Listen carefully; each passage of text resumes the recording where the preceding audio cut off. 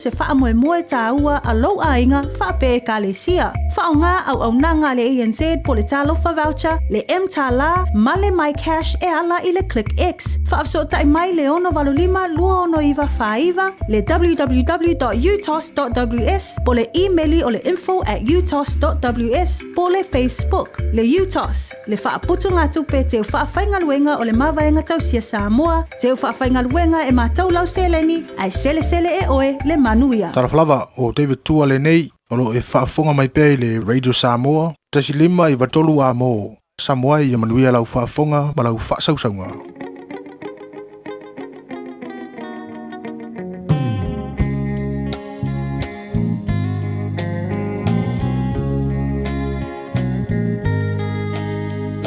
Samoa e matalasi Ua sio mia elesami Atu maungalanu lauava Mea i pia o tangata La usa moa moa ea mea tua elo pahabai e moni lea oro malo tali ilangi Samoa e ai malo au fatasi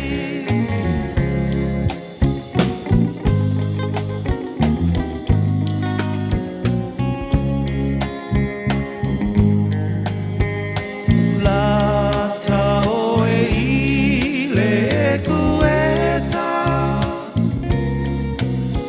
E mawhana po ile vevela So se mea aua le popole E mamulu mai le pamole mole La usa moa ea Mea tu ailo Pahamai e moni Lea oro malo tali ilangi Samoa e ai malo au fatasi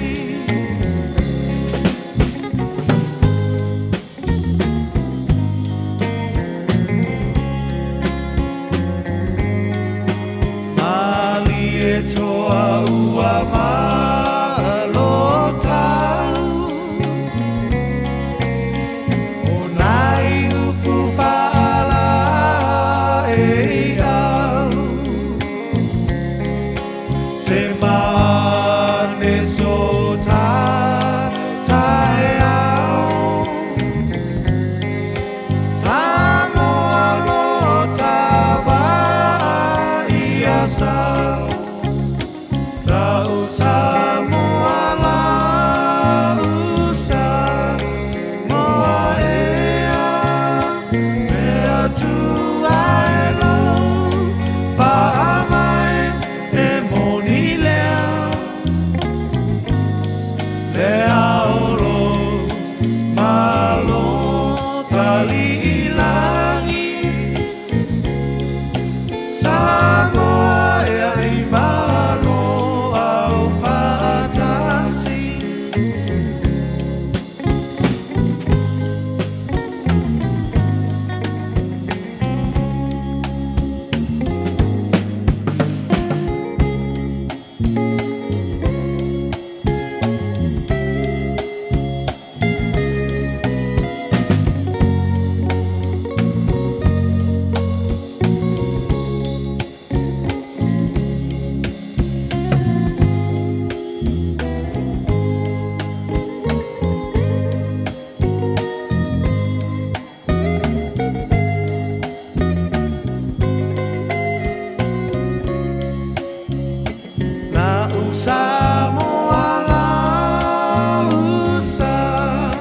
moa ea, mea tuailu, paamai e monilea,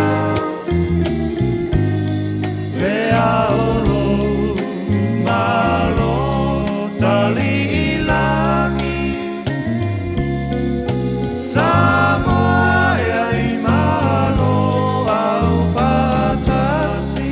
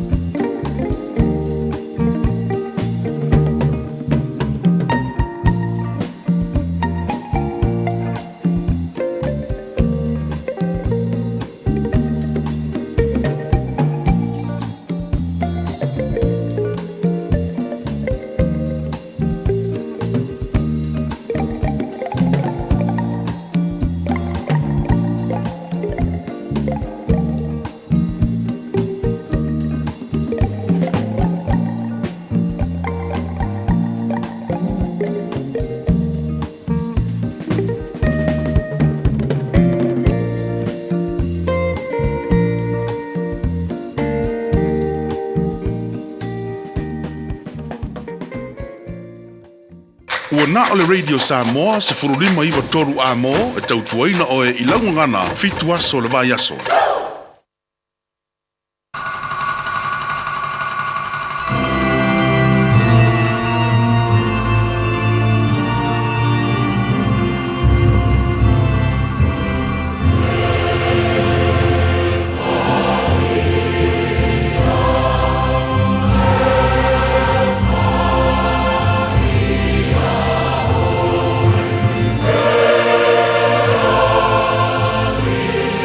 Yeah.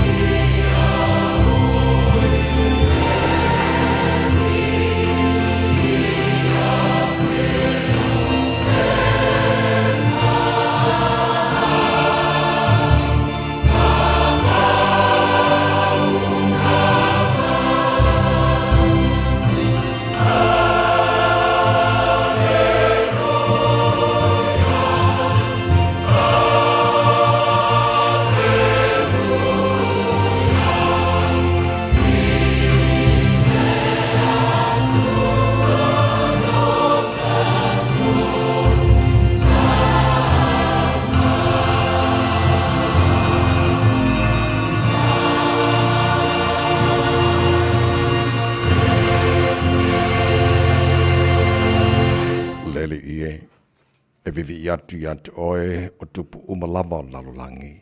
Pe ala tu whaalongo ia fionga lau fonga. E pe pese fo i lantou i ala o le li i. A wā tele le mamalu o le li i. A wā o lo mawalunga le li i. Sila mai o ia i leo whamaulano. A o leo whamawalunga sila fia mamau mai e ia. E whataunu uina le li i o mea uma moa au.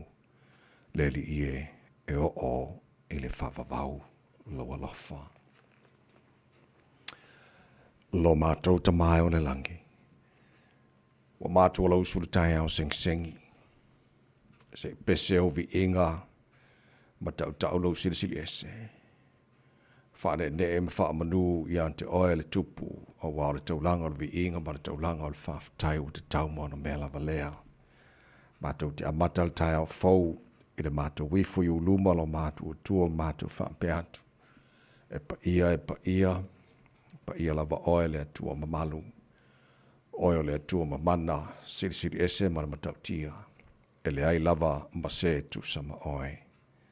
E ifo i ante oe o mea umana e whaia. E toa te tuli vai matau tau lalo whaiva uma oe lava o le kiriso. O le atua manu malo e soifua ma le mabau e o le whamabau. Le atua lava oe la eile vi ingo le mamalu o le atua oe puru le matango fie. Ta maa whaaftai tele lava. Lau mea lofa lo la faua mātou maua, le nei tai hao. Whaaftai lo lofa, o tūte manu whai ngā malolonga sa tō whawhai o te ngata o le leu. Wa e whapopo fōre ni aso fōru lātou sui fua. Mātou au li aile ni aso fua. Se futoru e yaso ke topa al wholaungara ni tu sanga. Tua nā ile whai ungara nawa yaso. Tele fō ila visinga sa whengai ma le atano. Ia le ngātai leo le whamana tuina. O le loto to maiti le telo e ka le sia. Ia vi ia lo swafa le whaangaino nei whanau lo mātou te māma le whamoemoe. Na au le lātou mo le mau ia lātou tau loto. Tala whaatino whapena fo i pespesenga. Ma mātou watu i pere vi inga i ante oe lo mātou tua. Ia ala mātou wholaunga ni asa whau lo mātou te mā. Leila vise tasi mātou te malu ai. Wana oe fo i mātou te manu i ai. O leo a mātou lafo i atu o au te mā whamule mole. Tau te mai. E le mātou wholaunga a whenei. Ia, manu ia whaiva le awhengai mana tino, a me tanga re neiva yaso, ma le tatununga na mose lātou malolonga le lei, e le whaiunga na nawa yaso wa tuana iatu. Ta maa whamula mole la whangiene e mātou whanau, atu nātu lātou i awa onga, neiva yaso. Ia, marutia lātou le paolo o ao, whamuria fo i whaiva o lo whengai malim, ta matai whaia aonga lo ngawha, ma le awa oina, o naia mātou whanau.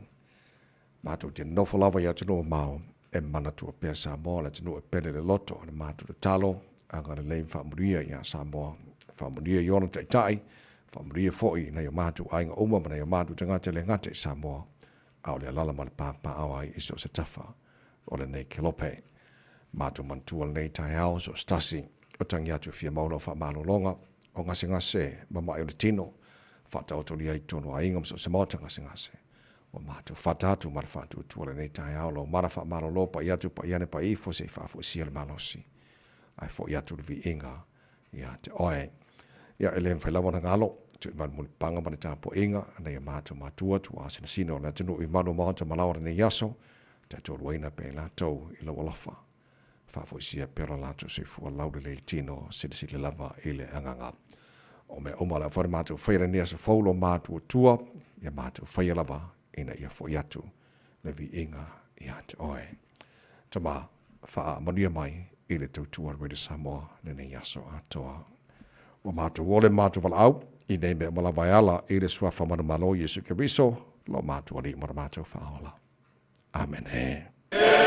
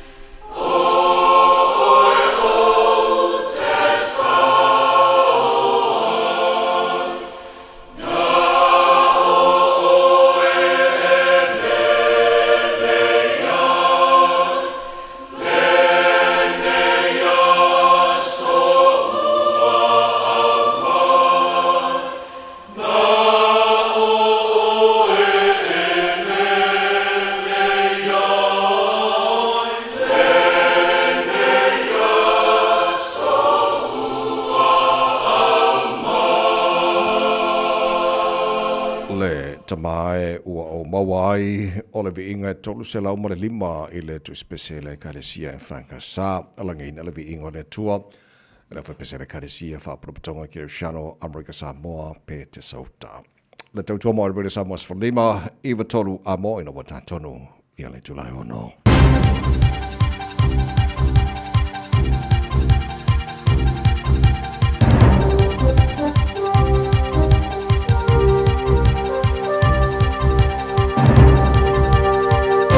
In this update, innovation could be the key to the government reaching its much-reduced emissions target. The government's aiming to slash the country's methane levels by 14 to 24% below 2017 levels by 2050. To back the target, the government's already investing more than $400 million to speed up the rollout of methane-cutting tools. Climate Change Minister Simon Watts says technology will help unlock the full potential of the agricultural sector. We've innovated productivity in New Zealand, and that's why we are world leading. Tech is going to continue to play a role. It's going to help us meet our emissions reduction targets. Israel expects all 20 living hostages to be released together by Hamas later today. An Israeli government spokesperson says the bodies of the deceased hostages will be placed in coffins and brought to a forensic institute for identification. In Israel, they will free 250 Palestinian prisoners and 1,700 detainees from Gaza, which includes nearly 24 children. The prices of New Zealanders' favourite food items are continuing to jump. New data from Infometrics and Foodstuffs shows costs from grocery suppliers to supermarkets increased 2.3% for the year to September. This is the same result as in August after a period of small increases. Infometrics principal economist Brad Olson says headline inflation is sitting in the right place, but some food prices are still rising. A number of very frequently purchased, quite important products to households, they have been going up, like your dairy, like meat, coffee, chocolate, potato chips. More action from unionised secondary school teachers this week. From tomorrow, teachers will only teach certain year levels on certain days and will carry out a full-day national strike on October 23rd. A 2-hour strike will also happen on November 5th. That's news. In sport, Matt Payne has been the beneficiary of a late crash to win the Bathurst 1000 at Mount Panorama. The 23-year-old and co-driver Garth Tander climbed from 18th to take the title, hitting the lead for the first time when James Golding and Cooper Murray collided. Golding crossed the line first, but was handed a 5-second penalty for the incident. Australia are 299 for 6 after 44 overs, chasing 331 against India in their Women's Cricket World Cup pool match. Skipper and opener Elisa Healy led the way with 142 off 107 balls. Golfer Daniel Hillier has finished at 7 under par overall and a share of 23rd at the Spanish Open on the European Tour. That's sport. I'm Jodie Gill. Ua na o le Radio Samoa se furulima iwa toru a mo e tautuaina o e ilaungangana fitu aso le vai aso.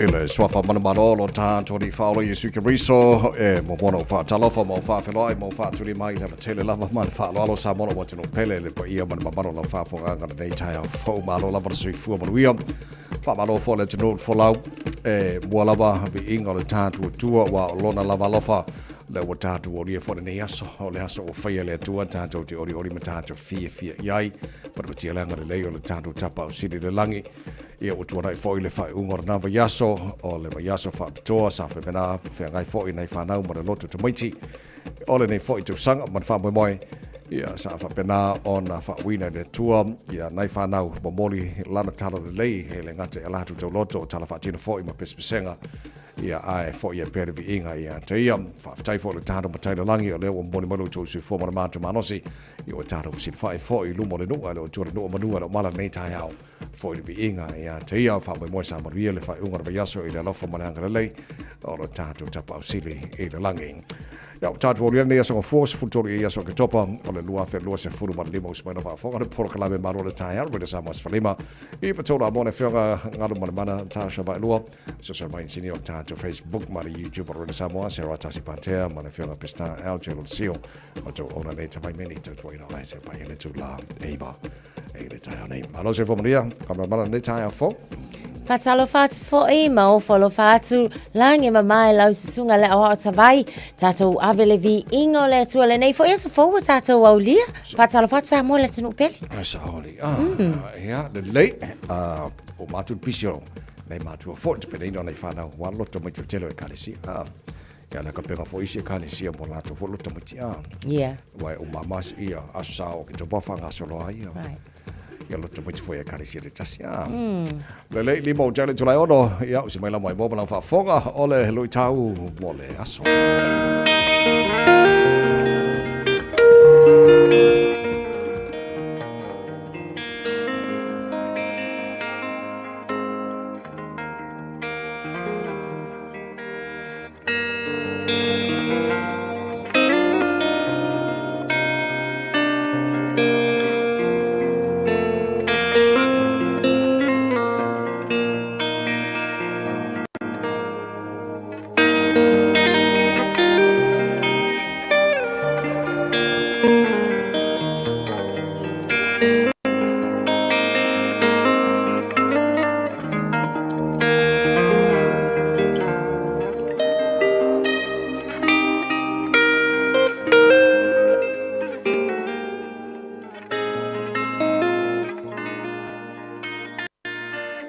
Tau mo le aso.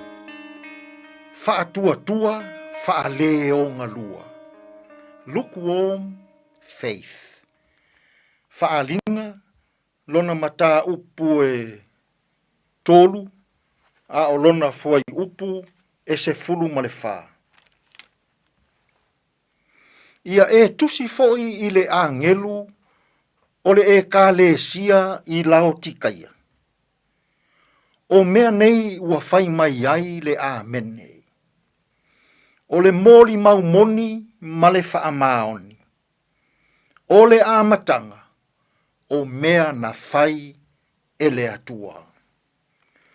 Wha atua tua, wha le o ngalua. Lukewarm faith. O le e ka le sia i lao tikaia.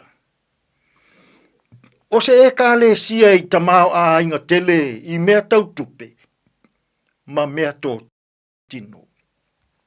A ua avea tamau a inga i tupe ma mea tō tino.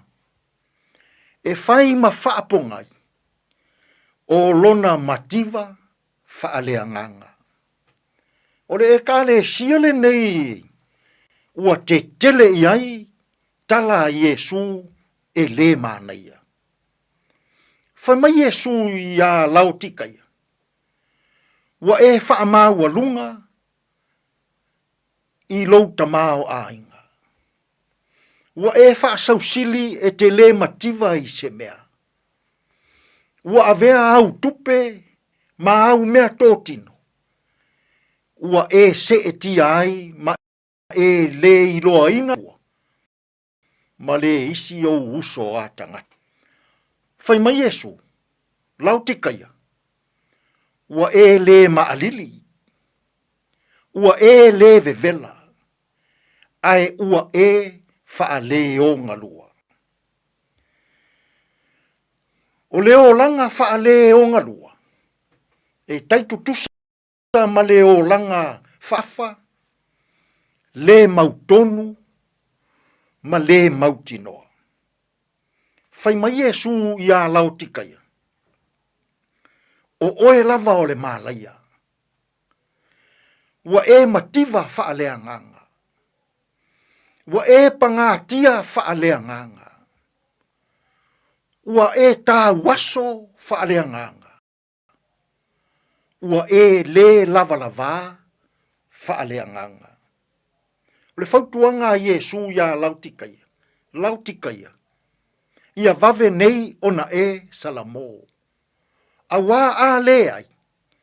E vave ona o luai atu oe i fafo. Mai lo umutu. Samoai. I lo tātou tautua ai to tonu o e kālesia.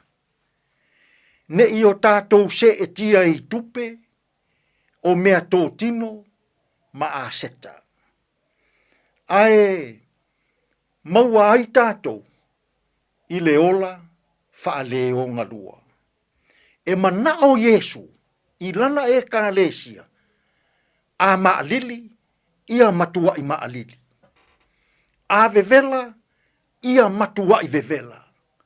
Ai aua le wha le o ngalua. E le anga le ola wha le o ngalua. Aua whai mai Yesu e vave ona ia lua ia mai oe i fafu. Mai lona fofonga. Samoai. Ele lei le maalili. Ia matua i maalili.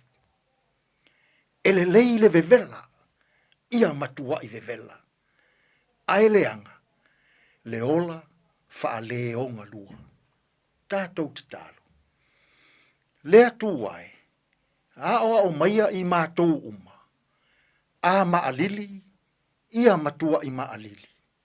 A vevela, ia matua i vevela. Ai aua, le ola wha le o ngalua. Tātou ia malau o fio, ia mātou fe au mga aluenga o le ne yaso. E tonu malele ai mea uma. Lou lav suafa Yesu ua mātou te talo atua i nei. Amene.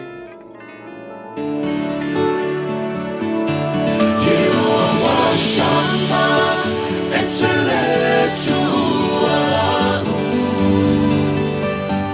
Jehovah Shalom, Betulo Filemu,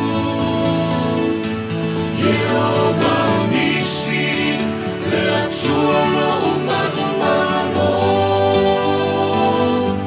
Jehovah Rapha.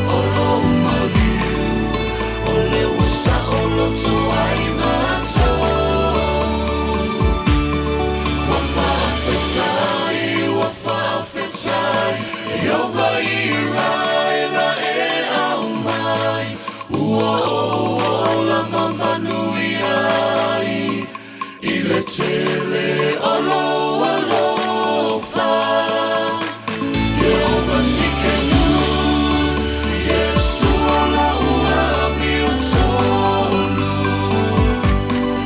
Olo umaliu Ole wasa olo toai mato Olo umaliu Ole wasa olo toai mato Olo umaliu Ole wasa olo toai mato Jova Shamal pese malava pese everlasting praise ina ua se fululi mala mo te anele tu lai ono na minuti ona fanga sala pola tara musika sui feifilo yo le taia fa fia oi ile nei taia mala mtanga ba so ta tu ye fa mala se fo ile tu la lo su tu manga ba bata hore nei foi pa yaso to kwata ile fitu ile taia nei fa abro mo se tem oni MCL tara kalame reto le ola te pena mai le sunga ya pasta la fa copa fa na mtato Padual taia fa le nganga mola mtanga nei foi pa so ne so fu tatu today in history tara pa vai pone mera tupula se futolo ke topa le tele to sanga va le taina fitu ile ta nei mo fa po ta folding al Britania ka ta fitu tar bo kala na matali ta ha se mo tara pa vai po ma ngona wala ne fo ta ha Patalo fatu aveta avale le nei taimi o le tau tato ulua ili poti lunga o le awala i le faitule i saute o lo maita watu i le vaenga le Conifer Grove fa solo anga i Southern Park fa solo mai anga i le anga i Mailina Sterling Drive i Manukau East o Manuwera East i o vaenga i o pawa i o vaenga le awala o leo te maita watu taimi nei o naipi i feo lolo mai le pisi le nai ai o isi o vaenga malava lunga o tato wala te tele i o lea lava o lo o file mu ile nei taimi o le taeao ki lia le lei ia mai lei fo se fala vale tau ta vale o mai tau atu i ai ile nei fo taimi ava ta vale manu ia tele le amatanga fo ia o fainga malanga ile nei fo taimi o le taeao lunga o le ala tele sfulu ono minute wa te ai le tu lai ono Radio Samoa Tasilima ivatolu Amo Radio Samoa Tasilima ivatolu Amo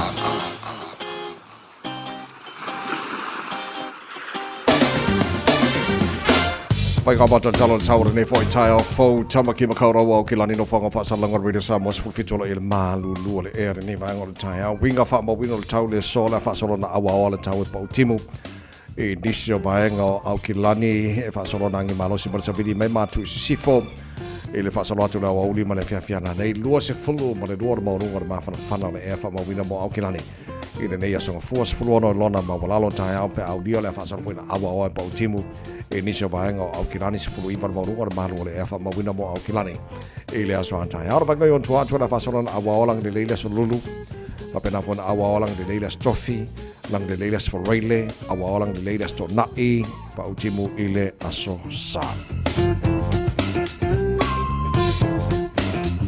o fa bobo yo tu na mala mai tau de foi taimi ole tai au tu la masania fanga so fo ile por klame marol tai au de Samoa la foi tara baba tu la ile tau tiro si vai ngado sina fa pena tau Samoa mani so vai ngado ke lope se ful mar baru tai ile tu la e ono e fakasa la fi anga bao ola fi anga na le liu tu spa i ol pese for na bao lo boni tara ina fa fi fanga de Samoa de foi tai au fo le tu anga tu te magar ngado tai au fa mo sa maru le fa ora fa yaso maria fa va mata pa yaso pese le bo Sio unu umoni O te pese ai maoli oli Na liliu ai o le tu sipa Ia wa fai tau ai lo tu e fia Fai mai o la lola malu talia I talane o le fale valia Na puno no ai o ali o le komiti wa tau o le papa o misi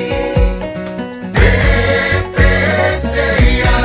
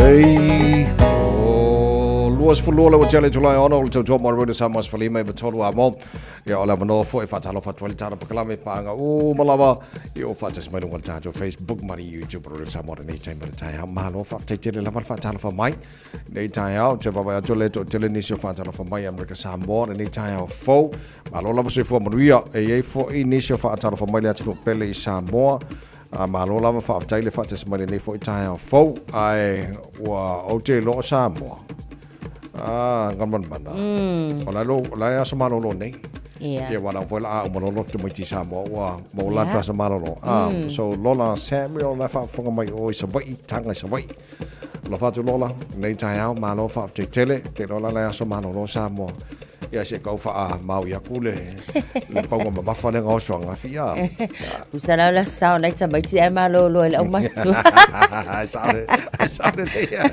ya sa mo ko mai kia ke le pau ma fa la ma ku la to ya fa mo sa man viele sa nai fa nau ya le telo e kalesia o la le o mai atula le sa to mai yo telo isi e kalesia ya lo te pena mai si fo e kalesia ma to tata no ina e kalesia la tu lo te mai fo le tanto labor weekend pe ya o le baso fo we pe ya baso lo mulmulio masina nei ya tar fe ngone le ya o mala tu lo te mai la sa ya ai maro lo la so fu na ya fa mo fo ina un mo ma wona fa na ya ma to fo e tasiel to sanga na abel fa na ya abel no nei fa na we la tu loto tala fa tino pespesenga yo awala o mai mo mo le fin ngalo ta tu ya ma nei fo le no ya mo nei fa na am tanga ba so ta tu yai yai me tu pu le so nei o la ta tu tilo nga yai ele ngata o le fa la wina la awolo peleki stemi mo mo la wauli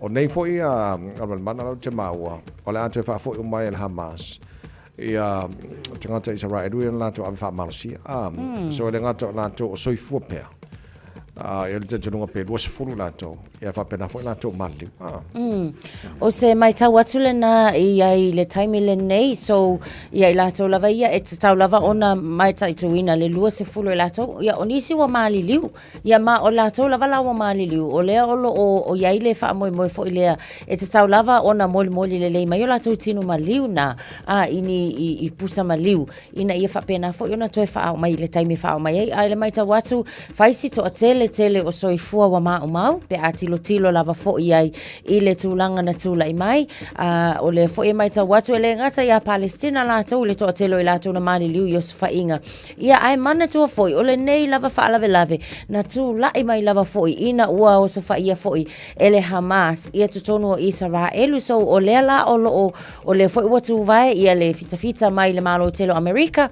ma la tau lava foi pe ama le lua se lau fita o lea o le amata i tuina ia ma mauti no ale le lava o lo tau sia e Israel ia lenga fo Palestina le fea ngainga o le file mule o ia so o lo mai ta watu la e pe ma le fase full valu hostages o le lava o lo itono Gaza a Israel lava ia lua se fulu la e te taona mauti no la e lo soifua pe i la so e fa pena fo i la o le la o lo mai ta watu o le o i itono Tel Aviv le o lo o ia se rally fo i la le mo i la to e sa pena ina o mea ai ina ia tali atu i le taunu o mai fo i la to fa pena fo i mal fita America o lo o iai ina ia pui pe ma tau sia saunga le mo o te lo le si vaenga o lo silio nam na mi el termine nei o le te tala o avanoa officer sari fo i atunu o lalangi mo me ai mo la tu i tonu o Palestina ma vaenga o mai e tonu o Gaza o le tasila na vaenga lau titilo atu o lo o tau fatun tonu le termine nei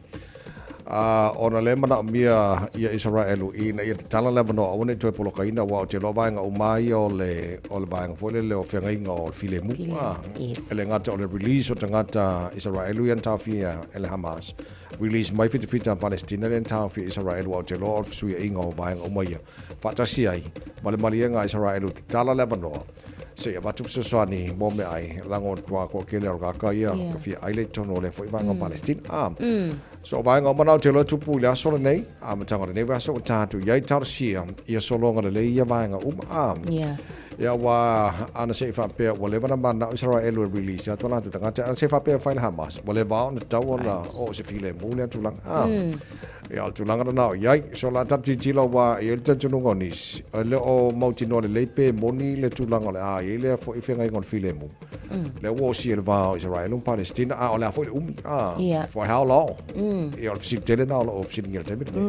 Ioi, ia wa a le ngata lai le na, mana tua fo ila lea fo i ele ima vai tele atu, ia le palo tātu no umo lalangi ina ia whaamauti no ai le whaamautu o le stete lava fo i o tangata Palestina ia a tonu la o nisi nao masau salonga pia nei sau no tawai nei tai au a walo inga a whainge la kouskiki ia tātou te le mai lo fo i poania la tau fofanga a sa le ia so o tulanga na iai foi mai tonu o New Zealand nei o te lole o mai ia whainga palota whai tu malo le sa whenga i New Zealand e le whai wana vai aso te loa e iai tu malo o mauti noa ia tu le mai o lanto le ngata pule nuu a whapena foi ia lanto members o local boards ai o le foi de disi mai nga pe o te loa ia pito nuu whai asi close like kiki se i mai po final readings nei foi vai aso ia e sa o le leila vala sunga tawai pe lava foi un tato ia il fai ngol vai aso ia o le lai mai tawatu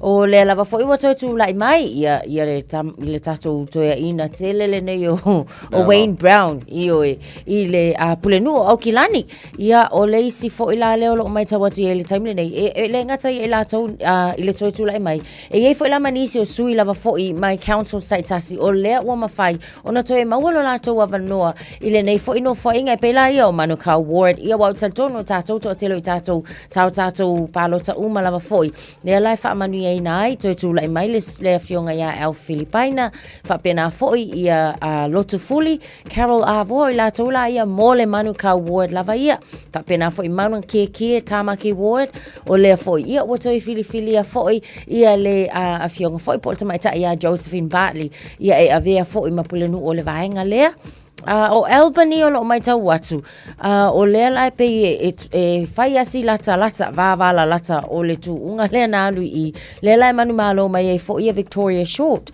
i mangele ma vaenga le o tahuhu local board ma ngai vai tama li o la tunu fo imanisi fo isanga i mai tatou ala leo name fatal sala noa o le lai mai tau atu o la to umai man malo mai i le tu malo le o la to fo i e mai le tu po le leipa po le party le leipa e la ia Harry Fatu tole afoa o Joe Glassy Rasmussen Christine O'Brien Tale Solomon Mua Makalita Kolo o Kaya Inoke Tongia Mua ia fa pena fo ia fe e tau peo nisi na o la to mai i mangele o Tara Papatoe local board o lo mai tawatu i le o Tara subdivision ia o le o toi fa manu ia ina le to fa ya a Puluris au tanga vaya ia fa pena fo ili amana ia Lorenzo Kaisara to po falau ia o nisi na o la to o le mai tawatu to tele o tamali fo i mai la to mai tonu lava le Pacifica o le o tu mula i mai i tu lang manu ia fa pena fo i nei manu rewa fo i o te lomo Tara Papatoe toe o le talenga a pulu fole le research tanga vai o le sa fili lua festival tolu o te lo longest serving Pacifica local board members le famomonga ia peona iai te le si vaenga marurewa te lo le foi telefoina ia no Samoa Italia Tipelu Masters marurewa action team so ko ke le Orlando panote na mo di mafe kurs kurs la barsu mo le ono ia faso solo tuai te loa Papakura Felicity Auvaa Papakura action team retain lang position of local board fa fe ko sala lim so lima na panote na maua te loa I mo matu si sifo le foi pale mai ia sunga Fayumu Fastua Amosa re-elected newcomer Fania Kapau la to mai el fau local board ia mal to telo la to China to Po le si vaenga kai Patiki local board ia fa so solo to telo si vaenga le fo tilo telo ni si vaenga further west Le foi marmalo, le sunga le Pacific actor and writer Oscar Kitely, elected to the Henderson and Massey local board. Ono afi ono se lau iwa sumal toro na palo tana maua. E faso solo tua maltele o tātou. So, whapupul tala, congratulations.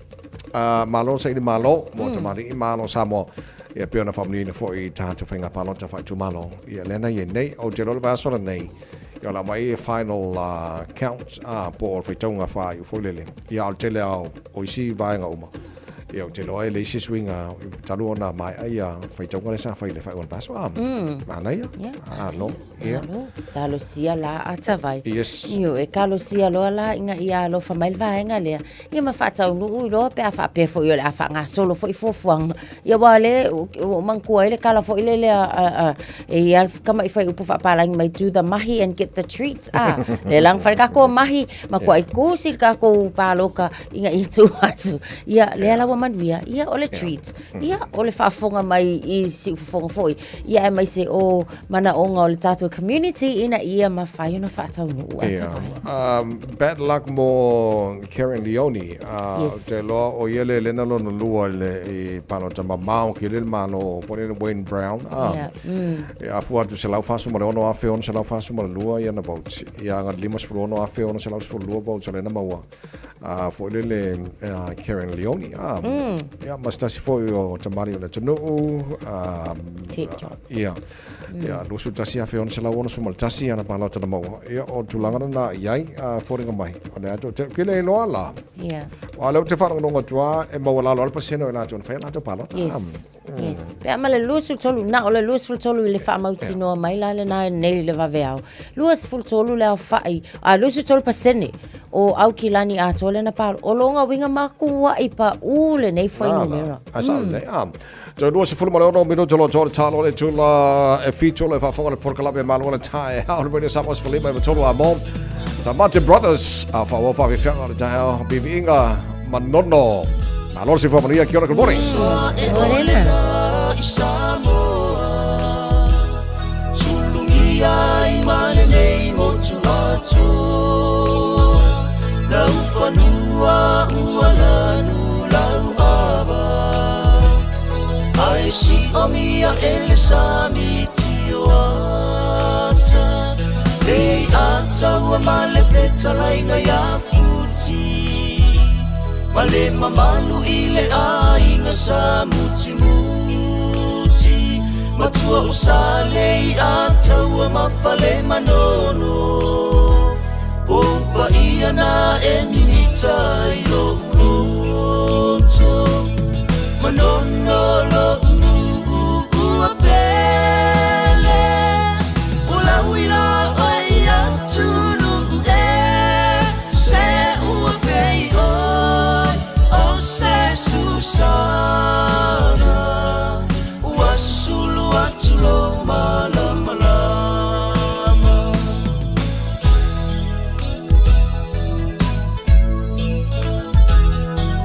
Le telefoni lena o le vainu Wasianu pini tasi oe ile atunu Ulo faiva masani o le alofoe Talitawa faamalua i mamoe Taliuanela ila utale ni masani Tafefe wa taule aini a ole sami Bebave a ole a ulima le afiafi Se ibanga na uangi mai se matangi Manono lo ua pele Ula huila oi atunu se ua pei oi O se Susana Ua susulu atulo malama lama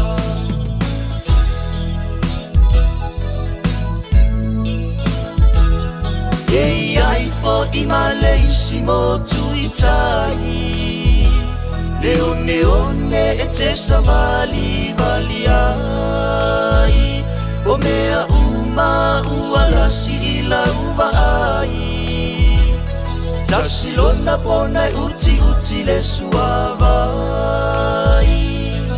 Palanga mai loa masio fale tua E te tangai I le vai sualua Le puia I o apa I masalua Papo fale u osiona laumua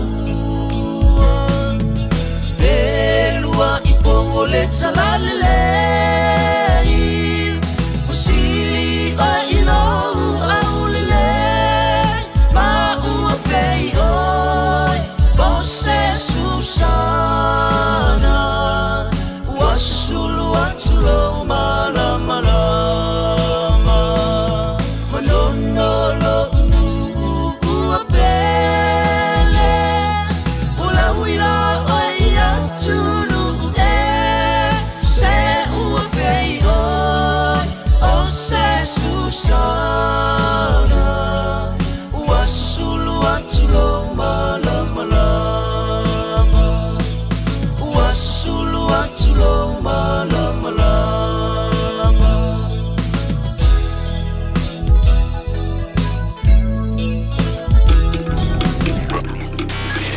Tasilima I Vatolu Amo Radio Samoa.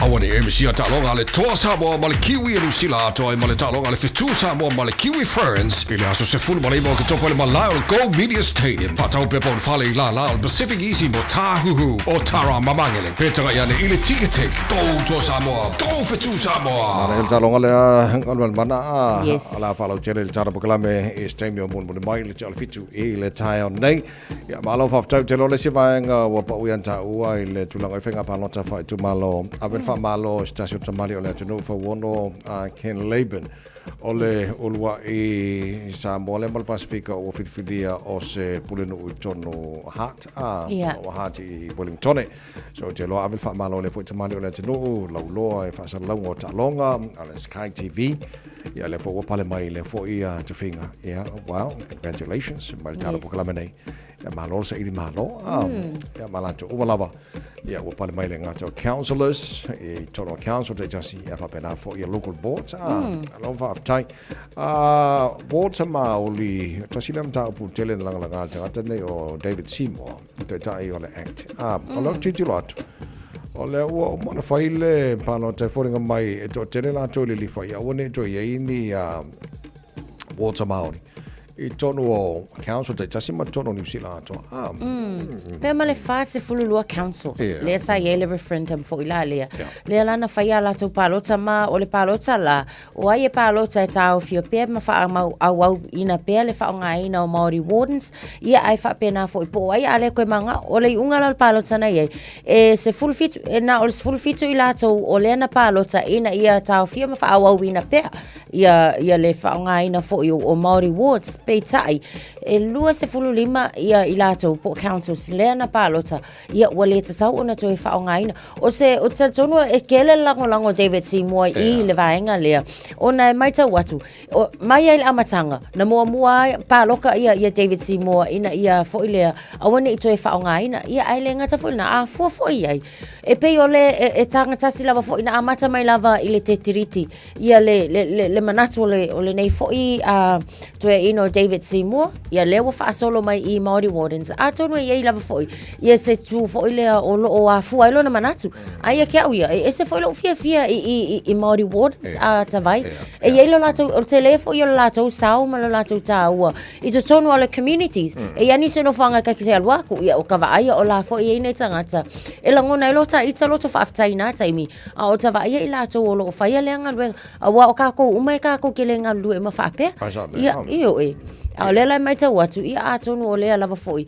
ia o faali manatu o le council ia o le community lava le na yeah Joyce fluiva minuto lo tolo talo le tula e fitua mai ani so fa vi fianga o tai au so ma se tanto le poti manuga o le awala ona tuina to lo le tanto proclame a reto o le ola te pena mai pasta la fa le copa o tanto malo ta fa la ngana na mo ne fa so fo lo se go Tau sai fuga ola ai ala usu ita ile fai ba o ma fa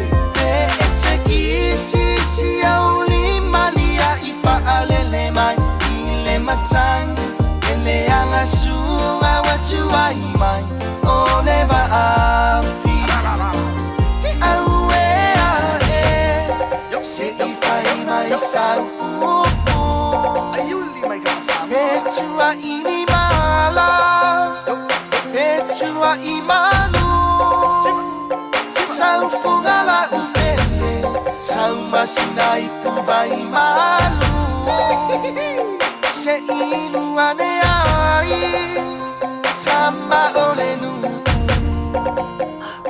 Radio Samoa. Taslima ivatol amo.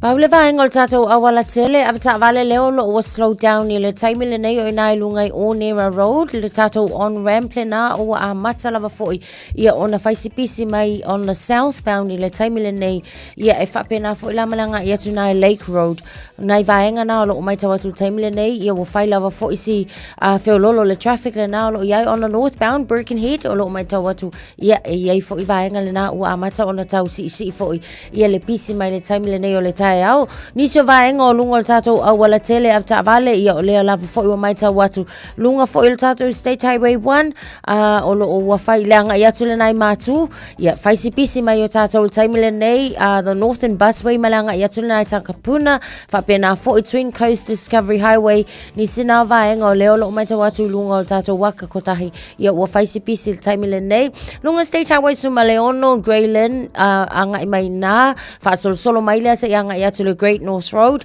ia o Western Springs e pe o lunga vaenga atol na lo wa mata ona pisi le taimi le nei ele o yes fala lava tau vale taimi nei avata vale lunga tatou awala ia tau sisia i pe le na fo isaunga le mul nei taimi o tau ni se vaenga na lava e feololo le taimi le nei ia lo flow le pe tatou traffic ia o le tatou li potile na avata vale to su fa minuta untalea o le to life fitu Talofa, we're the Katinas, and you're listening to Radio Samoa on 1593 AM. Bread of life sent down from glory. Many things you were on earth, a holy king, a carpenter. But you are the living word, say it now. Come on.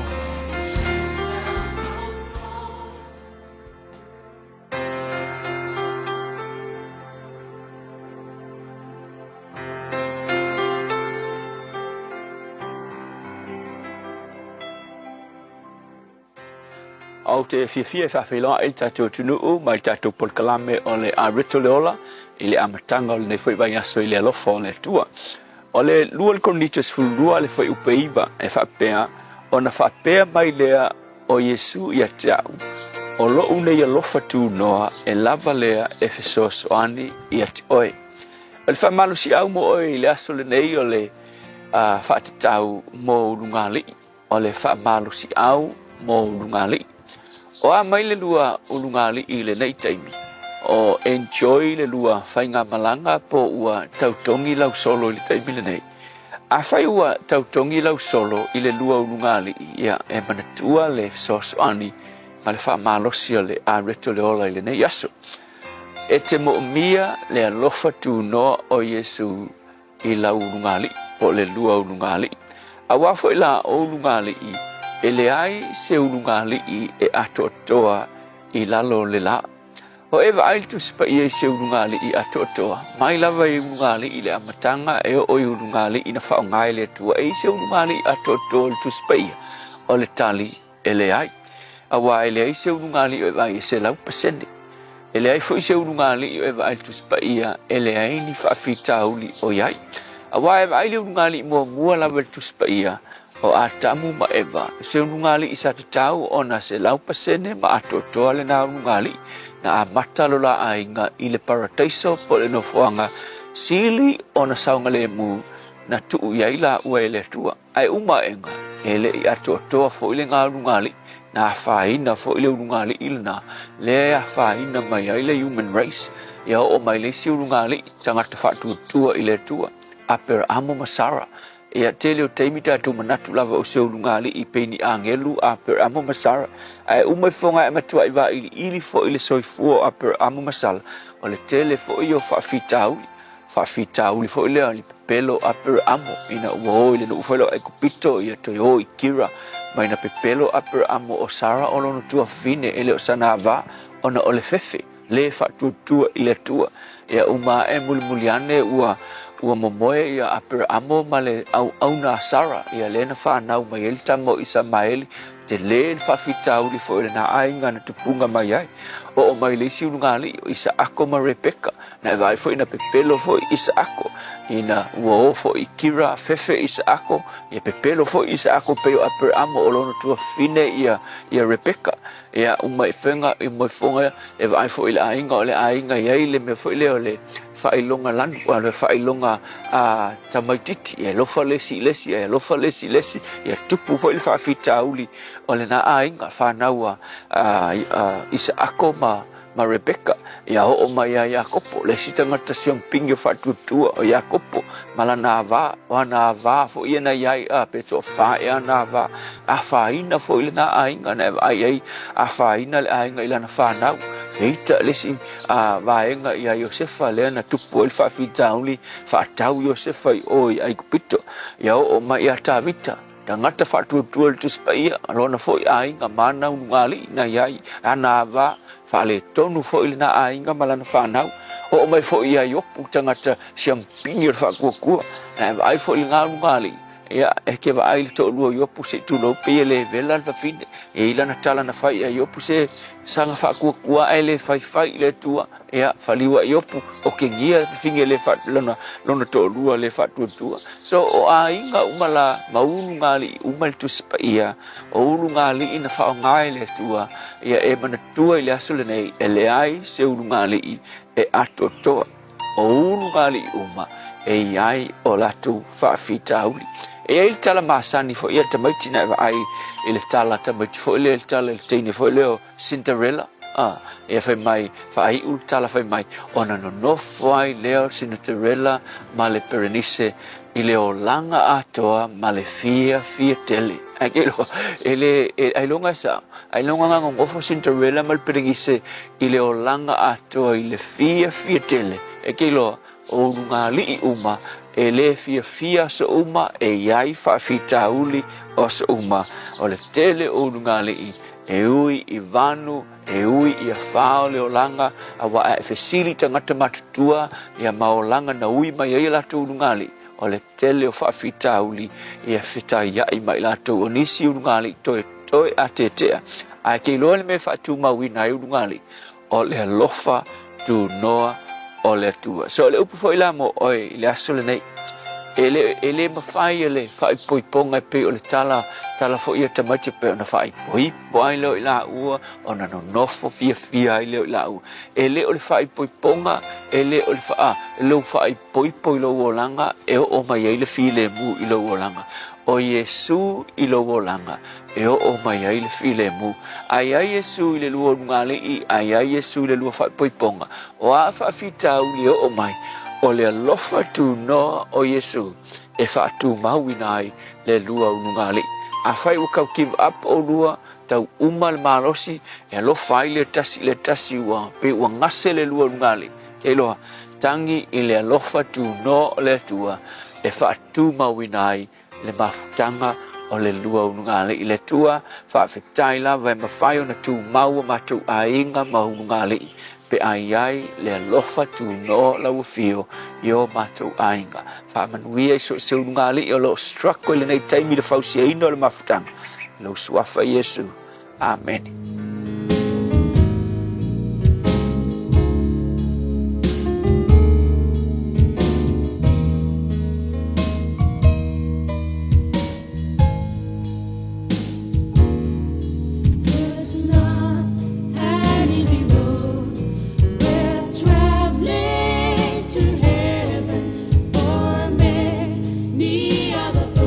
On my way, yeah, yeah.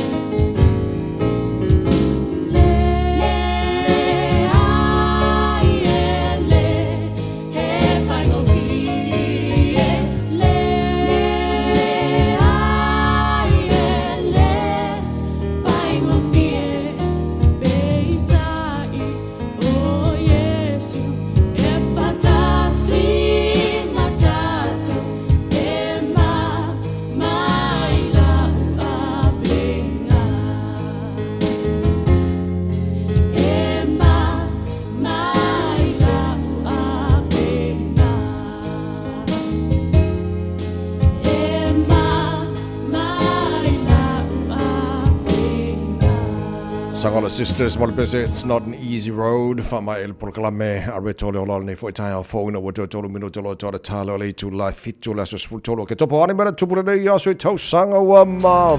Bye.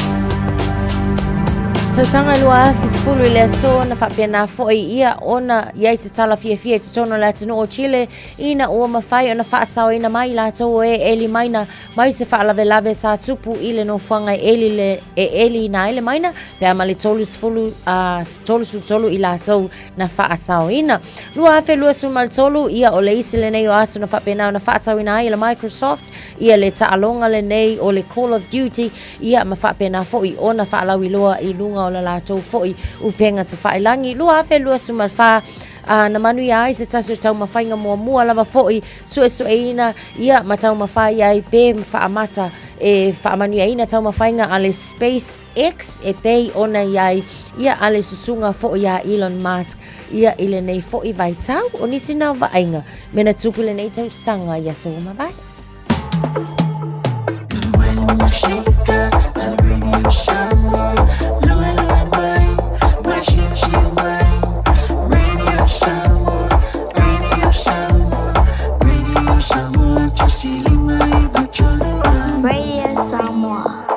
Tato te mana nao umalava ia sao le whainga o loa tau whaonga. Ia mana tua, tau whaonga o loa umatasi 2 e puipui ai le tātou pāneta. Whaonga sao o loa tau whaonga. O le nā wai o 5, sa Eliane i Auckland Council Recyclables, Tāmaki, Tūriki, All Together, Auckland.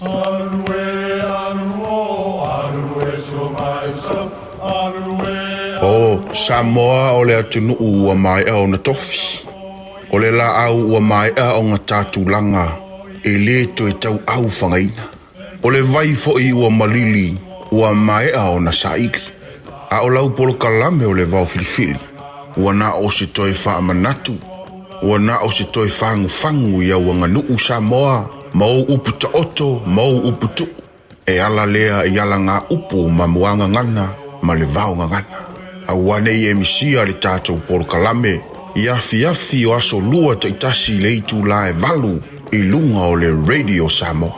Ia manu ia tele, lau mai moanga ma lau whaasaunga Samoa. O e mo mia se whai mōli mō ngā ruenga o lau mauta pisinisi po malu tāpua. Mana tua lole ma tāwanu electrical o te vanga Filipo a kau o silia ma le lusful tausanga o tautua i ngā luenga wha el tise i Samoa ma New Zealand ei. Walau lole ma tāwanu electrical i le olua tasi lua tolu, iwa wha. Olua tasi lua tolu, iwa wha.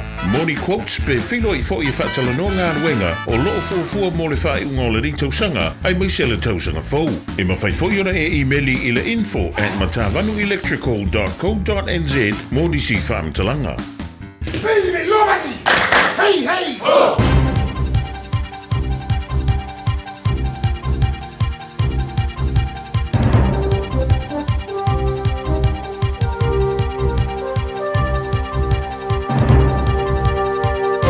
In this update, beef and lambs declaring methane target cuts. Great news for New Zealand. The government's reducing targets to 14 to 24% below 2017 levels. That's between 24 to 47% lower than previous targets.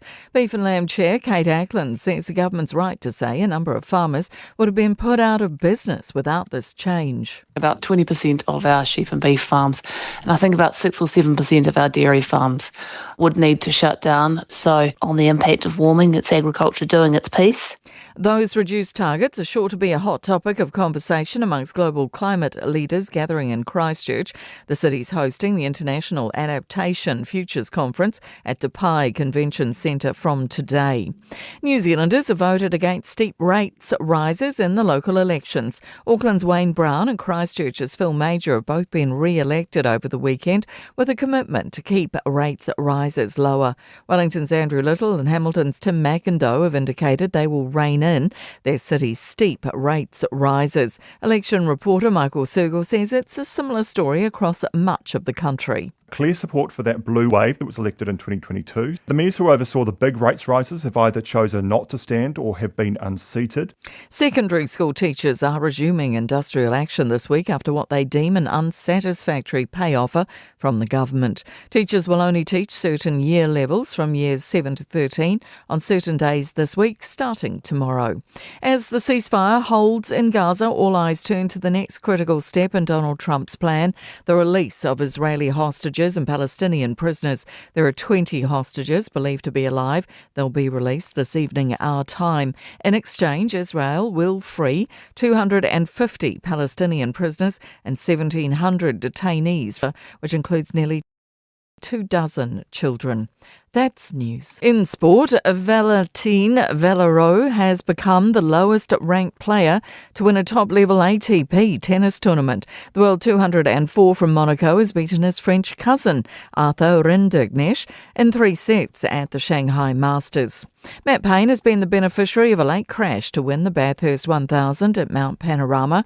Australia have chased 331 to beat India by 3 wickets with an over to spare in their Women's Cricket World Cup pool match. Skipper Alisa Healy led the way with 142. Golfer Daniel Hillier has finished at 7 under par overall in a share of 23rd at the Spanish Open on the European Tour. And Canterbury will play Hawke's Bay on Saturday. Otago will host Bay of Plenty on Friday. And NPC Rugby semi-finals. That's sport. I'm Jodie Gill. Ua na ole Radio Samoa se furulima iwa toru a mo e tautuaina o e ilaungangana fitu aso le vai aso. Ni se vaenga lo mata watu lunga tato awala vale le ua mata fo yona slow down ile time ile nei mata watu on the southbound ile anga ia tu fo ile na ile anga ile taulanga au tu o lo mata watu nga ile vaenga na Lincoln Road o ina tonua fo ia ole ua mata ona faisi pisi mai ile nei time o le tai au pe amale ono minute o lo yai Unera Road o lo mata watu fo ia fa pena fo ile time ile nei faisi pisi o tātou pea male ono minute foi ia le pisi le na ua iai o nai vaenga iti nao lunga o le awala o le olo o ua a matona pisi le taimi nei avta vale o nisi o tātou awala te tele i o le maita watu o le naitu mau mai lava foi i le feo lolo i le nei taimi o le tai au le ise wha lave tau ta avale avta vale ia tautu ana tau sisia pea le saunga le mu i lunga o le awala ina ua wha minute te ai le tu lai fitu. Tasilima i Vatolu Amo. Radio Samoa. Malo se fomaria le nei taimi o le taia o le vainga lata mai nei e le tala o le tau le atatu amata mai Samoa va tu lua se fulolo il mafana fana le e Samoa e le nei vainga o le taia o te alfitu i Samoa wa kani e taimi tu sa tantau New Zealand Samoa o le te papa to le awa malangi le mal tau Samoa le nei vainga o le taia o wingo le tau le atunu o le fasoro nangi le lei e pa utimo nisi o vainga o Samoa i le so lua se fulu maliva degree Celsius morunga o le vevela le Samoa le so lua se fulu ma le lua i lona mawalalo. Ia, o le asong fuara nei lo te mawhoi. Tata fso tai le sui o le tānta Radio Samoa i pia le whiunga ngarumana mana tumana bao tanga vaia tipi o tanga vaia. Ia, tata no foi nisha melo tupu i Samoa tala mai le whai ungar vaia so. Ia ma mai le atuanga o le ni poti lata mai la mai tau i te tono Samoa. Paanga umalapa le tata pakalame le atino pele Samoa ma America Samoa. Lo fatu le nei taia ma lo whaafatai le fatasi mai i le nei foi taia o fau. Se mai talo le tau tono New Zealand nei. Taro mata mele motu i Sauteng i le vavai atu le telo vaenga Timaru o le awawa pa utimu niso taimi. Sifuru fitu maru kona malu lu wanaka le afasoro kona pa utimu.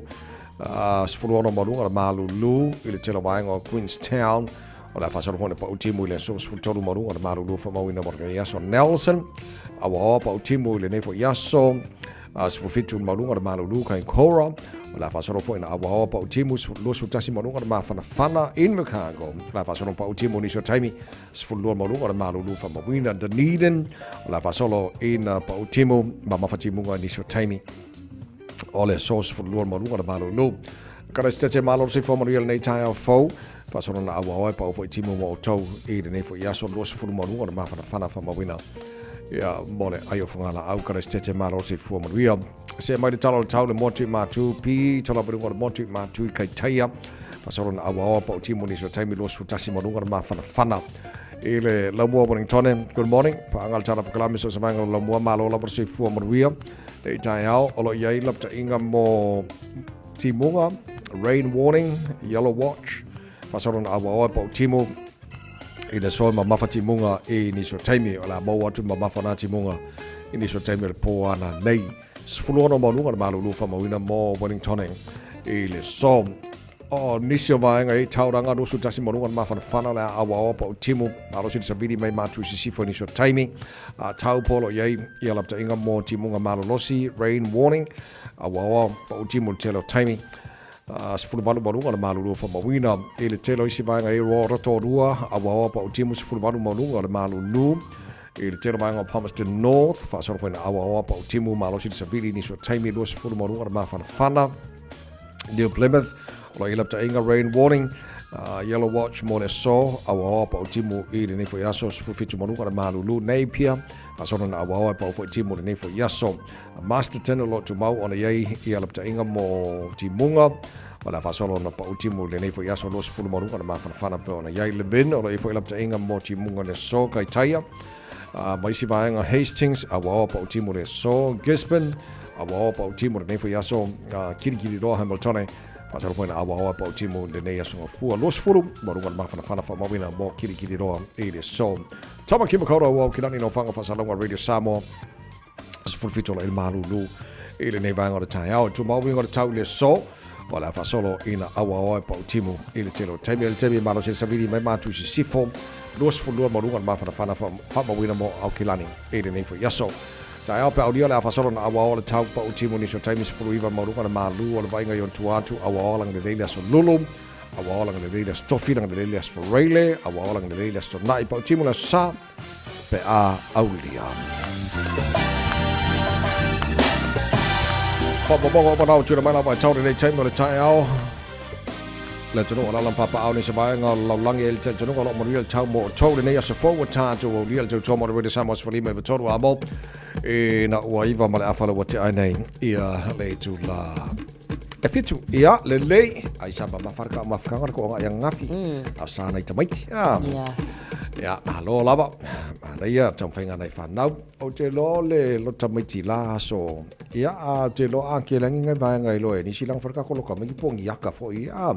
But for nei mai taimi fo le wa pe wa vel Facebook ma vai ngai o ma kwa sala lau solo ai lo ka mai ke le ka le sia lo ka mai ke le ka le sia ma nei fo ia. Man nei o tape nanga fo nei whanau pe ona ia. Ka fe. Ia le. Halo lava.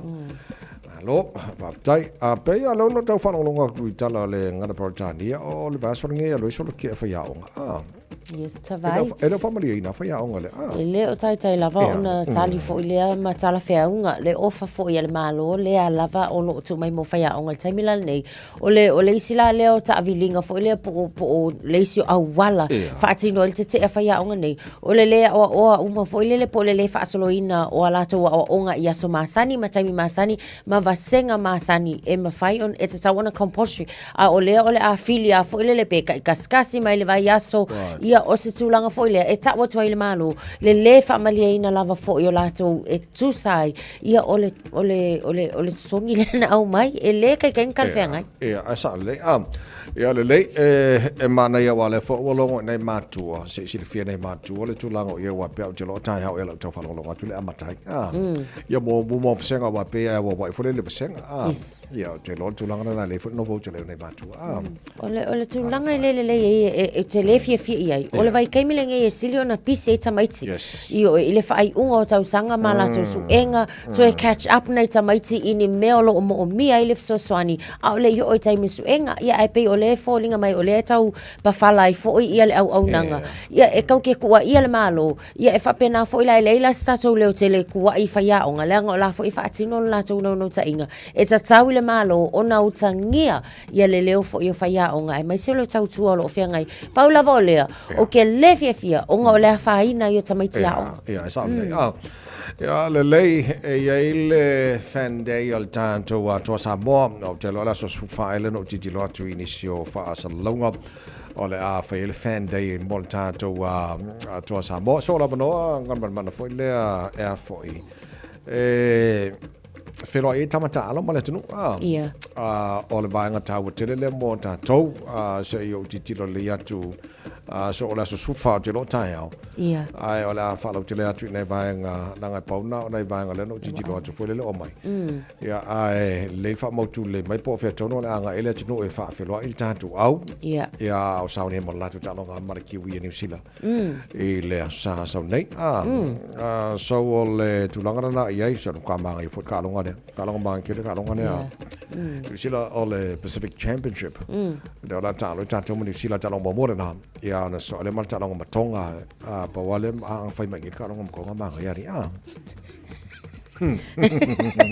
fai of Scott fai of Scott ai ke fai of vai po o fea lava e fai ai ia talonga nei ka utonga that's it ele ka makea lava ai sa le e ale lei o staimo la oli nei ola fit fili ai ma fai fili ngar fai o ngalo peleki mo le a foi ole end of year tour alo peleki Europa so lo ti lo poi la fit fili wa per te lo le afa sfruttasi nel taia ya la fit fili tanto peleki o mon fit fili lo peleki on fit fili foi le All Blacks 15 wala ngai lua au so lo peleki ai New Zealand afa sutasi ia o te lofta filifilita to All Blacks 15 New Zealand All Blacks 15 ile o kai au f ka filifilil au na ia o tu langana e ni so tala o maka po o le final round la o le foi o le break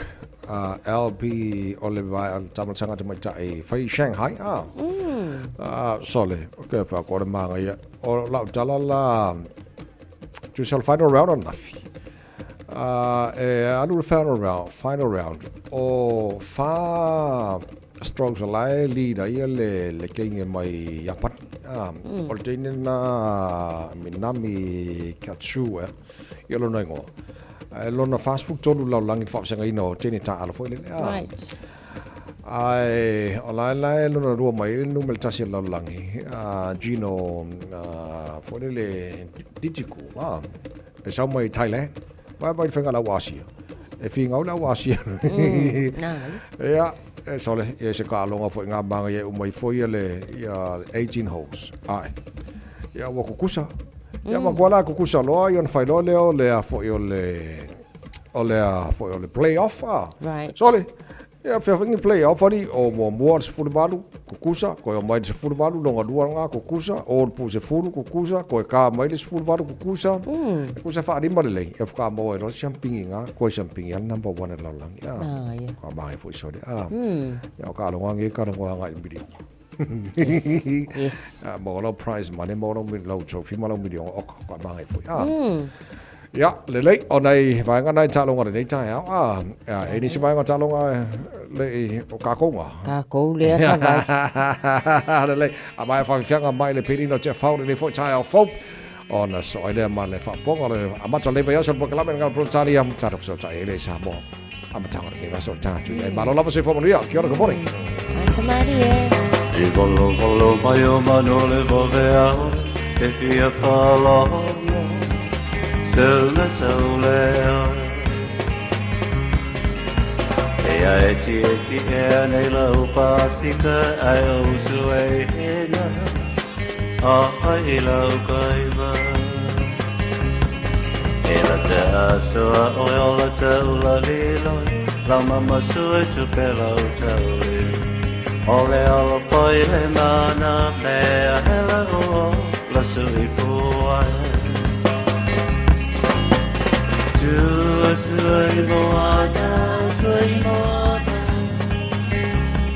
Tuai moana, tatu mata. Ea, vai vai a saúde. Betuai moana, betuai manu. Saui au pele, sau masinai tuai malu. Sei nuane ai, ita maolenu.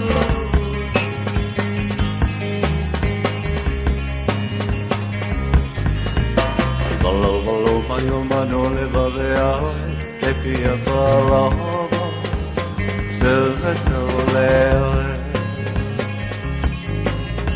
Ia eti e nei lau pasika, ai o sua e hena, ai I lau kaima.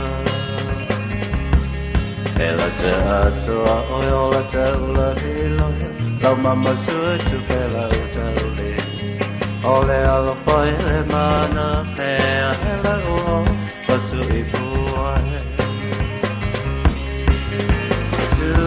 Tua I moana, tua I moana. Tua I moana tatu mata. Ea, mai e sau. E tua I moana, e tua I manu. Sau I ala o pele, sau masina I puai malu. Sei luanea, ita maulenu. Talofalava, I'm Annie Pulitiwatua, and you're with Radio Samoa 1593 AM. Just think a minute. It could change everything.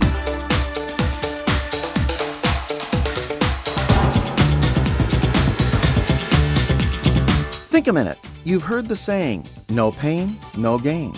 Recently, a little boy wrote to God and said, "Dear God, my brother just told me how much it hurt my mom when I was born. But he's just kidding, isn't he?" Unfortunately not. Yet millions of women still choose to go through the terrible pain of childbirth because they know it's only through the pain that they can experience the great joy of having their own child. It reminds me of the boy who wanted to help a new baby butterfly that was struggling to get out of its cocoon. So he cut open the cocoon to make it easier. But because the butterfly did not have to go through the pain of pushing and using its own muscles to work its way out of the cocoon, it had no strength in its wings, so it just laid there on the ground and died. A favorite expression of weightlifters and bodybuilders is feel the burn, because even though their muscles burn in pain while they're lifting the weights, They know it's making them bigger and stronger. Pain causes some men to break and other men to break records. Remember, what doesn't kill you makes you stronger. Our problem is we've become comfort creatures that are hooked on feelings. Don't you love the feeling of laying in your warm, comfortable bed in the morning? So why don't we just stay in bed our entire life? Wouldn't that be the happy, good life? Of course not. We know that's not real living, because happiness and the good life is not just good feelings with no effort, pain, or problems. It's a simple fact that life's full of problems, both big and small. So when you have problems, remember, everybody else does too. But it's our problems and pain that make us stronger, better people. So just like childbirth, we need to learn to work with our pain and problems to bring us a new, better life. Your stumbling blocks are just stepping stones to success. It's our trouble that gives us traction to climb higher in our character and way of living. So won't you ask Jesus to take charge of your heart and life? Then he can make your life's problems work for you. He'll build your character and teach you how to have real success. Trust him. After all, he's had thousands of years' experience. Just think a minute. If you'd like a free CD of our top 40 programs, write to us on the internet at www.thinkaminute.com and catch us tomorrow at this same time when we stop and think a minute. Radio Samoa, Tasilima Ivatolu, Amo. Radio Samoa, Tasilima Ivatolu, Amo. Lo so patasi lo challenge July fetu hangal man lo fatas mai foi le fe nga le alo li le suel tanto Radio Samoa pio tanto dana nga foi le amtanga de bayas. Fatalo fatu I lawa fionga ngal malmana le fo itai au fo vi ia le tua mo lo soifua ia o le fo I mate malo lo sia tu le nei tu malo lava le soifua manuia. Ia, soifua manuia fo I ate o le tu salavane swafa fa persunga I le o su fani malo le usu. Malo le sui forma yele amatanga de nevaso ta tu yai ta tu amata ngamban man le tai o fo o le mata watu o le wa amata fa nga solo ia le siding o se komsina fo o le ia no wa fa mai fo ia le to tu fo el tamari le tunu sa pa mai le fo I to finga to sa mo vai ia o le na tonua o le ua amata na fa sa lo le amno mo ni se fieta sanga ma o le ua whaasalalau le ngata I Samoa. Ia o tunu ufoi whaforo iai alom tam whanau le tunu ue angawaa I le tawhinga nei. E tārsanga ai. Ia siri whio foi o le o le whiwhiringa o le komisina le ua mai ana na konkalate tonu tausanga. Na toi foi mei e whiwhiringa I tonu lawa mtanga aluanga leo leo. Au tu atu le komisina sai ai peo te mo moana na na tofi mai si tu atu mtanga lunga leo e tau veina tofi na komsina e sapi fidia I fo ia le fionga fuia vai di iken kaio au tau sanga I tu atu ia o tele lavo ina tau ronga lu mtanga lunga leo I tu langa ho nei sinia ia le la na toi fo mai lo le to de fidinga I ia la to fo I tonu mtanga lunga le na tofi mai e komsina o mai nei non sei ia tatu tiro hoina ne tulanga lela fasala wele amano ia po feo le anga ia filinga peto fo ila voi tonu mtanga longa ia po si situatu Chale lo po mo sa no to apply a pa pe fa pe filia to apply to finga pe ia o le maninonga na o le vala lesa pe se po finanga lo mali poti po ia le fasala lava yas male le awa mai manino finanga lo le malo ne yo la tala alfa to ai le to fa wa pa ulo mo tino to e taru sangai me masan o inala le e se le tu longa fo le fa peo o tuli male o tuli komsina wa na umar kon kala te ya i ulai to sanga fa I ungar kapeneta to si sai ai ya ave imagina fa wa se I talia po fea nga ia le filinga fo er komsina le o pale atu whainga malo fo awatu li poti ar komisia tanga tu whainga runga tūranga le to whainga le ia le fo ila o whaino mar whai uma ua whaamutalo le whaapoponga le teimi le sai e. Ia ai alolo e sa ili se stasi te uweina le tofinga i le konkalate tolu tau sanga. Ia a olo tala le whai toa i le sa ave komsina to tausanga. Nale. Se fulu miliona len tutongi atu le malo New Zealand a isu tato watu no fo i tu sai fo il fala vlavin tu la mai le mano wale na ia. Au le lo mai ta watu lo fale fina ngalo fo il sunga atu i la epa. Et sa wale malo on to fina mai i le malo fo i New Zealand le o kai kai ngala val nas fulu miliona. Faina fala wai tele la o fionga le vai.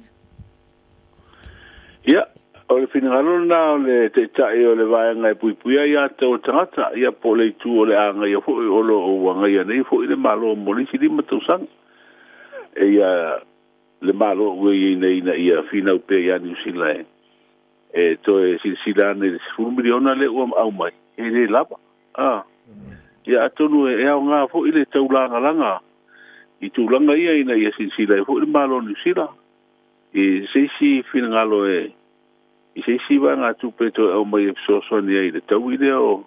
Ia wai o mene o whare anga ino ngā tei whale i sua pensinia na masai. Rute ino ai le se tūranga hoi rewa pēe na o se lima tau sanga no toi fo i le tūranga sai. Whai asi mi al teimi. Ia mese la tātou te le ino ane tūranga o le tau toi ia i le wa ai i le mere na ngotoi. Ia poa nisi ia whianga tūla i mai ai.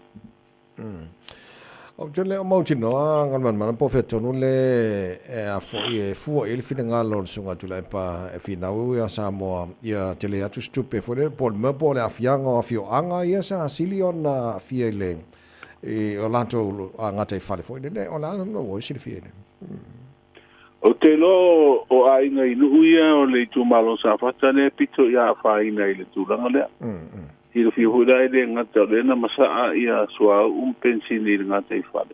E uli le sa foi ngata ngo mai ai da vese umona va nga fale ngai na tatu nga sami mo fi ngota ma me olo no foi. Ia ole nga iluma ia wa malistu lang ale na mi este mi ho io o tapu no te fango taina nga sami o le fu va nga tatu mo tu por o no pui ngo sa nga le mu atonu o valana ole ai Papa, ese feeling ngalo fo ina ia o le sunga ya tu le pre ina ia. Fina ule malo o ina ia ni sila toe. Au mai se fa po ponga ole. Ole tau ile o mai. Au te no 10 miliona le o mai. E 10 miliona le ya tonu lava ide. Indi familia nga tu ina tu ya inga ma pisinisi wa pisinisi mo mo o fatali malo o ia la iti lungo mta fanga ole na mta punia. Le tono no foi nisi. Ia no tūlanga fo I tapu sa ia o ngā sami o le whaawira ventūlai mai.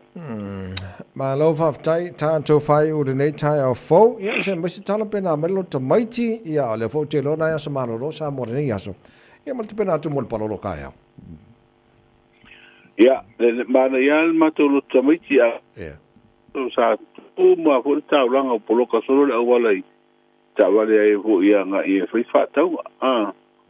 Ma wawa ia tufo I le alofa tūla eo nei a inga mwhanau I whafo.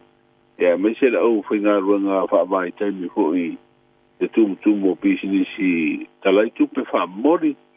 I se leni la fo mai o a ia fo fuanga fo ia a inga I whaataunga o lava lava. Ma isi vaenga whaapena eo a I tau mafa. Ia awalea saar whanau. E le ima o mai la se ni poti mai mtanga ruanga leo leo. Ia. Po so longa le pea ia tūlanga wa o le so mato so malo lolo tu tamaiti. Ia a o tā pena ai ia me tā palolo. Ia wale singa le bea o tā o le palolo. Le singa mo nei masina o kitopa. E tā sia wa mo ia le na pa una I timu. E whai e le mamafa. Na ona pea e pa umai ia so e fo ia tūlanga le leo tau. Ia o isi ata usanga a tere timunga. E se parolo. O isi tau sanga whaale e se timunga ai sau o makua kikele al parolo. Ia ai whapena a wingo ole parolo e. Le tau sanga me le tau sanga e whemomo wa ia. Ai tau sia ia. O le fo ke sau ni ko ke al ka parolo ai I taftafa I ma ke ki pea wa pe se o ko parolo. Nei. Le. Ngal mana Alea se va inga tono la tino fulele. Il ne mai time ol polono ia wa pe ole tau nei ma tu fulele ia sa tau i na tu sang al tele tu sang ba vai a kor ma singa fuor mo so oi. Ja, ola sa oi tau silsila nele. Tu la oi ia. Ia, esa ole o fuor mo so oi lo na temi masalia nei temi tu sanga. Ia wa pe o ina le fuor ia le tau ata tau na mo ole po fitu ole masina.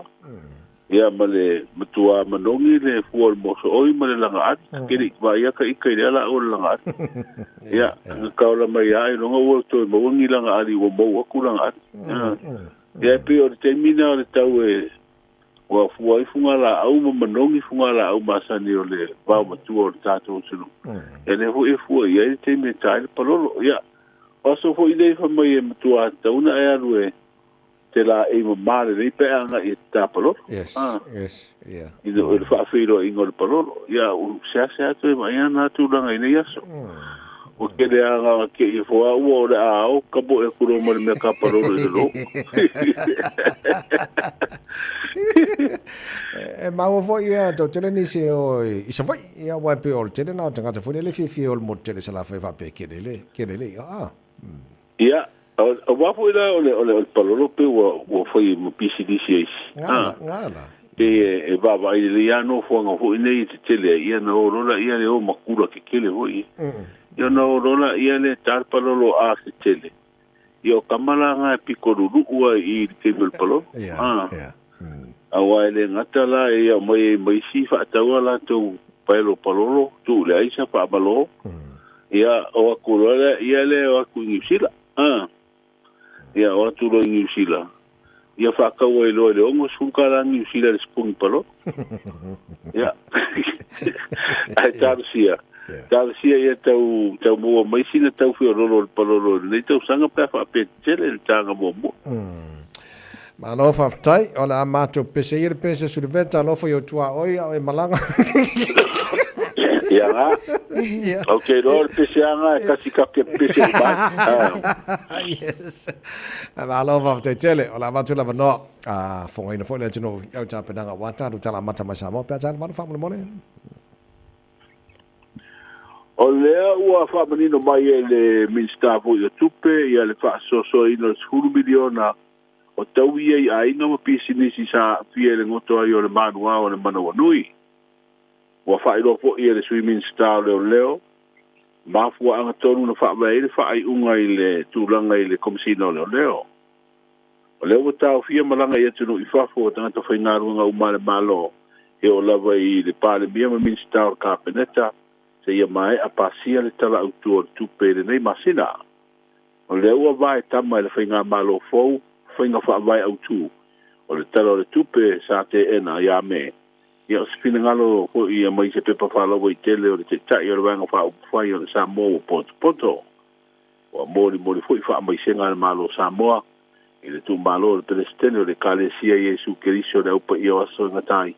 Ia peo na iei fo i se tulanga fa pena sa fa tino ele fa ururungo ntanga runga pale mia mar Kapeneta sa feiro ai mata tai fo yo le kale siero tato tino ya fa lo tele tala fo yo le aso fu a mato le vai aso ya ta ho timasani te vai mal tu salo de au nanga ma no fa te tele ho le tana le valu ia tato nei New Zealand fa lo tele tato tala na ya mo ria mal tau sa mo am tanga le vai aso o le tatu tala no nei palolo a le ia fa o le ua fa malu sia fa tuanga o nga sambi te wala na usita ia fa tuanga ia wae o le au mai le li poti le tau i le so e tu sa i fa mau maunga la tamai o nga sambi le tunu o lo tu mau peo na atangi ai le mau rungo ngalu mau mai o atu le lua e tolu mita mai afu mai i au o sa video le tua oloa ma le nei winga lolo wa le tau e fa au na fia i pe o nga sami umole tunu umole so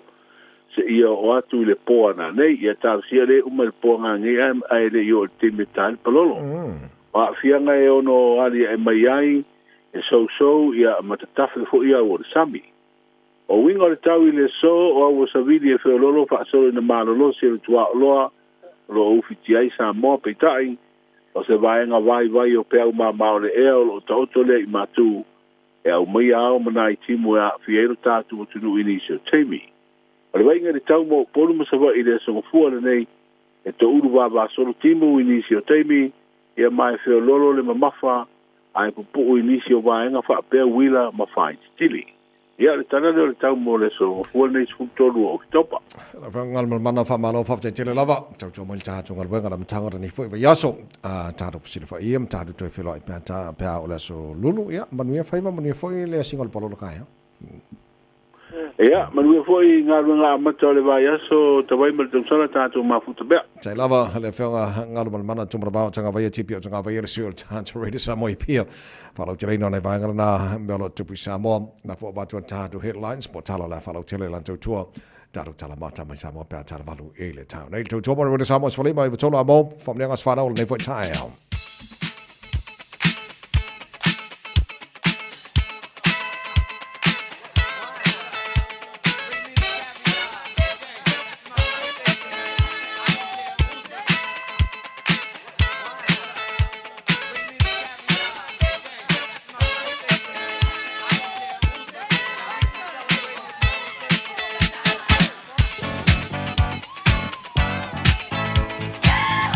Ngas maraula sa fora nei fu tolo ke topom tala telefoni mo o tolo fitu tasi lima e tolo lo mo foi na manol tanto email on air at radiosamoa.co.nz. Ola no foi no Facebook ma YouTube ro Samoa awala mana o mala fam ngas fan hawar nei foi tai fo no ol tanto telefoni ma non si fu. Malo. Non si fu. Quello suo kawai. Ia. Dunga ia wa. Ia mo lo so ni kai au. Ja. El famoso o si au panga o le au skari le kai au ni le o si le oka kwau o si ia va kai le ko la so ni ngai fa au wai po yo ma ko le o ba wai la o ka usanga le lus pu mo ko ka usanga ni e wa ma ko i le aso ni da su ko lu ni ya lo ko le ko fa bang ya ku ya ki o si lo ye ngai mel ponge ia va pe po le o ba ngalo Pero que lengiu I mel ponge voi. Angalo ia ko angale fai ngalo na ko siero ko ru bala fangau. Fo ile ko malo si ya que oe. Ia pa le ko wai ngalo po inga ia. Yo uso mo ko ngange mo ko fa pinge o ai o mai ngalo an ko mo wan tiu ngai mel ponge. Ia fai fale ko me ngayo ai ngai mel ponge.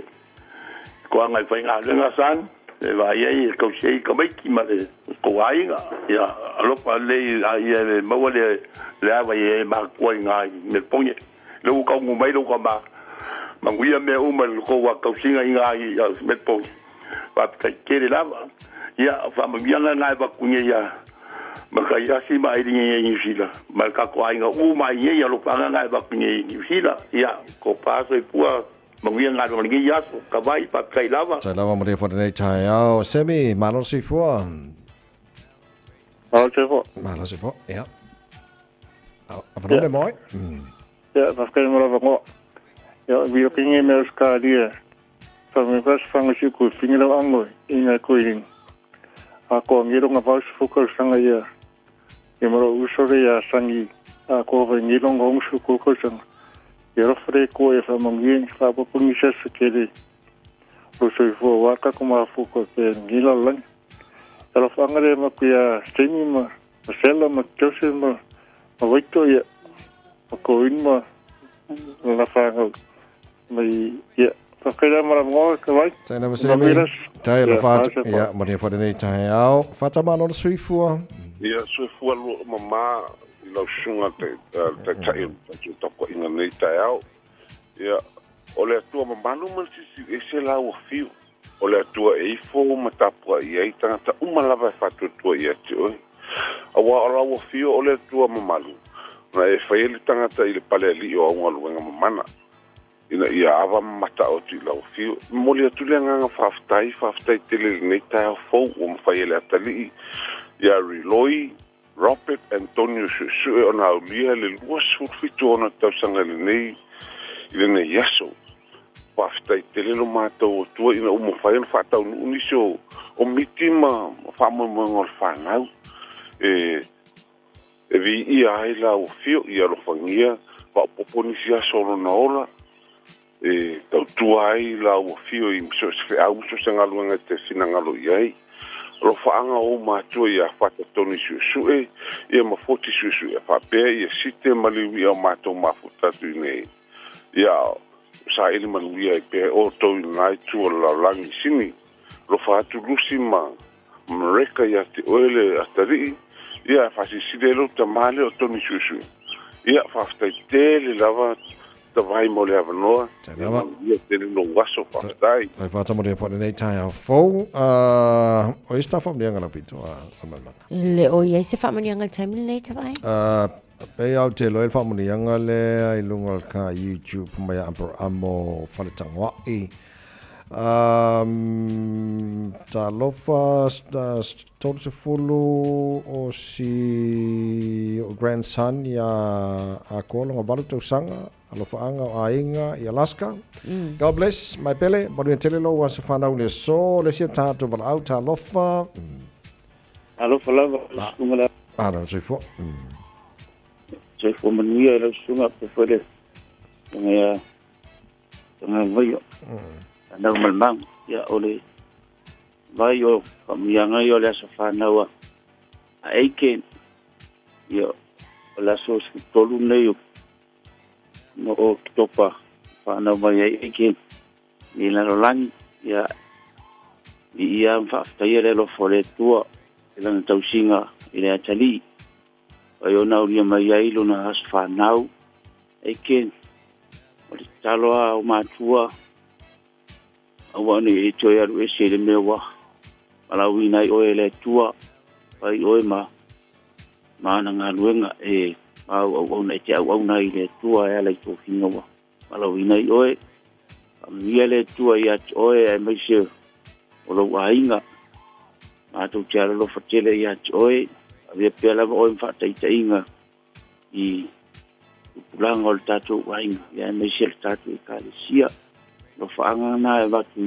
yo mātua ya sa o male whanau me se whoina yo wainga umalava e whasi sivilo ta mare ta noa tu nunga lau talavou o rumalai whakai tere lava e lau sunga lea o ta vai matatua ya jasa mole avanoa ya manuia tele whaiva ya ngai maorua le nei aso lo telea Tai pasta Maria foi le tai au fou ia le lei pe ta Emily ngamlan mana fa mole a mai lo na mai foi lo tar fa mnianga le tai au ia le lei o lo ia tato fa mnianga la na mai lunga tato Emily. Happy birthday Aiken Malai. God bless you today and every day. Thank you for all you do in our family. May your love and faith in Christ grow deeper each day of your life. Lots of love from your parents Sao and Paulo, your siblings, especially from your wife and children, Lanuola, AJ, and Saofina. God bless you. Ya ole swafa ole na au mai ele whamanianga lea o la.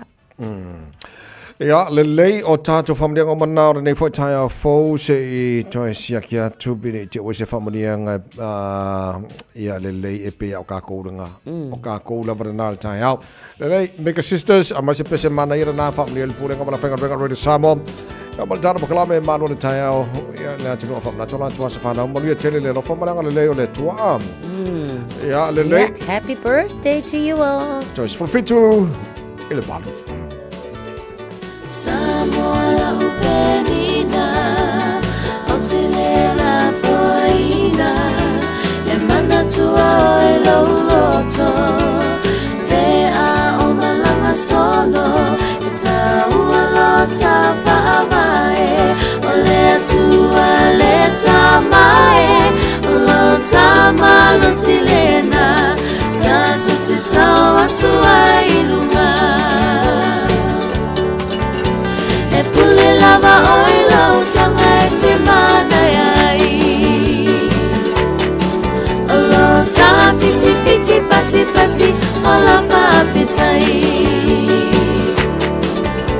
Ma e lalo uae masani yai Loto fa amanga lo ia pei ole matai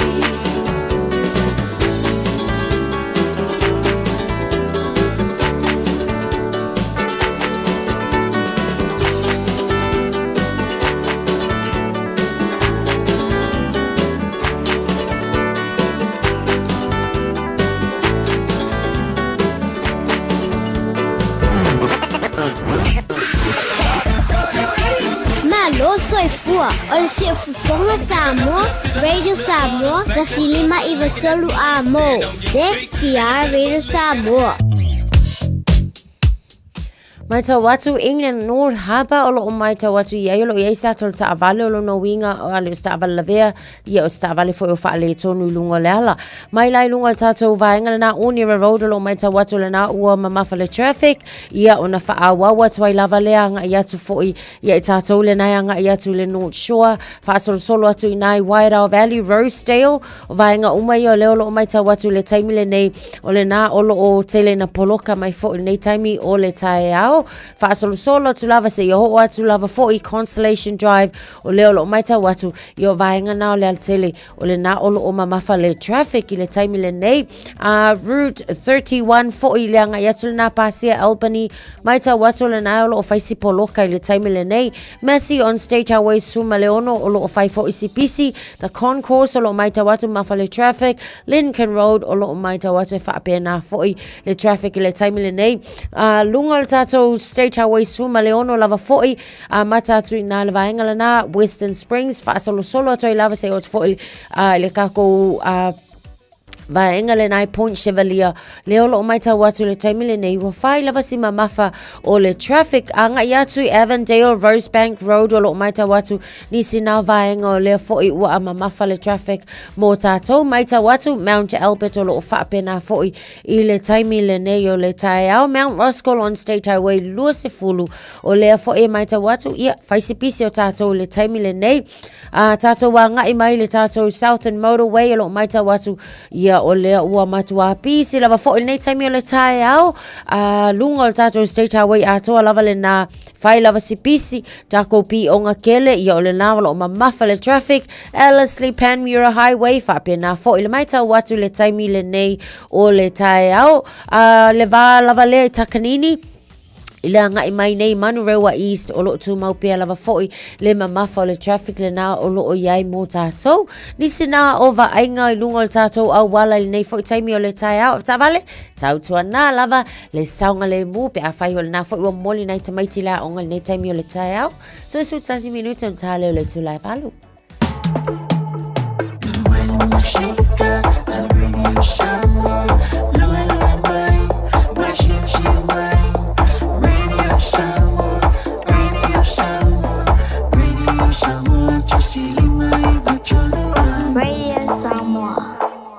Talofa Samoa, o Atish Narayan, o le Licensed Immigration Advisor mo le Auckland South Immigration Consultants. E visosoani mo so se tu ai ngā visa e malanga mai New Zealand po Australia. Telefoni mai nei loa I le o valu o tasi o no valu whawhitulua. Po le olua tasi o no valu fitulua tolu o. Talofa Samoa. I mawhai na fisosoani atu Dr. Chen pe a whai te a fiele mai suka. Tota mawalunga le maua se whanau. Mai sela, fatu ngao, ti ngā le ua po tuli. Whaalusi le tino puta, ka nesa, ma le tino mangeso. Maua fo I le kulimi fulunifo mo nifo ti ngā. Ma toi whaafilesi ai lau manawa. Tele nisi o loa e fisosoani lo soifua maloloina. A fio ane loa e ai Dr. Chen. I le tuatusi lua ono Great South Road Orahuhu. Telefoni lua fitu ono tolu tolu fitu fitu extension numero lua. Calling all parents and caregivers of toddlers, tweens or teens. Are your tamariki fully immunised against measles?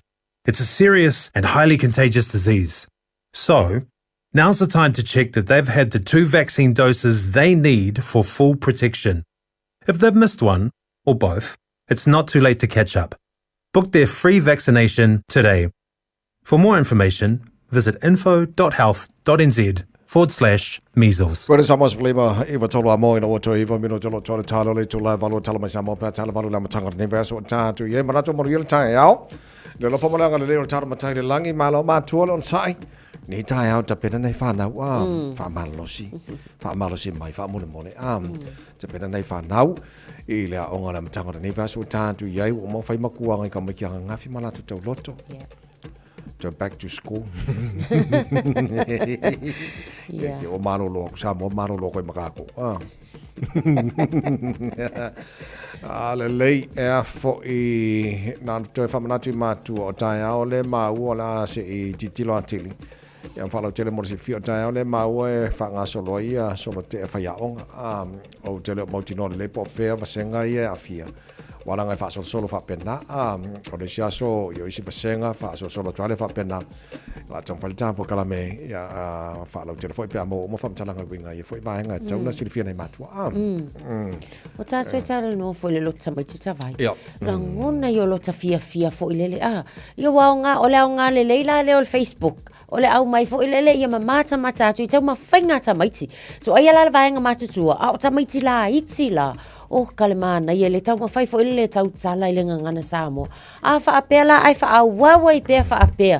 I aso ta itasi uma awa se wangalo ka maiki o ngā ka wa o le wha Samoa nei tamai. Ia kia ui te tala tono se au ngā tupulanga sili lea o na mana ia. Ia mamanu ia fo ile le tūlanga o le tau tala le tātou lavanga ngana. Ia, asa le ia wa pe o le telena o le mana I o le tomati fo le ia me se tātou nei New Zealand. Tule loe mia o skadi pe whapena fo stadi o lantong. Tātou e tau a wha Samoa nei whanau whela tu tau loto mo jo se mele le tele e wha te tai le tātou ngana ia e moni au tau sia ia le ngata loto maiti a ia wha awa wai fo ona fia whai tau tu spa ia ma lato memory verses ma tulang whapena ia le tele o tau maiti wha te tai le tātou ngana mana ia ngang Samoa and proud to be a Samoan o tai ai ina maenga le mol whanau o le wha mai le meningitis, o le meningococcal disease. O loo tamo whaia le vaenga le Foundation, le Meningitis Foundation, e wha manatu I mātua. Ma le atinu, langa pēa te wawai atu e tele e tonu e 4 easy cases o le wha mai le. Le foi a fiaina I a mesa whana witim tupulanga.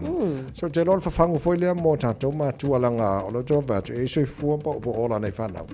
Na uma ona le tulanga tula me fo le fa le vete ya ma le sfulu no tau sanga le ya si tamai titi fo ile na ma mono na ola ia pena ma liu fo ile nei fo fa mai o tulanga e te tau lava fo I mo tatou o fa manatu ina ia mauti no o siaki le fo ia tuinga o nai tamai ti ia manatu lava fo ma tanga ile le a wa le isi le tu e tawa te le pe fa pe fo ile e fa ulu ia tamai ti tonu a onga e siaki le ia le pe pa kui o tamai ina ia mauti no lelei o mahea ia tui pui malama fo ia nei tamaiti o le tāwale na o le whaatawa o tui o tamaiti le taimile nei ina ia mawhai ona pui mai lai le tele o nei fo I whaama ia wā o le mai tawatu ia ele ngata I tamaiti la iti whaasolo ani na wheo lolo a le lava o le sifulo no tausanga whai asi tu ngā fo ia o le o ngā nei ngā se pe a le lei fo ia ona o tātou mata I tuina ma mauki ngoa e whai ia asa le o le sivaenga lo titilo atu o le awolo mole nei mātua na afia nei o la atu whanau fo I whama I le malo e tau ona whaifua ia tui o tamaiti o te lo tasina vaenga fo le fo I pe utangi le malo tu langa lea o le whaifua o tui ina ia mauti noi pui nei whanau I tu langa lea e wau te lo pe whawhaingai nei nisi mātua ia ona tulanga o te leo mauti no le pula tongi o ia tui lo iai au te lo tasile o vaenga lo o whamanatu mai nei mātua lena uma ola nei o lantu walo le whamai ina ia utangia le malo o tauna free whaingo tui pui fo ile ina ia saunga le moma pui mai nei whanau ia ua o aunga le maile nei ia le whape ato le vai aso o mai ia tangata within 24 hours o le kaimi konganga o le tū ngāle na ia o aunga fo ile nei mai so le so ol fam natu ta wana na mo tatou foi le o le fan day le na tatou no ai ngaman mana o le te baba ya tu o le fo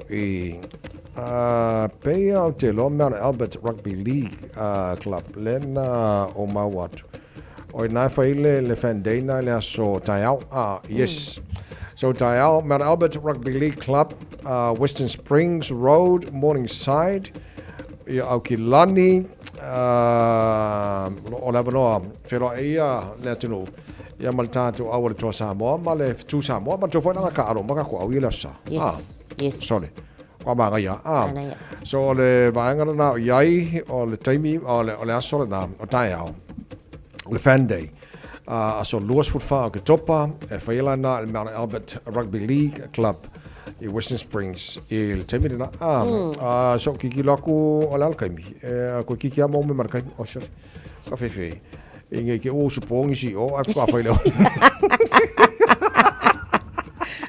ma ia pang fa ko mai ngai ka ko me ma ngai foi la na ia wa lo ngala la fo parade le si vaenga ia ma ngai al fai fo fua fai le parade lungo tu la fodo e fa tanga ina mo tato parade ma ngai e le real foi le na share mai le counties Manukau police o le nga olo o ka le mai le ko inga parade fa tanga ia ma le ko inga ta vale fa sa le time your parade ia sa le so po na fam talanga lo mo tato por kalame nei tai ao so tai ao la so lua so sufa ke topa ma no fanga na o le kalapula kapi mau ala pati ia Western Springs ia ai se so me pola ka mi ma ka sia ka ko mi fa mo ai se fai mo ka ko fa ma stino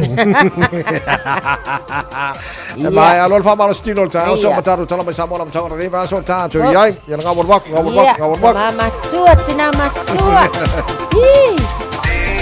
Aya. Iya. Aya. Yo, lunga.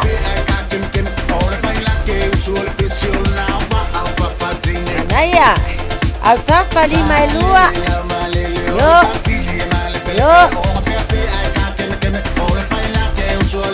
Aya.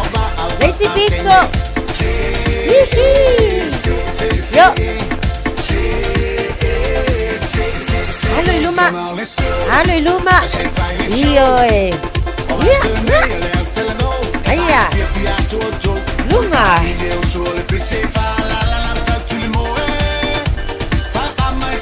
Aya. Iyo Yo. Lesi pico.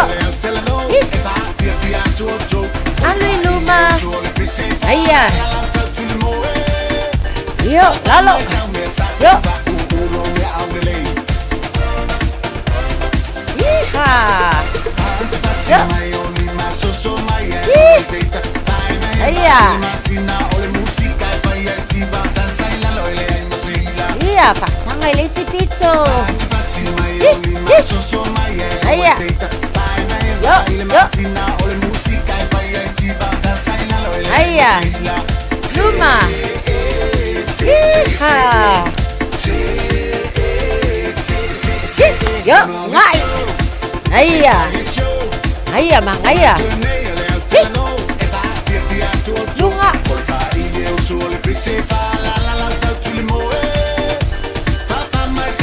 Aya, uy. Vale. Yo. Famalosi. Yeah. Lunga. Alzafa. Spuse kore. Mangaya. Koe popo ang ikong. Manaya oka. Ya lelei mana vai totonu. Mana vai fafo. Mana vai totonu. Mana vai fafo. Ya manu ya telele ne yaso. Soifua.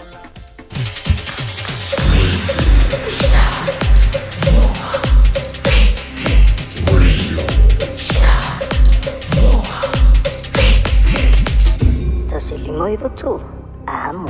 O mawhai ona awina tu telefon mai Samoa. Ona o le lango mai ale ofisa malanga o le ADS Travel. Telefoni o iwa, tolu iwa, lua o, faselau. Tolu iwa, lua o, faselau. O te fia e whatalo whaile a matanga le nei vai aso i lo tātou watano o, i au si mai alau whaafonga, tautua masani tala tau longo mai Samoa. O whamanino le te mai ta imini style tupe, le se fulu miliona tala o le tau i tupe o au mai le malo New Zealand. Ma fua le ia fianga o ainga ma pisi nisi. I nisi o fio anga o li tu malo sa fata. Ono le whaala velave ne ngoto ai se vaenga o ngā te i whale i saute, o le moto o polu, le manua o le fitafita New Zealand le mana wanui. O le atau i tupe o whaatulanga mai ngā ruenga whaatino, ale mta ngā ruenga o puna o a whaale nātura ma si o manga, e peo nā ia le tala whaatatau au tua le tupe, leo wata oto nei le laulau a whono le pālemene, mō le tala no ina. O le 10 miliona le wai tono tātou paketi. O le 10 miliona le a sa mwhai anu wha amtu o mai tau sanga lua orua whai le atunu o New Zealand. A tonu la anga isa o lava la i le tūlanga o le sa tūla i mai le ngoto le tātou ba ale i tapito ala sa pata. O le 10 miliona lea e patino lava i whaamanianga o a inga o lo o afia i le tūmalo. O lo o whaatala noa ina le taimile nei nisi o sosoani. Wha o popo. I le tau mawhainga lava lea le toi whaalele ina o le tātou reef. I le mea o lo ta oto ai le ba al taimile nei. O lo o le se i paatali se i partial package. A partial package. E iai le pepa e tāpena mai le mtanga aluenga o siusiumanga. A nga i le kapeneta i whaamanino a tiri ai vaenga umaia. O lea lava o lo o wa uma ona whaamanino mai. O le 10 miliona lea. Ia o lo fuafua i whaamatu watu i ainga uma. Ai mai se po i pisi nisi. O e o lo na afia i le tūlanga lea. Pe le whaamanino lea. E sa o ala whaamanianga na i ainga ma pisi nisi. Tōnu ale li o leo. No mafio anga ie le vaare moto. E se vai nisi whaamanianga whaapopo le. Whiinga ruanga mone. Sa ole 10 miliona e patino i whaamanianga mo ainga uma lo afia i totono i tu malo lea. O lava i tausisi? Ia, o lea foi o lo ia ialso ta inga ma New Zealand, o whailo mai foi New Zealand, ia o lo ngā lulu e mo le isi su 4 miliona. Su 4 miliona a ia mo le tato reef ma le ngā luenga foi na le toe ati na elele iai amu ma au ole o ngā sami lea ina ia mautinoa e toe fo ila bali tūlanga sai ai ia ai manatu ia elele ila ba ole o kako amaka at least ole wa iel kako 10 miliona ai amatai ia ona wa e saulele lava ia nisi fo o saunoanga fo ia tato i tu malo e au tau sanga ia le afianga lea ia manatu fo ele o nofo le fo le matou mtanga luenga o tupi ia o lo tele na i paanga o lo saidi ai fo ina ia mautinua ia e ngafa tau li maina le faasoa i ainga umana afia o le o tu malo o ia pe mtanga luenga le o kuno farnatu le o baba ia tu po le package o talfa o tu le ia ba na tupe wa mo tau yo ainga ia sanfa le ina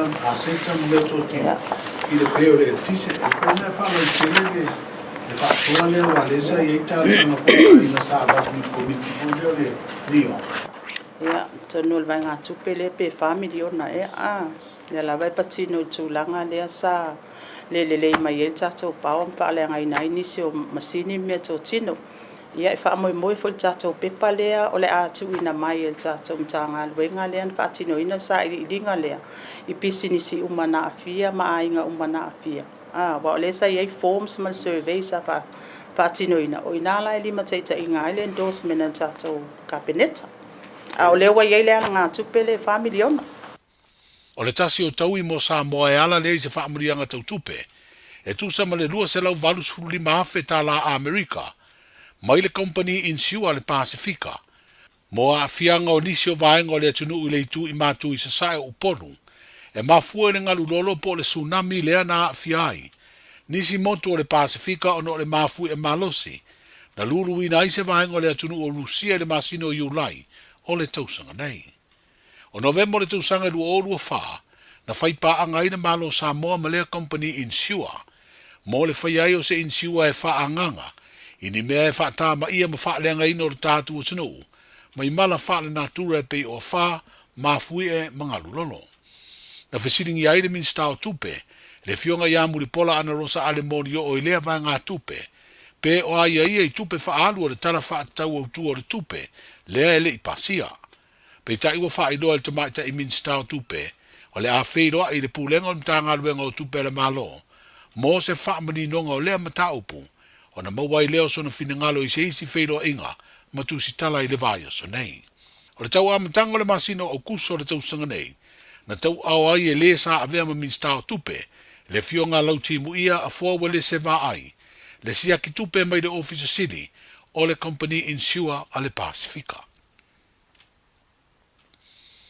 O le lipoti a le pisasi po le komisi e pulea tangata whaingalua ngā le malo, na whaavai ai le whaai unga le kāpeneta, i le whaawau ma le whaamutaloa o le au nanga le tō wha au a paulongo I Tino Filipo, I le tofinga komesina o mtanga aruenga o leo, whale pui pui ma le toi fua taina.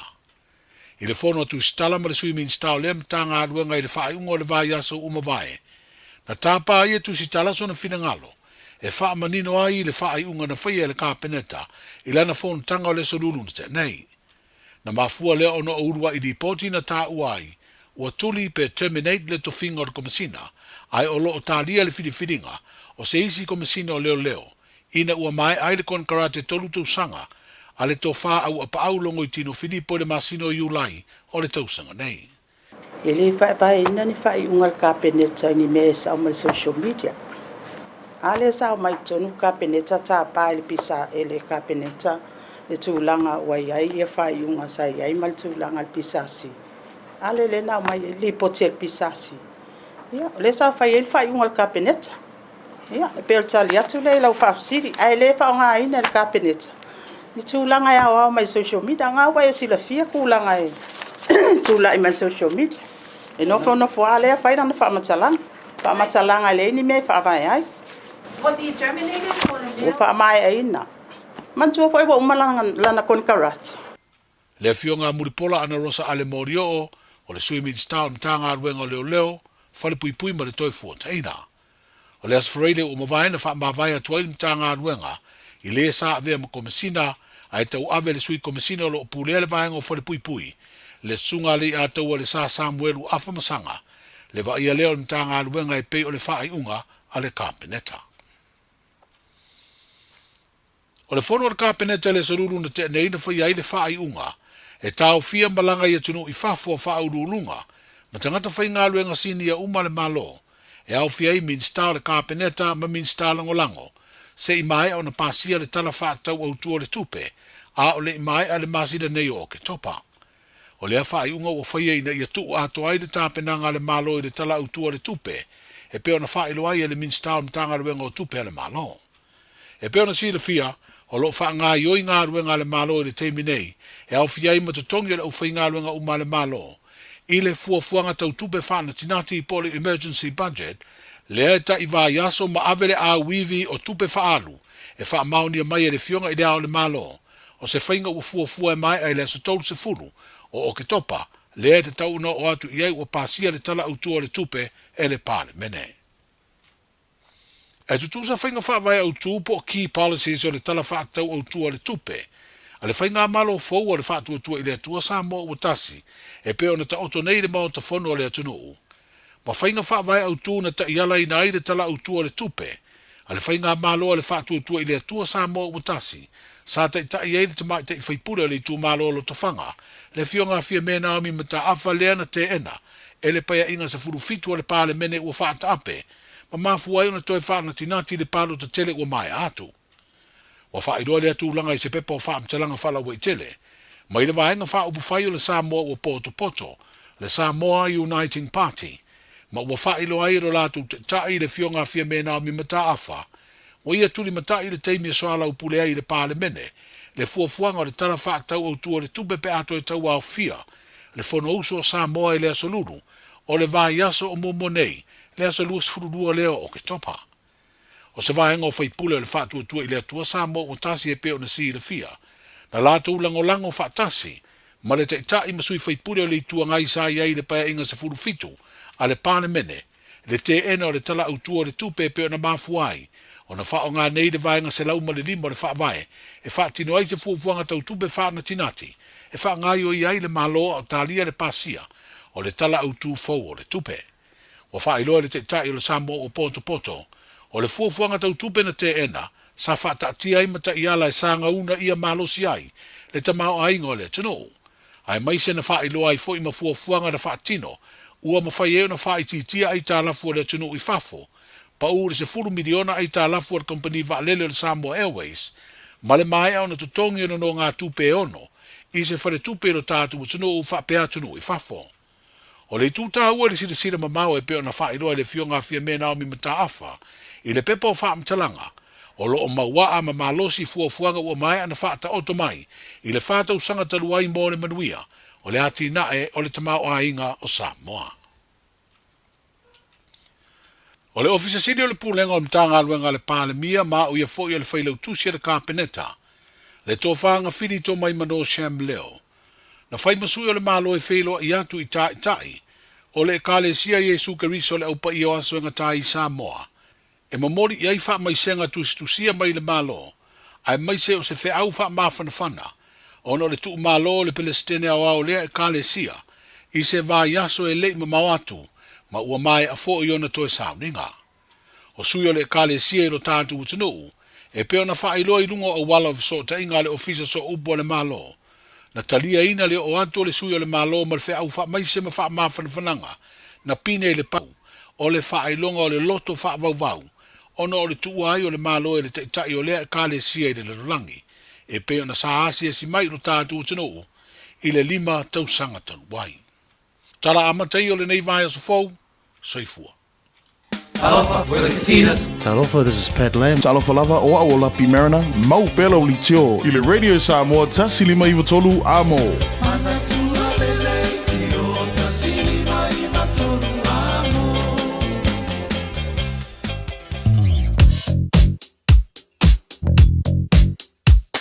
O li poti mai lunga o le ala tele, ua awina atu on o le langolango mai le ofisa malanga ale A-Dash Travel. Telefoni o iwa, tolu iwa, 2 o, faselau. O iwa, tolu iwa, 2 o, faselau. Le poti la sa mai lunga la wala nei teimi o le tai au, faisi poloka tele o tato la walanga mai North Shore, le Northern Motorway City Bound, lo te wawai atu pasi mai Albany, fasula mai Rosedale, Wairau Valley, Takapuna, Esmond Road, Vaenga Poloka o mana North Coast, Poloka i le nevanga le tai au. Pasi mai i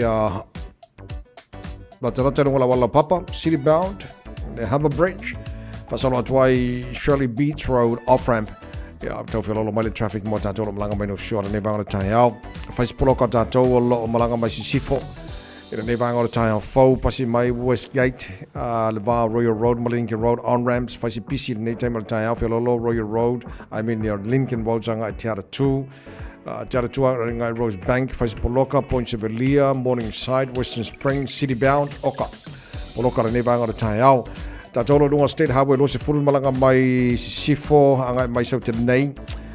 Faisi poloka, pasi mai ia Massey Road on-ramp. La pisi ala flow o mai lo i Punu Road on-ramp poloka, papena fo Lambie Drive on-ramp. Ai le o le linka lo se fulu anga southbound of State Highway 1. State Highway 1 City Bound in Nevanga le tai au. La flow de lei around Manarewa on-ramp, faisi poloka lai titi. Flow de lei Manukau te Irirangi. East Tamaki Road on-ramp Poloka, around Tip-Top Corner, Mount Wellington, Poloka, pasia to Green Lane, Flow Lei, Motato Malanga to Sauti Angal Taulanga Yau Kilani, o Vanga Manado Wana Walla, Olo Fasipisi Nevanga on the Taya, after Valley, from Natumasani El Tato Pokalame, Ya, Wa, Agayatumatu and Morito Matila, Onga Famon Mole, Avid Famon Boy, I found out time Colosina Walla, Morisanga de Mu. Yo nei whanau anga iatu moa o ngā mata nei fo i yaso. Tātou ni poti a matana nā mai runga na wala nei fo i tai au whong.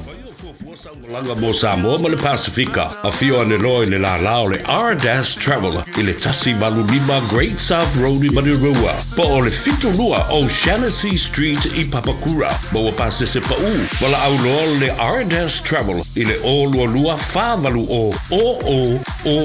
Po o le o iwa, tolu iwa, lua o, whā o. Le R-Dash Travel.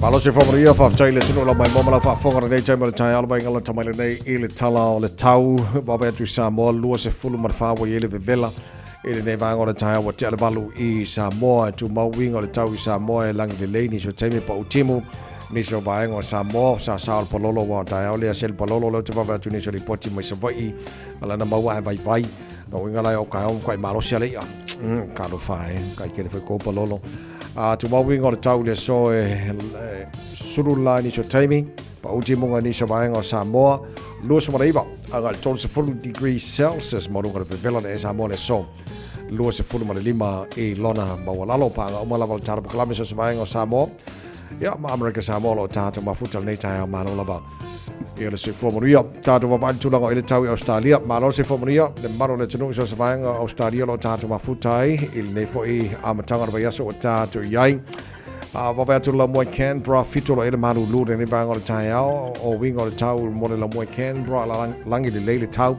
lua sumal tasi le maununga le mawhanawhana o le ea mo Canberra le so ono i lona mawalalo tu maura maru lu Hobart fu lima maununga le maru lure ni yaso pasoro na awa o le tau maru lu fo i mere pone fu fitu maununga le maru lure le matene na awa o le tau le ni yaso fu o tātou iai Sifulu iwa maurunga le maru le efa mawina mo Adelaide ma telefona awa o le tau o isi vai ngoma Australia la fasalo na le vela le ea pe o sini Australia luas futonu maurunga le vela le ea i le so le asulu mata ngā whina la mo sini Australia i le nefo i aso Brisbane Australia oka eka fefe awa o pa o timu tolu sifulu degrees Celsius maurunga le vela le ea fa mawina mo Brisbane le so Perth Australia Wala fa solo ina langi de leile tau luas fulono monunga de vela fa mawina morenia singa fua fa solo ina pa utimu ni savanga o Darwin todos fut fa wala monunga na de vela fa mawina manga se mana Australia matulanga ile tau amatanga ba yaso wata to yai tama kipa kaura wa kilani no fanga fa salanga radio Samoa fitu wala per marulu ne vanga de taya pa yatu ya ole fa mar mal taya ale mana ile stimu o de ne vanga de taya o winga de tau le so fa solo awa pa ultimo le fia na nei pa sono nang malo si ma se vidi me matu si sifo tu mau dos fuluan mau dungal ma fana fa mau ina mo okilani e de nei fo yaso fuluano e lona mau lalo tai pe audio la fa so fo awa pa ultimo inisio taimi la so tai au lo te va atu e ma faina o se fulma iva mau dungal ma do le fa mau ina mo okilani e le so tai au pa ngo tua la fa so awa lang de le so lulu fa so fo awa lang de le stoffi lang de leilas for raile awa lang de leilas to nai pa utimu ile aso sa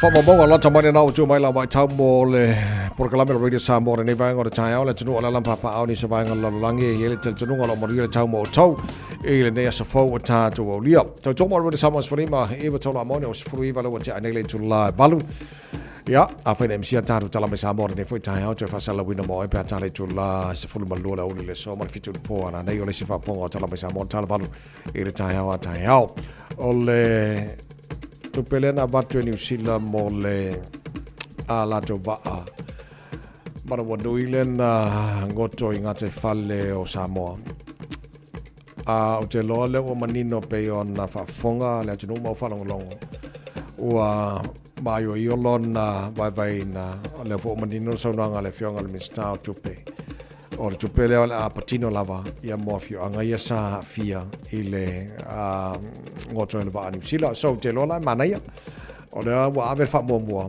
ia mo na ia fio anga le na fia ia na tona le la patino ile na fo tupe New Zealand ai ni sipso sani muli atu ia te lona vai ngora sipso sani malo ono la faina nga te fale ai mana i tele il fa longo atu ia ua ta forfina ngalo le fionga te meta i min star tupe ia tu sai mas full miliona le na batu New Zealand ia la fa sa fuole mo na ai nga sa siliona fia ia te lo se so san te fo ile mo na tau ia mas fo ni se business sa fia ile vai taimi ia na ngoto le va New Zealand nga te fale o sa mo so na vai ngara na sa mo na fam na tu le no le fan day el tato to sa mo ma le tu sa mo tai au e faia il kalapala kapi Mount Albert mo tato uma ia la ia tulo ofu lano moana ia sapora il tato au mantua lua talonga la sa nei o le talonga al tato fitu sa mo ma le kiwi ferns ia mal talonga ale tato to sa mo ia mal kiwi New Zealand il tamasanga dea o le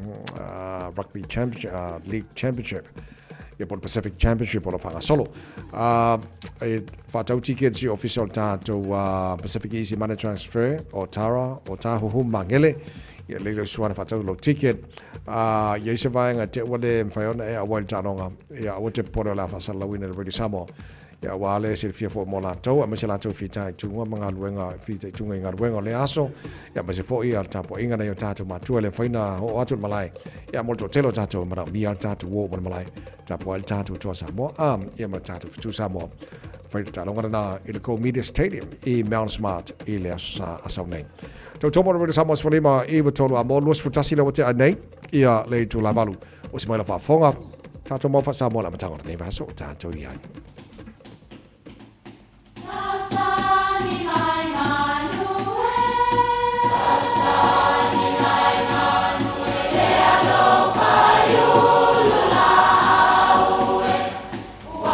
E o whanga manu i ululu o la au, awa e whawhanga i funga o la au.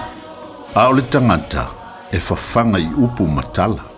O le mawhileo o alanga upu mamuanga ngana Samoa maona whaapongai e a fua i lona si o mianga. O lona lea sao i le whaatufunganga o le iloa whaale aso mai le tautua se ia o ina pule. O alanga upu mamuanga ngana ua lantou mamanuina le tō whamanino a Samoa, mana tua fo'i, e tāo fitau muli le atunu. O le whanua malona tapu a whanua. E tofu le lau ele maona tapu po tū la fono, e te tau i tangata o na pui ma wha mamalu iai. E le mawhaifoi o na sau se isi ma fia ia i tapu o le nei whanua. Pe maile maua tū la whale, e le mawhai e le tapu a whanua, o le isi ele o na saufua ma fia pule i le isi nuu. A malanga se tasi i se nuu ese, e te tau o na mala malama mua i tapu o le nuu. E alu iai, a wā o le whanua malona tapu, o le ele foi ma o na tū la fono. O le whanua malona tapu a whanua.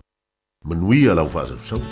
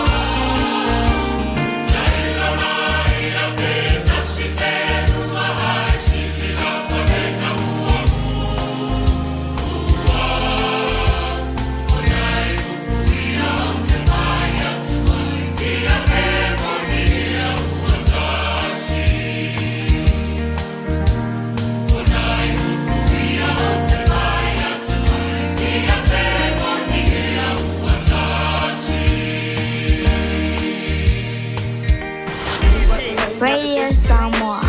Taslima Ivatolu. Amo. Tato te mana nao umalawa ia sa ole whainga o loa tau whaonga. Ia mana tua, tau whaonga o loa uma tasi, lua malilima e puipui ai le tātou pāneta. Whaonga sa o loa tau whaonga. O le nā wai o lima, sa Eliane i Auckland Council Recyclables, Tāmaki, Tūriki, o Together Auckland. Ua whaatonu lau whanau sia o ngā amata. A whai e te lalai mangeli sa sa e po o nuu tūtua oi, whaafafonga le lei mai. O lea wau whantu le whetūta i ala o ngā amata, le tolu se fulu i tūla e a o ngā fuai whanau, mai le tasi o i le lima tausanga le mātutua i le vaiaso. I oe, maua fua fo i tau mawha, walau lo le whetūta i ala o ngā amata, i le olua tasi tolu lima, fitu valu iwa fitu. Olua tasi tolu lima, fitu valu iwa fitu, mo se avanoa o lo walo. O fia maua sau ta avale po sau piki apu, ai tongi ta i vaiaso, lua vaiaso, pe ta i masina, o le sleek cars o le a maua ai le fisosoani. Ua ta pena le au whaingaruenga a le sleek cars, mo oi malo a inga. Aua e te popole i se mea e tasi, te tala fitu aso, mai le sifulu i le tai au, angai le afo le ono le afiafi. Tele la lai au kilani i saute, vili mai loa, i le o lua tasi fa, fitu lua selau, po le o lua o, fa lima, tasi lima tasi.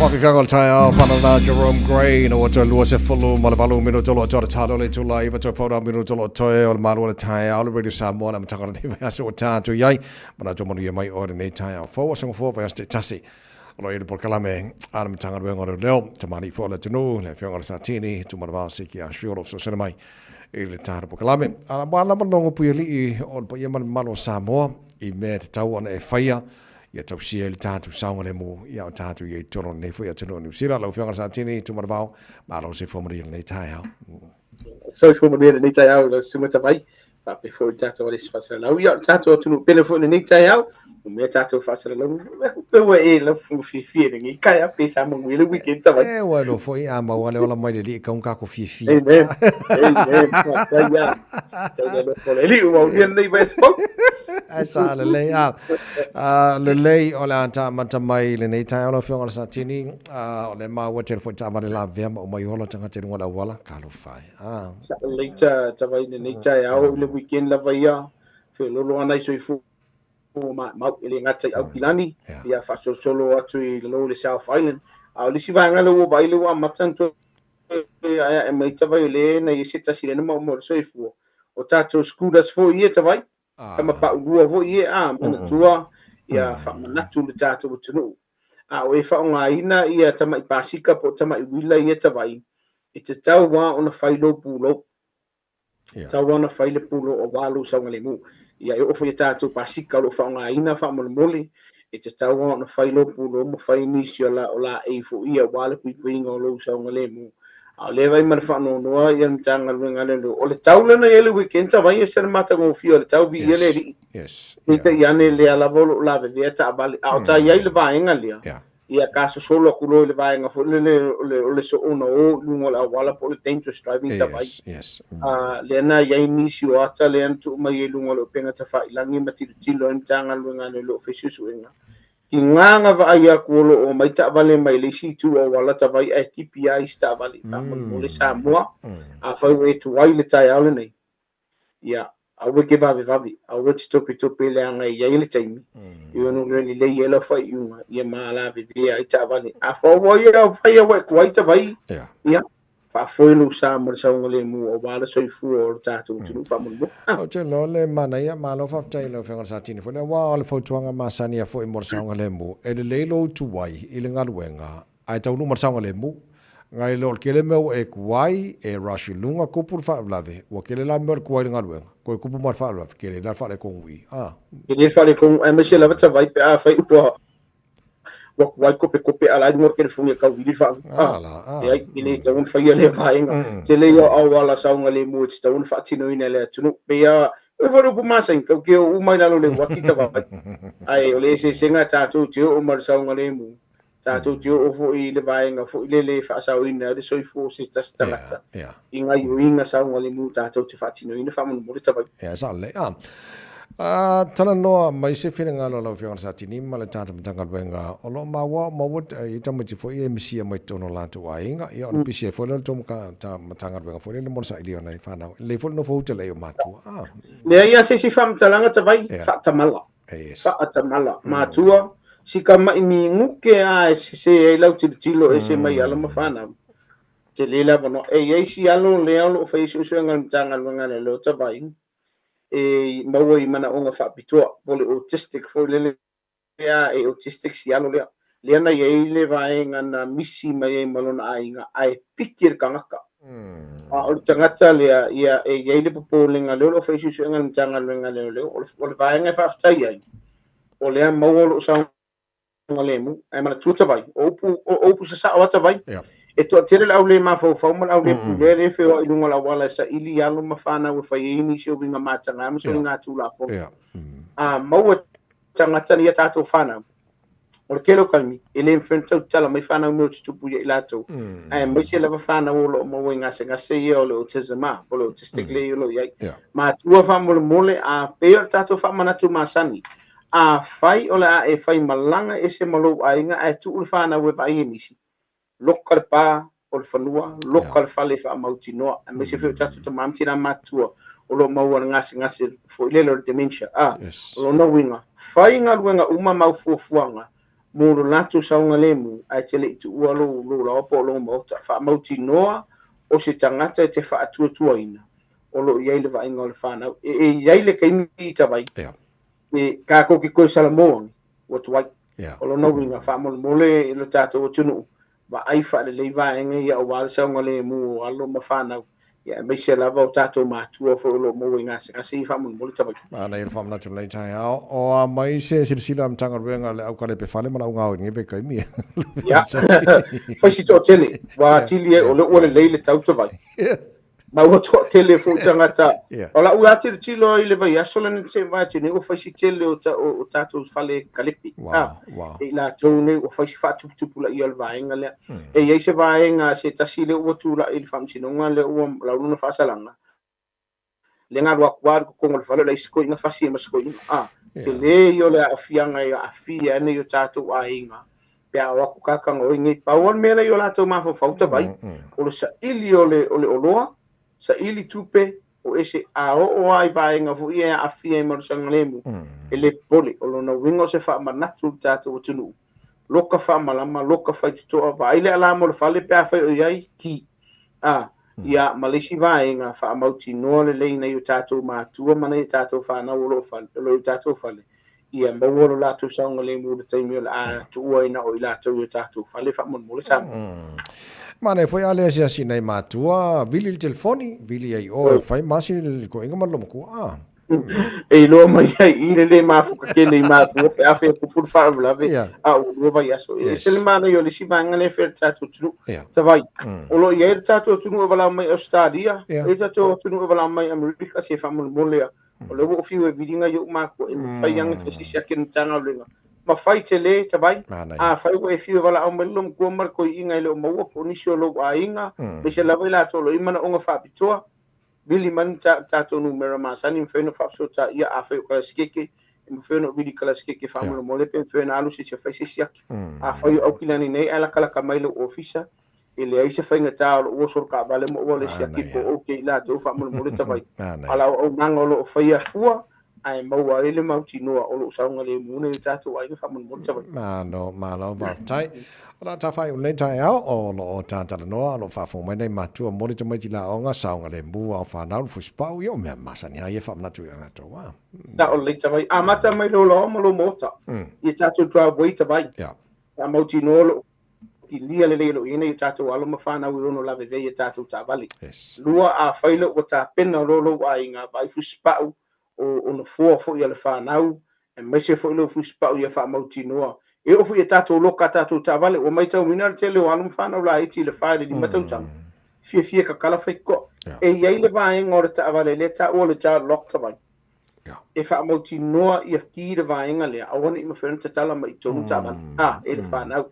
Ia malsa sa fa tula fonen e tato kolosi e te tawona usta ia mo moli de fana u mo fale a pe ama fai fa mo moli ta vai o le tato tunu se fulu lima po le lima foi minute le tu wala onga wa tona i matu e fa tali le fana e to mo moli mo tato fale a fai sa va vali le fana fa manatu ma fotu le fana a wong iso ngo so sta vale le masani mai bili mata o fio so ingisio ai nga foi le la kalaka nge pe afa o se mainga wala matia ile la to so ifo ya malisi fa manata vai mai la pu vai ya pu ngani pu ko sanga ning che la ila pu o ya fa fi al fana o lo sanga le bu o alo mo fana esilita yo fa manatula ma tua marulung sa ko ya ko ta mun gulu ni to sanga le ka ko fa kale Petro luan nei masina mai afo ya fa malo sielo malo foi fa tai mun ngalunga mai lo fa tini ta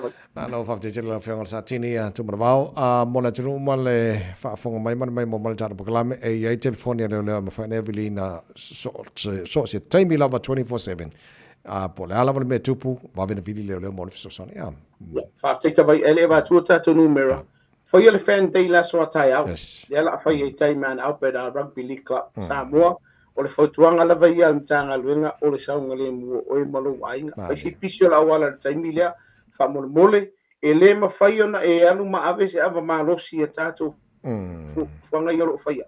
Mai ala ai le tanga luenga leo leo, la tau te sila fo ima wava ai wala saunga le mua le tru. Tātou numera ma sani o le tastasi, numera le William tanga luenga leo ise whaala whafose o lo tupu le teimi le nei a fia ele soifua la matia le saunga le mu whaaleanga i nei fwoi mameto tino. Tasi o lima tato numera le lunga lo penga ta whailangi po le telefoni a ele os whaala whafose. O lua tasi o valu whaiva e le mawase rifio o e kao le o e tako sei. A mawale rifio o e kongo kako se la pēs o gira tato tu na whono la toa tai ata vai. Mawale numero lea, mawale sani mo e ilau lava ngana. O lani meo lai koe alu solo ai fuata vai. Ngala. Mawale sani ilau ngana e wha mama lamai. Ba enga o le tu la whono o walu saunga le mumara saunga le mua lo ainga. Ai maise o lau wai ata tau e wha amauti noa ai. O lo le leile whaatino ina le tanga luenga le ro lato tiuti. A wale tau tuaina o le tato tunu. Nuele tui o whaiwalo filima le nei tai ao tawai. Pa pesi o tato tunu pele, maua le tato tunu u se vai aso fia. Saunga le muma le manuia le lofo le tua. Mangano la tali. Ia tato tui whelua i le vai asa fōle asa ngafua tawai. Ia i le lofa malanga le leo le tua. Manga iaru la i le nei tai ao tawai. Usa maria whaiwa amata le vai asa te mara paklama nei tai ao. Le whakara sa tini ni tūmana wao siki a shu. Paltara paklame man tanga wengalo leo le foi tai ao fōi no toes fufitu minuto lo te wale tāleo le tū la. Eiva. Nei mātua uma, sa morina te maji lao nei tai ao.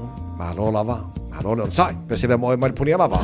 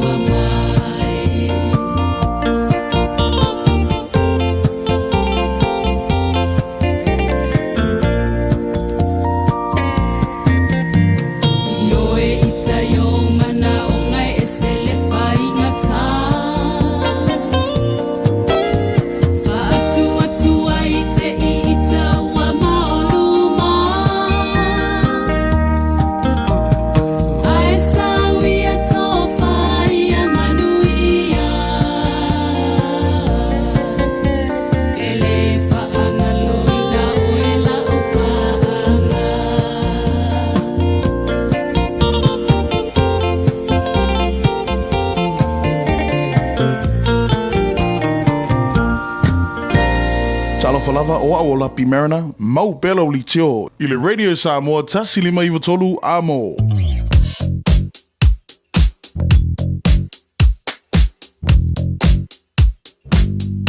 Oli poti mai lunga o le ala tele, ua awina atu on o le langolango mai ale ofisa malanga ale Adash Travel. Telefoni o iwa, tolu iwa, lua o, fase lau. O iwa, tolu iwa, lua o, fase lau. Le poti fai umalunga la wala lea matanga na neba yasa watatu ya ifesi polo kalava papakura nga itakanini City Bound State Highway 1 flow le mai takanini nga Manurewa on ramp Poloka. Pape na foi Manurewa nga Manukau, Maneo flow Manukau nga ite Irirangi, East Tamaki Road on ramp nga i High Brook, Tip Top Corner Mount Wellington Poloka na neba nga taya mo tato mananga tu ni saute nga taulanga ya Kilani Pacific Green Lane flow delay. Ya se pa ila taulanga ya Kilani nei taya lo tu mono Poloka ba I think it's Rosebank nga Point Sibelia.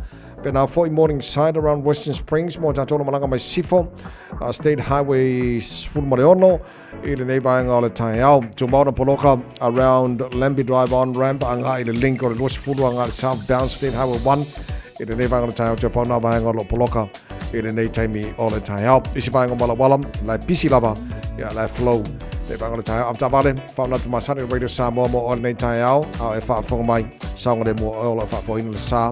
Sango de mo pase solo chono tabale lo efa foina mar sango de mo tabale uma so sanga na wale no fe mananga inga de yaso o lo o yo a ao Fu sango langa mo Samoa ma le Pasifika a fio ane loi le la lao le R-Dash Traveler i le tasi malu lima Great South Road i Manurewa po o le fitu lua O'Shaughnessy Street i Papakura mo pase se pa u wala au lo le R-Dash Traveler i le o lua fa malu o po o le o iwa tolu iwa, lua o, fa o, the R-Dash Traveler. Kwere sa mas walima iwa tolu a mo no toi se fulu i le iwa toi pauna binu tolo te toi o le ma uol toi lima i le lua nei le wauli. E tau nungo il tatu au le toa sa mo le malava lele ma ngele. E mana foi ia pe a fa pe na ona. E ni so la tunu fa filo il tatu au o le toi lima le lua nei le wauli.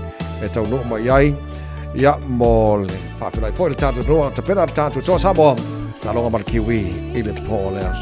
O ia men lea fiafi la sa asau nei.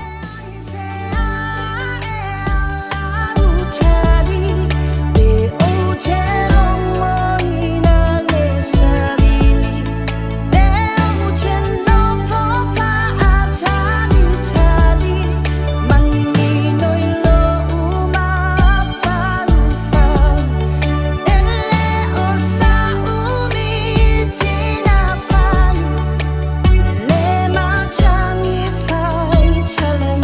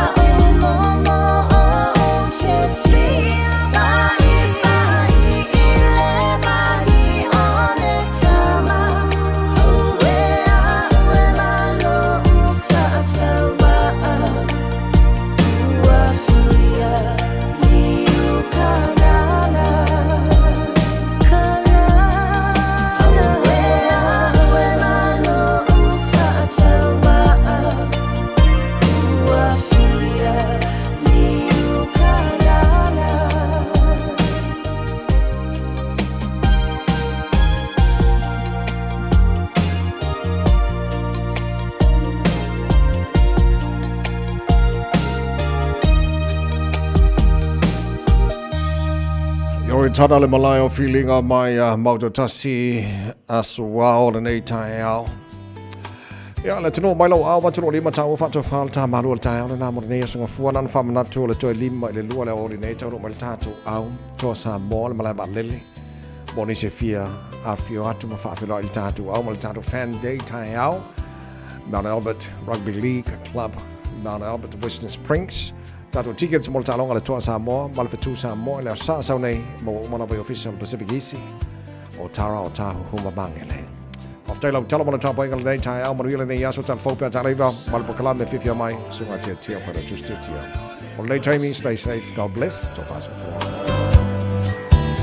Ulau whanua lanu lau avau samiti o ata.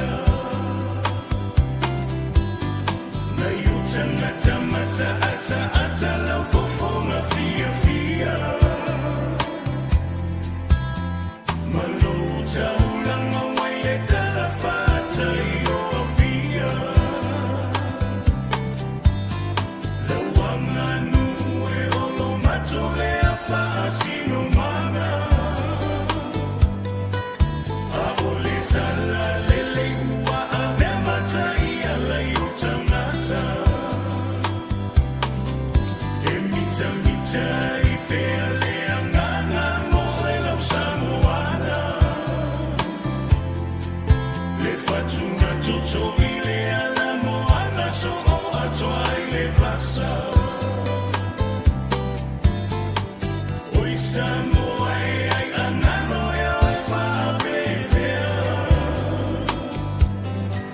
Na e a puti lo taola lava mai le amatanga Se ai le ngano la mau e sa moe pele Awana e whai mai oa ulava o le tama o le ele No fo i tainu e se ai le ngano la mau e sa moe pele Awana e whai mai oa ulava o le tama o le ele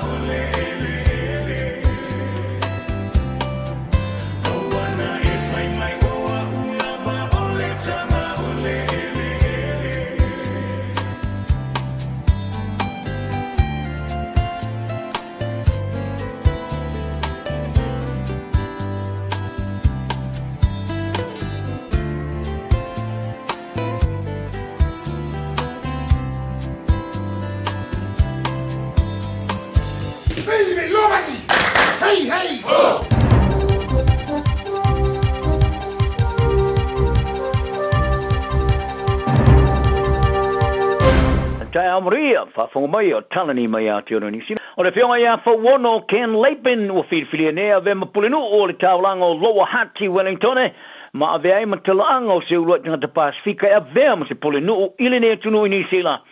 Whawono sa ma maulo na man malo ma isu tuva Brady Dyer, Karen Morgan, ma brapa Ravi. Olo na manu malo o whailonga isu talaanga o whaatuina mo sua tangata Pasifika e whainga malo whalo te whale. O whawono I longo fia tele lona si o whafonga I lungo whasalaunga o tālonga, televise, mo foi a vea masu I safono le whana whaatono o le tālanga, lango I leo pongi umo tingata, lango mo tūpulanga televou, ai mei se ele saonga le mua tangata lau tele I le tūlangi Wellingtone.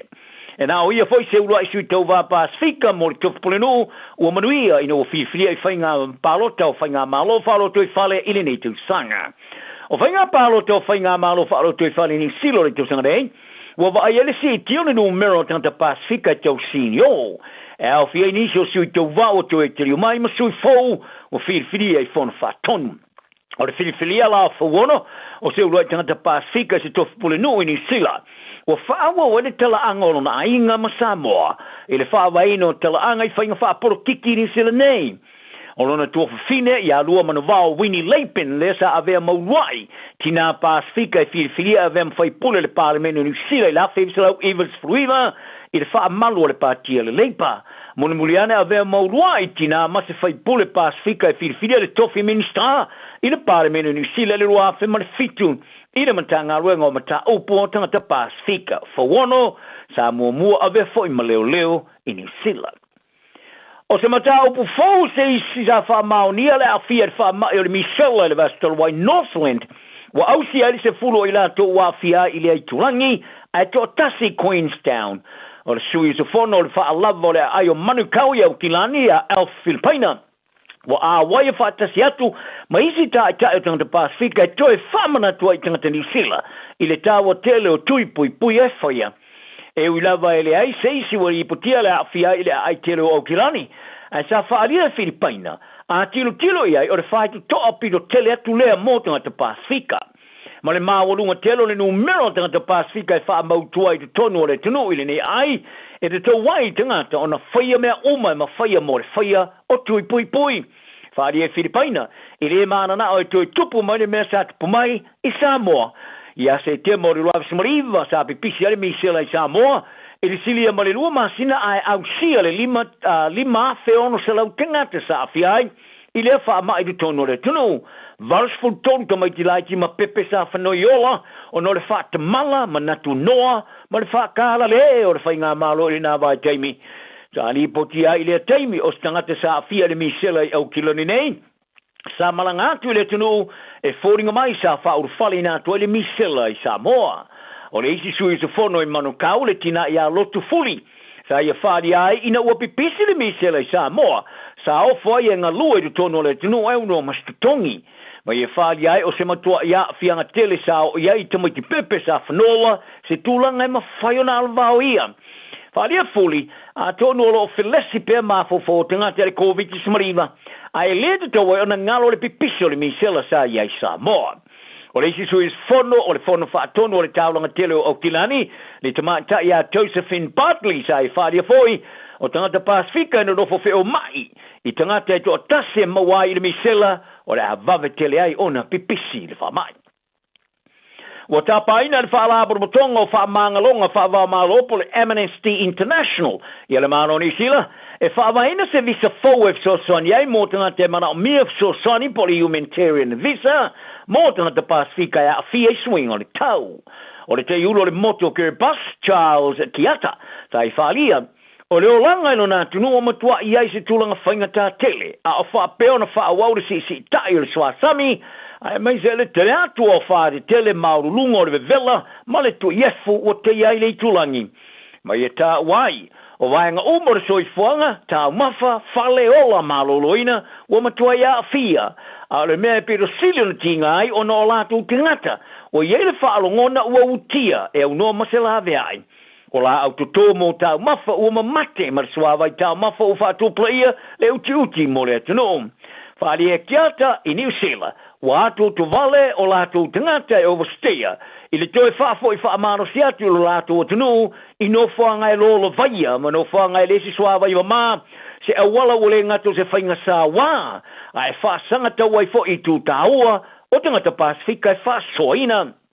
Wa tapa fo le Amnesty International ia le mano New Zealand e tau fia le toi fo I mano sio tangata kiripasi matuvalu o le whaatonu le whaalabu tonga Jackie Dillon o ia whaalia e mana o ia New Zealand whaatino na tiute tau sia mawawa ia tangata Pasifika malatu tapa ai le mano New Zealand ina ia whaavaina se visa mo tangata mawhatia patino lea mo ila tau e a fia suingo le tau ma whaala lave whaale na tura Taronga wa loka mawina nei ar kalapulike tamata le Warriors in New Zealand ia le tamata I lona tolu ar kalapu sa manu malo le champino le tamarsanga le ARL le NRL tamata le tsanga nei mo le tamarsanga le wa female no fruono o le teine te alfa va malo le nei luma ya aneta no sala o sei ni le fenga inga mo le Warriors of women se ia le tsanga le wa felu furvalu o le tamata I tosu tau sanga o Kilani wa awai mai ne isi o teine o lo lato ta alfa tasi le kalapo le Brisbane Broncos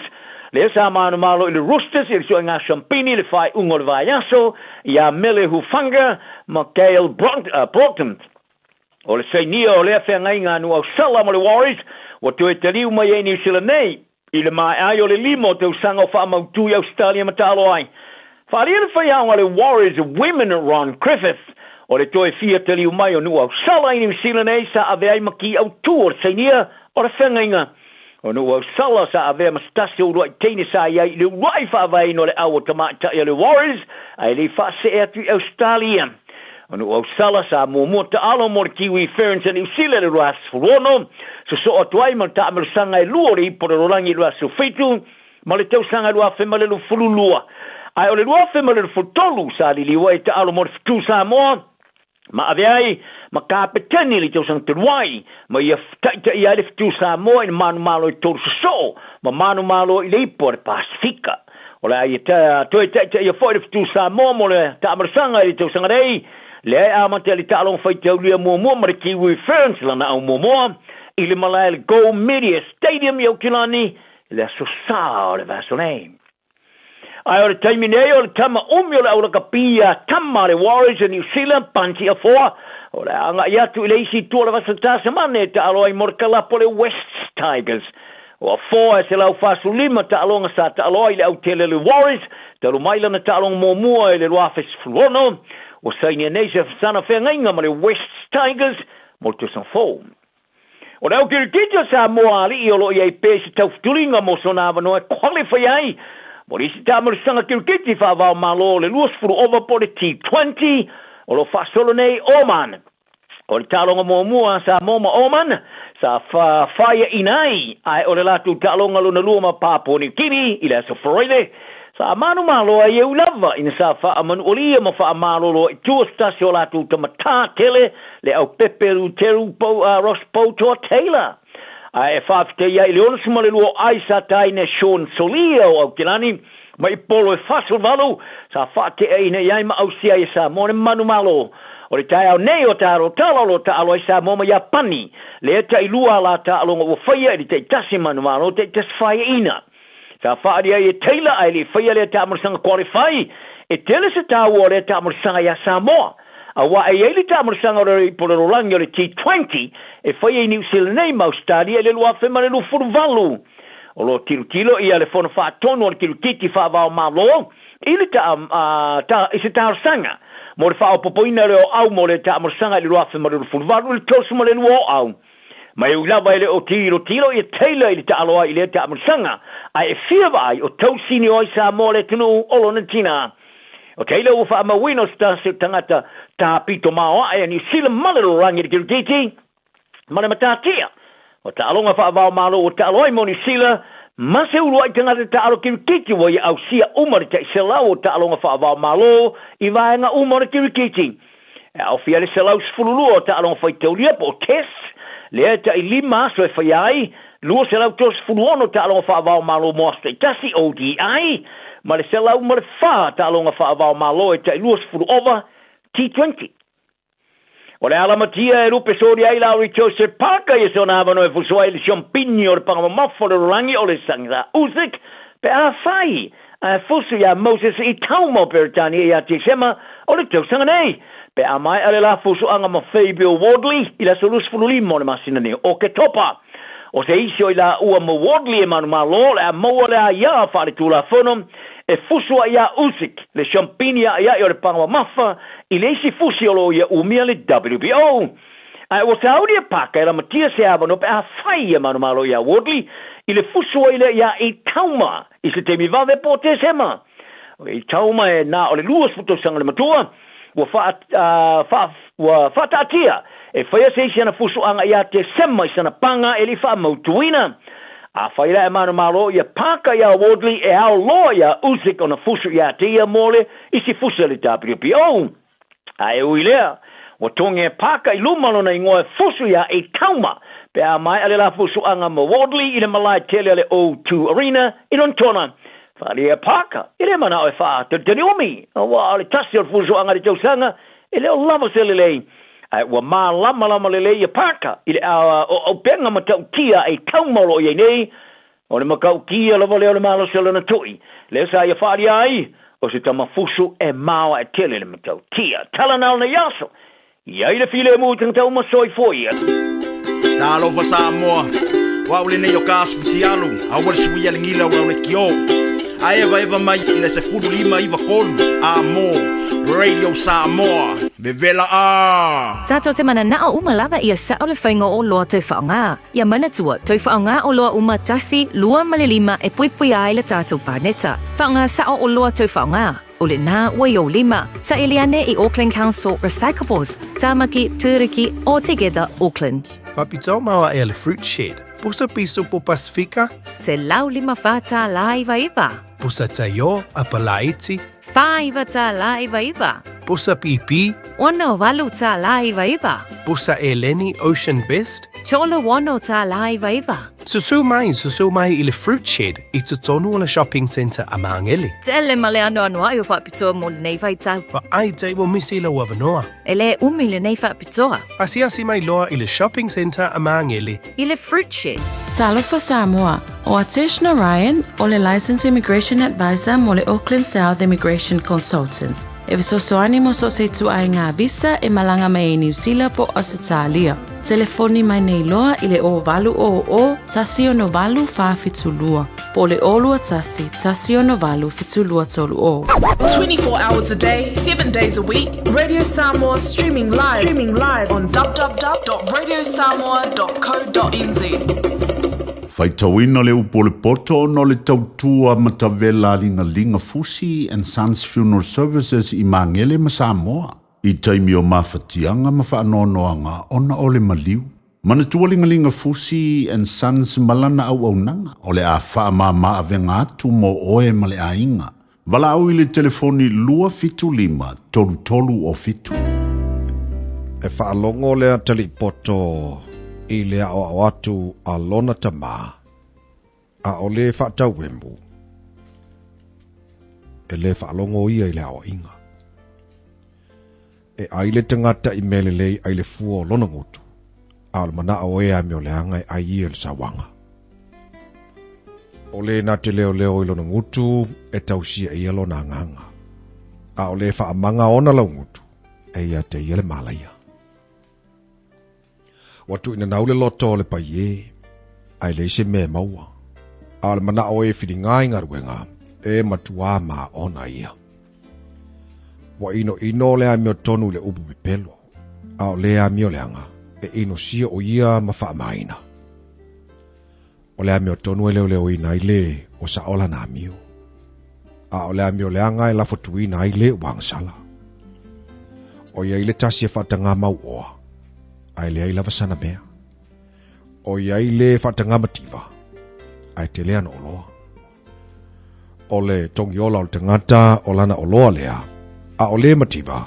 E le whaalongo o ia i le awa inga. E fia le malama o ea mio tonu. A o le la mepa ea mio leanga e tina ia lea. Na o le wha mawalunga lava e tupo le misa. A o e filifili e popoto i la tau. E whai titia le oloa i le whai mea whatawaa. A o le whaaputu mea i ngaruenga. E whaatele i nāna mea. O le wha moe watuai ona tau nuu e whaano noa i le loto. A o le mana o ua tau nuu. O le la au le ola lea. O le ino i le upu. O le ino i le upu. E whano o ia ia te ia. A o le matau le polo inga. E file mu lava o ia. O le tula fono le uapoto.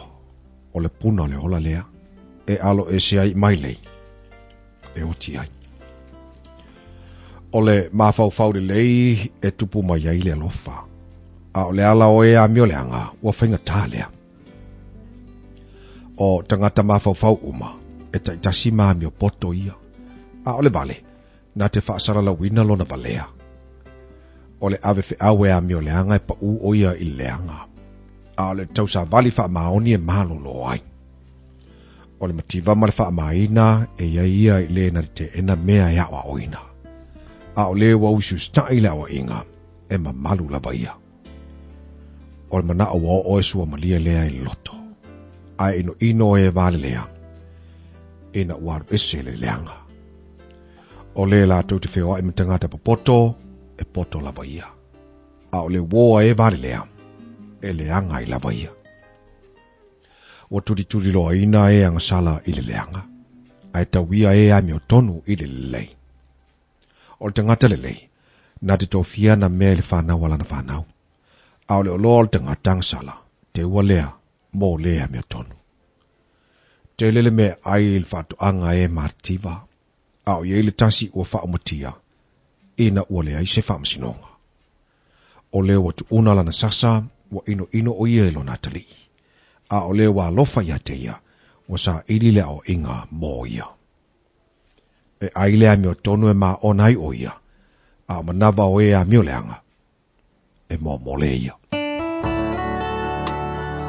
Ua awina atu le upu o le poto i le nei aso o no le langolango mai a linga Fusi and Sons Funeral Services. Ua mawhai o na tu whatasia o au nanga tala whea ngai i ni tautau ngō fia tele. E fiso soni atu ai, a o whea ngai oe ma le popole ma le whememea. E mori whatasia atu ai ma wha mai senga, ma wha mawhana whananga mai a linga Fusi and Sons mo a inga uma o Samoa ua whea le maliu ma le oti. Malau mai loa ia lingalinga Philip Fusi lingalinga, to ia whaapo lingalinga, to ngia si ulavea, pesusu mai i le luas fulvalu Canning Crescent i Mangele.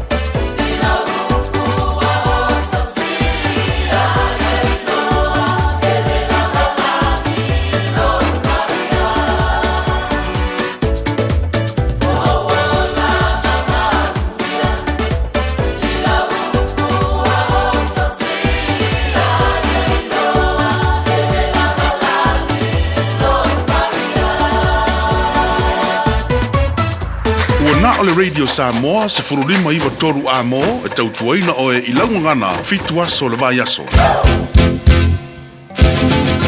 Ersa wadayani kida kau, ersa wadayani kida kau, koira keda nangon, koira keda nangon, ersa wade, ersa wade, ersa wadayani kida kau. Sangai di tunamat, sangai di tunamat, ersa wale kiabi, ersa wale kiabi, sangai di tunamati.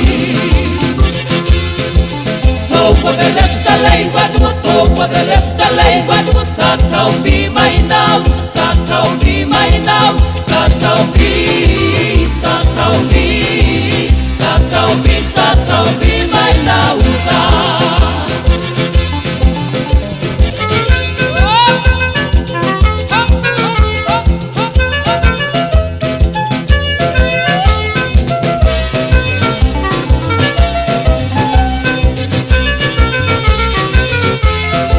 Loas for family to leo tei nei le tu lai wala nei tae ao. Aso nga fuale nei wa tatu wa unia le mtanga nei wa yaso. Masina sifulu. Asa sifumu le tolu. Taimo le wati e lewa yei tatu loas for lima leo sese atuari taimo le wati. Ina wa ma e atu le tatu po kalami amata le nei tae ao o le upo le poto. Paita wina le tusel fata auto le mtapu sifumu le tolu. Lesa fonga inatu ele sunga leo ya tawaimeni. Ia whaaftai mo vi ia le li. Tai le tua ila na upu, tai le tua ila na fionga. Ia ua whaile ma mamalama ia te tātou li suru le yo tātou vai, ma le mamalama yo tātou wala. E foli tātou tononga le upo le tua. Ia o lea la afso sani tele mo tātou li tātou fōlaunga ma le amtanga o tātou sawat waringa. I le nei a songa fua, pe ona tātou au lia. Nei tai au se tai au manai, o se tai au mātango fi, o se tai au le lei, o se kai au oka o kai. Le lei o le tua, wa ia tāpena ina le ia so fau, mo tātou lana whanau. Le aua e ala whai mai ei fo i whanunga le lei, mo uala mai le nei tai au. Tātou whalongoina, le tau sani o manu i funga o la au. Tātou wawa ai atu le whengasoloa i o ao le langi. Tātou wawa ai atu i le mingoi o la au le whaafwanga. Ia ai a tātou le nei tai au. Tātou wala maila le tai au, ia o tātou te pisa foi. Whalongolongo atu, ia wa maua mai le leo si au tolua. Ia wa pisi mai foi si au whanau le tai au e usua ia onga te mi masanga. O le alofa leo le atu ia atu oi malu aini. Ia fatalo fatu malenganga fifia, fatalo fatu maleloto me. Nei tai au fou, au mai e le tua mo tātou, e wha popo ia solo tau sui fua ma so tātou wola. Nei tai au, ia whawhitai i le lua i le lii, i lana tau singa, ma lana pui puinga ia te tātou. Leo o tātou wala mai e le nei tai au fou. Whamanu ianga fou, aso fou, ea fou, mea fou uma e tā pena i le atua i le aso ma le aso mo tātou lana whanau. Ia, ai masi fo ilo wala mai le nei tai au, e se lo au le lei. Ese lo au le lei. Yo e te ala mo le nei tai au lo au le lei ma le manai o au fuafuanga mau te unga. Te lo fu ina wa uma lau sabali. Ia wha malo ma vi ia le ni. Whatalo whatua le pokalame ia tau tau. Ele mafuta mai ana ia tatu tamam tina mātu tua le nei tai au. Vi ia le li. Whaafitai te mailu tau se fua. Whaafitai mo tampo inga. Tai mo le talo. Ana pongi sa ili atu i le li. Ia leo tatu tue mafuta le tai au. Whaafitai taulanga osi le aso mo le aso. Ia awa lava le manuia o tatu tanganta. Whaatalo fatu lau whingaluanga tofe le tua iso se whata whai taulanga. Malo le soifua manuia i o tau whaifafoi mo tau tiu te masani. Leo lo tau ngaru e ai. Alanga le upo le ola. Whamalo si au le loto mo le anganga. Ina ia maua le maru malo i le tua malona whinangalo. Ia pe mo fo ni anganga si tele mo le tua malona malo. Patalo fatu ai le nei tai au. Patalo fatu to telo tatu paanga ma tatu ainga nei tai au le fu wala fai mai. Fia lava nei te mafuta mai ai ma e maua mai le tautua. Al pokalame le fifia mai le nei tai au. Te fatalo fatu ma le nganga fifia. Ala fai mai la ia. Tatu taulanga si tia o tatu taulanga osi le tai au. o le tātou whaafitai na i le tua. Ina ua maua le nei tai au fau, whaafitai fo le sunga leo, ia tawai meni mo le tātou whaafitai le li i le nei yaso. Ia whai le ma vi inga o le tātou atua. Dai bele wati nua se fulma le 4 minuta tēne le tūnla iwa. Telefon le tulanga lo ieli tātou pokalame ma le whionga ia whamuina. A fotanga whamuina tō le tai David Tua pera masani ei tātou. Ia ai, o le nei tai au. Tātou e vaeva, o le aso ngā fua i o le aso. E alanga i va le aso o le tangata. E ala fo ina whale i tonu le aso o le tangata. E pera o whai atu le teimo sola. O le aso ai o le aso au le lei. E te ala mai futi tai au, e te au le lei. E ala ana tātou whale i tonu o tātou ai. E tātou ala mai loa tai au, tātou olo. E se futi le aso e amatai le aso. E ale le yang amakalo aso. E ke umarangi aso e ke au le lei. Nā mai le, whai ungola vai aso. Nā mai whai ungola vai aso. Nā mai le lotu tamaiti. Nā mai tāpenanga nei whanau le aso na. Mā lo whaafitai mātua, whaafitai mo tāpenanga nei whanau le latu aso sa pai le aso na. Te loa to telo tātu e kalisia. Ia nei mātua sa mori mawina. Le sao nei whanau le latu aso sa nei to sanga. Whamalo atua ia te utauta mā. Whamalo whai ur whaiva. Lo titi whaitama. Le hanga o tātu whanau whamei o le u whana i lima le toa. Ia o lau ule nai whana. Mo le luma nai ma le manui o lu ainga pe ahale lei. O na e tango le whawhai lele le u. Mā lo whai o le whaiva. Mā lo whanau. Whai fo le tau sao le aho nafi. A o le mea tāua a tātou tamati. Tātou le whanau. Ia wha ngā le lei e tātou upu tātou te launga i tātou mātua. Wha pēr lau ta italena whailata tau loto. Le atali i poto e wha alongo lon tama. O le oi wha iai e wha alongo ia oi. Ai lulu wha mai. Le atali i poto e wha alongo akur ka mai ia oi. Atali i poto e wha alongo lon tama. Lona winga oi wha alongo o le atali i malea whine. Ia malo whel whaiva. Nei tai au whole tātou iai. Malo at fol le fianga konsula tatu malo yo latu faivalo filima mafuta mai i mangele. Nisi fo tatu lo mafuta mai mo tanga ngase. Ea oa fianga i fo ma yo tino lanto. Fa penale o langa mal soifwa. A fia lo tatu i ma yo tino woni tatu popoli a te dol me mani o te mina te al tinta auto le ia ma e fa tari le mana ia o le malu o le ea malu ma le ea malu lu al farma o atu ale o le auto si ma ilanto e vai valanto ai no fo e ma e tatalo i le li ai lo le su e ko le mai a wa le falo le poco le si kausi ma o le si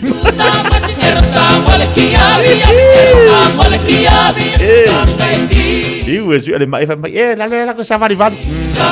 Ala la ko ngala fa mel pokala me malisi. Lesi mo ia ilanga ta u sa vali. Ia fa mo la fa malo atu ile tatu wa tu nei ta ni so tatu pokala me fa nga solo ta nei tale tu les folu. To wina tu le tatu tale vai fa no le tatu ma udanga le fianga se uri malau lam taina fo lana udanga.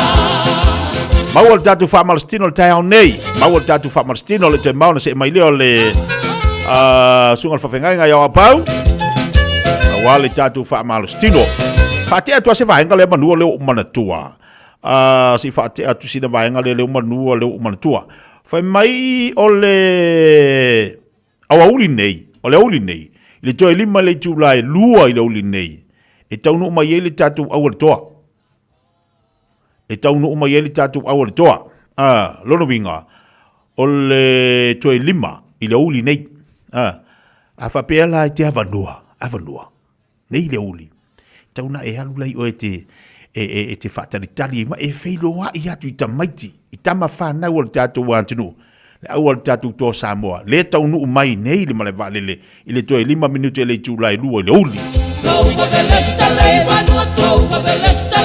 ana ia ae anga i atu waila malu o la ilan moana matulu o fulanu moana la i atu lo o fulanu moana masina uta mai fuare le man Samoa fu ile ala no mumu te latu o fa hali ia lu nganga fifia fa hali e ia lu loto fa fitai nei tama fa na wole tatu watu le wa mo ala tu vano e o mai e tau le tau o ma faunga ile la kapiriki le ale a faile la tu talonga male awani sila kiwi ile aso se fumari wala aso sale Ia a o le talalana le wolongo mai a tatou i le tau nei.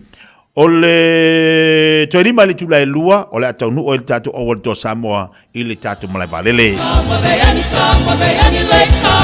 Ia, to te le tamawhana o le tatou atunu. Mana i le tatou au leo whiriwhiria.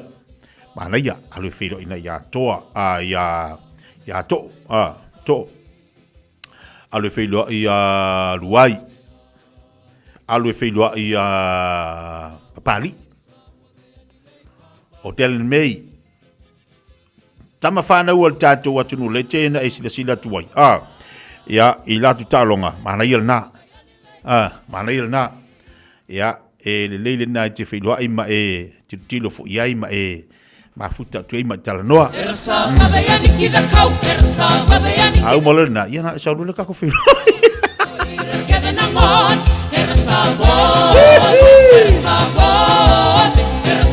Wale ai ama te se whapesa wa ia. Ia o whiloa di toa. Uma ngako wanga ima ilo la ia le. Kok whiloa i le ma ia. Kako whiloa ingan malai valele nei. Wale ia nal tatu awal tatu toa Samoa la tanu ma iai. Ina ua toe lua se fulmo leolo minute jalo le July se fulu. I lunga tau tupla ulanga si fonga le wede Samoa te slipa vitolo amo. RSA, nei whawiwhiaka mo tātou le tai au nei.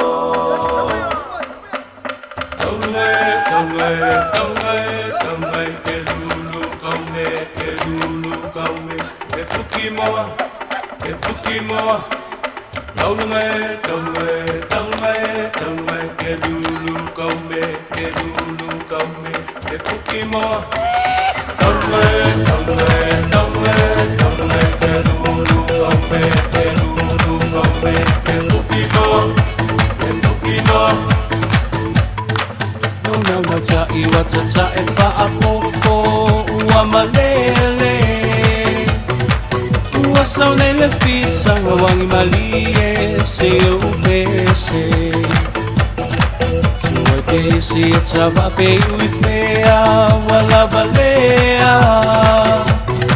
na one funa melele so ela ne fa pewa o melea na one funa melele so ela ne fa pewa o melea Tuya mue fi mai mo lo pute pela titi petele Tuya la mue fio mai moe lo pute pela titi petele Tuya la mue fio mai moe lo pute pela titi petele Tuya la mue fio mai moe lo pute pela titi petele Tuya la mue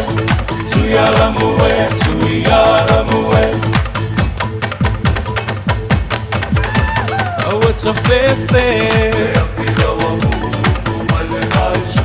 Sangat tahu Vai pula salafan Ai fai talo sana Ai awa la vale pasala su No pano Ile malawai Samoa Le afie ponga i mai la lo Sabai ole aso Onde a whaata whasoko O uala taona salamo Samoa lo tomalo Atatou sabali pese tama vale O aso ua mawai Salo tia lo tapale Au poli uli sa fala bella na punitiari Samoa si chafale na o falo ile malawai Samoa le pie pongai mai na lo Savai i ole aso tofo tofo o kuala taona salamo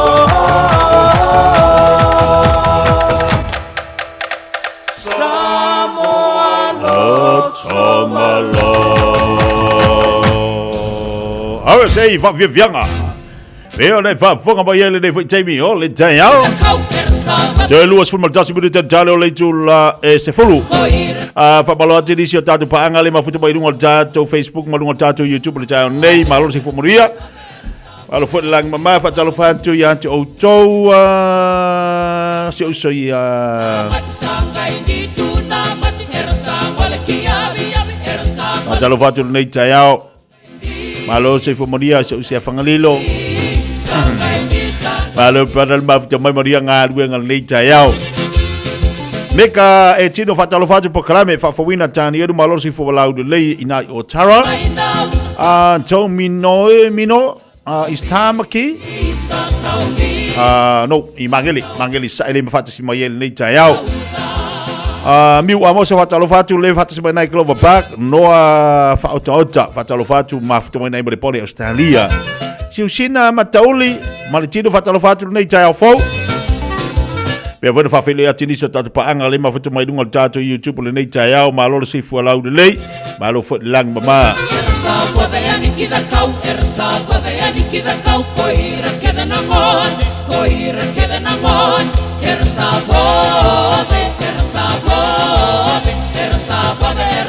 Puna alo fai e kuasi fatalo fatu ma lo whaptele mafuta mai mana ia apo whenai mafuta mai e. Tak mai pu atasi fi ngolango mantu le wo tolu ya itula wa sifi mai mal mako kai ke lo pe amal sefu ko sanga wa makang fa popolis kasi nga iruma yo nga ko vala lo le ikula fa ya nga ko alu lo la ya fa itula pa jalo fatu ya te la to le fatu ama umal dadu pokala le tayao pa malu ajul ma mai le mata o Paula Fluiva menita jalo le July follow.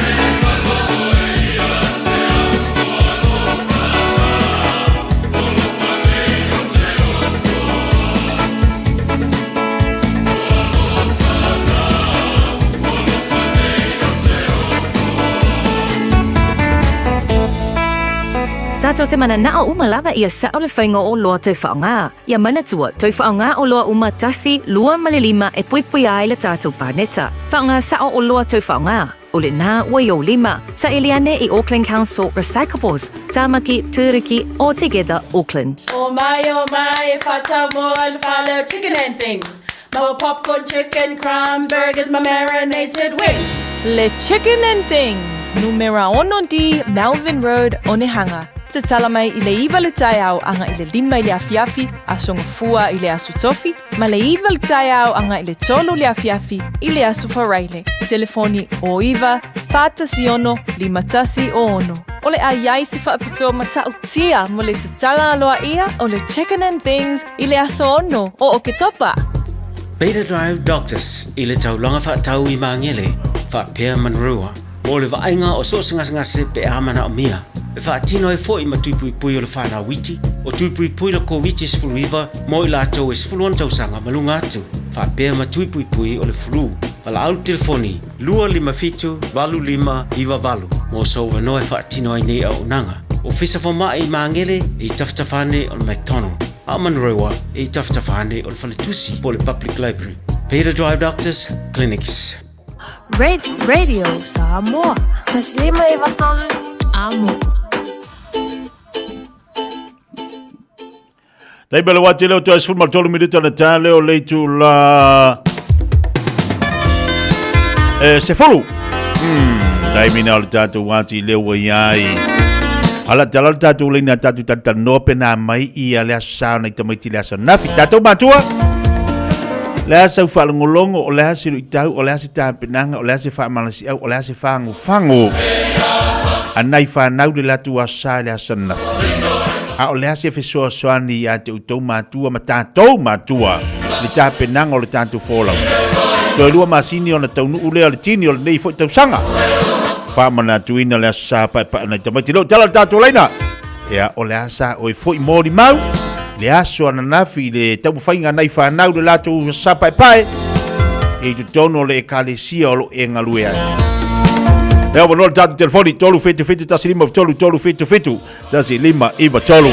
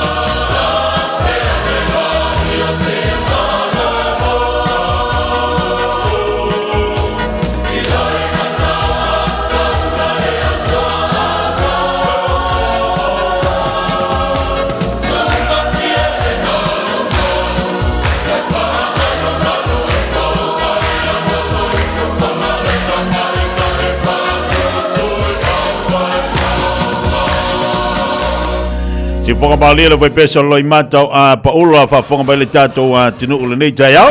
Ina uto iva minuta tale o leitu la es. Fulu. Ya fa tala fa tu le taya o le maftu mai fo initial tato a tinu ilungo tato YouTube le taya nei ma lo se fo maria. Malo fo lang mama fa tala fa tu anti o le maftu mai ai. Frank Fingota fa tala fa tu le taya ma lo se fo la le. A melia fa moana fa malo fa tani maftu mai. Sia tu fa tala fa ya pule yala tupu tala le fa tsi mai lungo tato a Facebook. Miriam Fontia fa tala fa tu. Le foi fa tsi mai lungo tato tua. Fa tala fa tu lo sunga fa fengainga. Vai se mo fa tu po mani mo tato vai o Hepo Life. Le foi fa tsi mai na il tato vai o Tawa. Alo fa tai ia wo pa anga uma la vol tatu po kala ai mai se la tu o mai ma fa tsi mai le tatu vai Hepo Life na ita mama na itina se ki akako o le ingo le vai nga e mo lu sui fu malo lo ina le lei e ai si vai o nga e de manga ai manga ir kamanga e mo lu sui fu manguia ia ma fa savali Fatala watu abita vale faftele mafta mai nungo tatu pokalame lita ya fou o tou ia lo fea i foi nungo la tele fai mali o tu sa ia tu alalo lava pokalame ina ia maua lo sui fu manuia ma maua o le saunga le mo le neita ya o tolu an sapolo po fatala watu pokalame pese atu le onga le o high school America Samoa.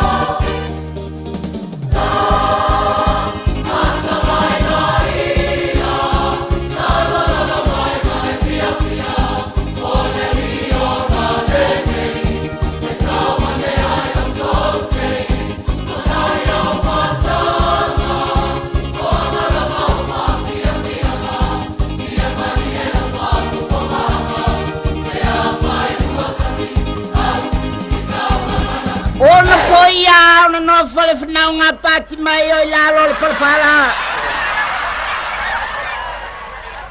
Savala wa tuai o il moto tanga teto tele o le o lo tu ilunga pasi.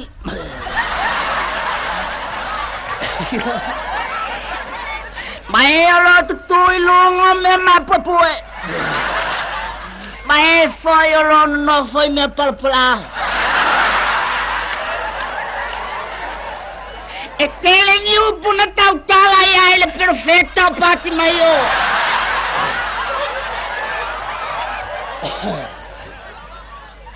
Maior perfecta sta mai perfecta. Ele o se perfecta matua. Ela é titi. Ela é titi lava ia. A tato menato i upu na tau tala ia ele perfecta oka. Que lei loka waku a kawa pea.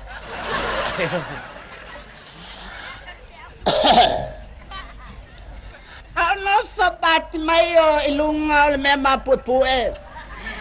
Sa wala watu ay moto tangata to tele oe o lo fia moe. Mae o lo fia ai. Mae o lo fia feinu.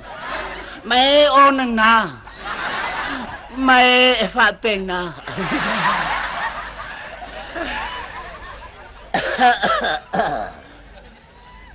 Ole o pusata tala ia ele perfecta e fa pea. Amu ia le more a vai o ia.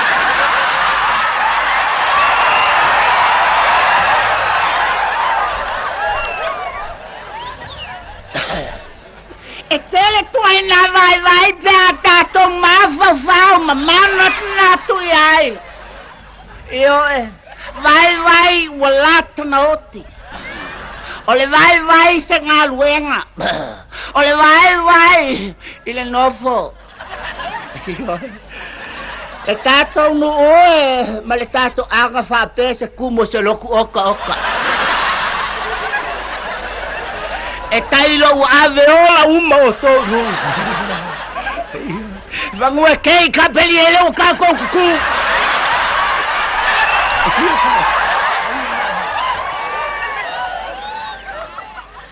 Le tato ai ngai ma le tato no ai mai se le tato malo fa kai ngofo malo le fia moe fa tai mole yo fai vai o se me ese el tele yo fe awala mai ai vai yo ole fesilia pati mai o ile vaenga nga o ai le vaenga o Isaako o Rebeka o Lasalo ia tato manatu le vai o Lasalo yo fenga ko ku angale ai kama fangwe uma Lasalo yo apenge o makako le ko vai a Lasalo ia se vai la le que quiero Lasalo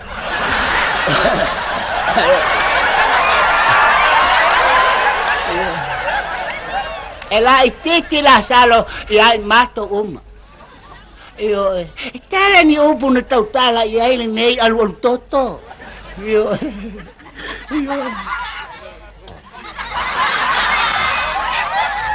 ole se upu sa tautala ia ile perfecta mai ole nofo ia aka ko mana tunatu le nofo o ka kan kuai ngofo se le fa nofo se le kuangofo se le nofo ya vai le nofo le ali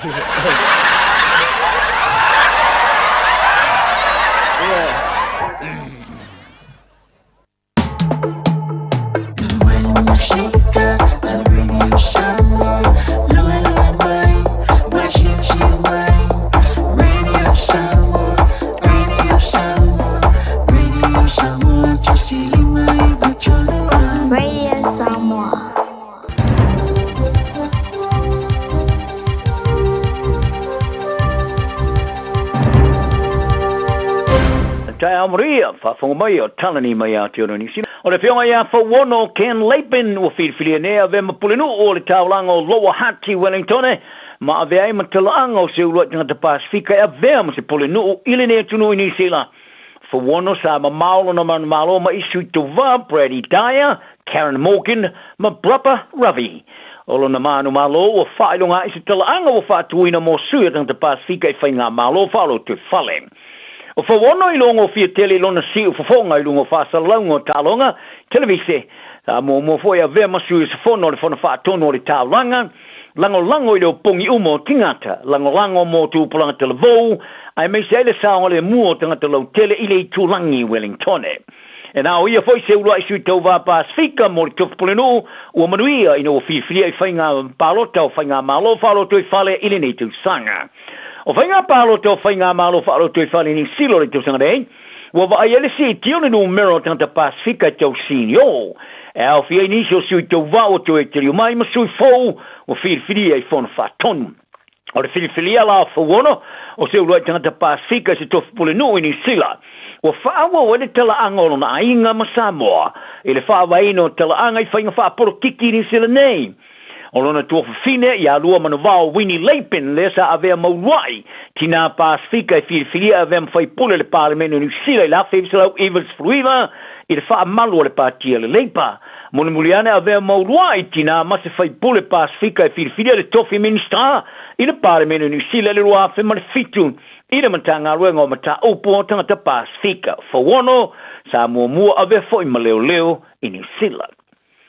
O se mata upo fo se isi sa wha maonia le awhia wha mai o le Michelle le vastal wai Northland wa ausi ali se fulo i la to wafia i le aiturangi a to tasi Queenstown o le sui se fono o le wha alava le ayo manukau i au kilani a Elf Filipina wa a wai fatasi atu ma isi ta o tangata Pasifika e toe whamana tua i tangata New Zealand i le tawa tele o tui pui e whaia e uilava e le ai se isi wa i putia le awhia i le ai tele o Aukirani a sa whaalia Filipina a tilo i ai o le whaitu toa pito tele atu lea mo tangata Pasifika ma le mawalunga telo le numero tangata Pasifika e wha mautua i te tonu o le tunu i le nei ai e te tau wai tangata o na whaia mea uma ma whaia mo le whaia o tui pui whaari e Filipina i le maana na o e tui tupu mai le mea sa tupu mai i Samoa ia se te mori lua visamariva sa pipisi ale misela i Samoa i le silia ma le lua masina ai au sia le lima feono se lau tangata sa afiai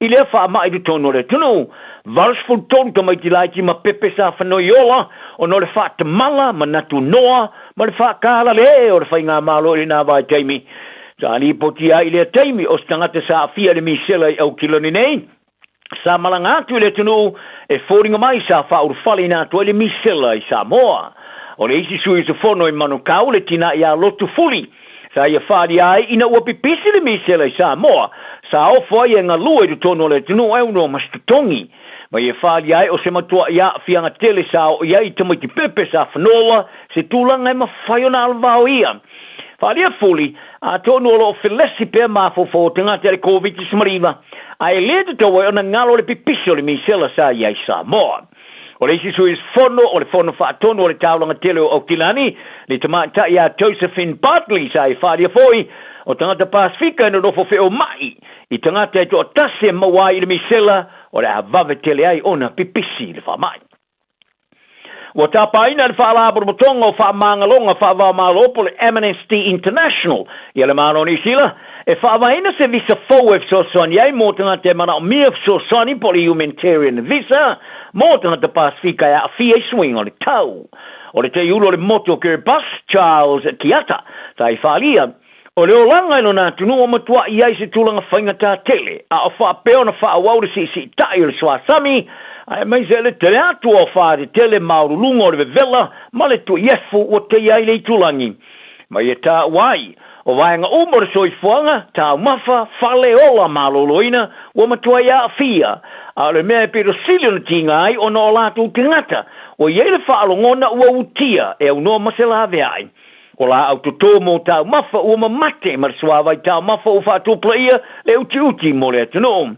Whaari e kiata i New Zealand, wa ato to vale o lato tangata e oversteer, i le toi whaafo i whaamano si atu o lato atuno, i no whaanga e lolo vaia, ma no whaanga e lesi suawai wa mā, se awala o le ngato se whainga sa wā, a e whaasanga tau ai fo i tū tāua, o tangata Pasifika e whaasoina, wa tapa foi le Amnesty International ia le mano New Zealand e tau fia le toi foi fa mano sio tangata Kiribati matuvalu o le fatonu le fa labu tonga Jackie Dillon o ia falia e mana o ia New Zealand fa tino na tuti to sia mava ia tangata Pasifika malatu tapa le mano New Zealand ina ia fa vaina se visa mo tangata mafatia petino lea mo ila to e a fia swing o le tau ma fa'ala lave fa'ale na tura talonga wa loka mawina nei ar kalapuli ke tamata ile Warriors and Sila ile tamata ile na tolu ar kalapu sa manu malo le champino le tamarsanga le ARL le NRL tamata ile tsanganei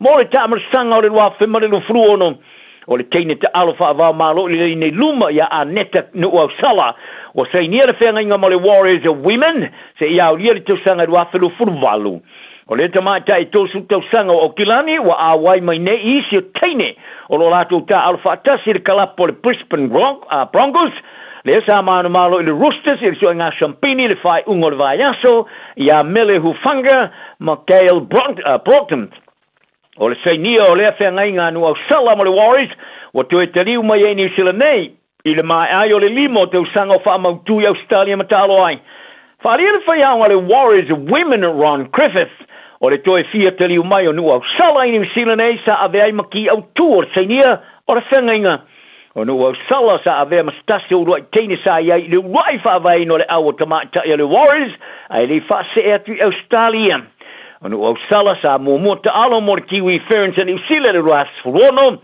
so o tuai ma ta amel sanga i lua le ipo le rolangi ras ufeitu ma le tau sanga lua whema le lu fulu lua ai o le lua whema le futolu sa li liwa i ta alo mo le fitu sa moa ma aveai ma kapetani li tau sang tuai ma ia taita ia le fitu sa mo in manu malo i tolu so ma manu malo i le por Pasifika o le ai ta taita ia foi le fitu sa mo le ta amarsanga i tau sang rei le ai amante li talong fai tau lia mo ma le Kiwi Ferns lana au mo i le malai le Go Media Stadium i Okilani le asosa o le Vaseline ai o le taimi nei o le tama umi o le aula kapia tama le Warriors in New Zealand panti a foa o le anga i atu i le isi tua le vasatasa mane ta alo ai morkalapo le West Tigers o a foa e se lau fasu lima ta alonga sa ta alo ai le au tele le Warriors ta lo maila na ta alonga mua e le ruafes fluono o saini nei se sana whengainga ma le West Tigers mo te san fo o le au kirikita sa moa ali i olo i ai pesi tau ftulinga mo sonava no e qualify ai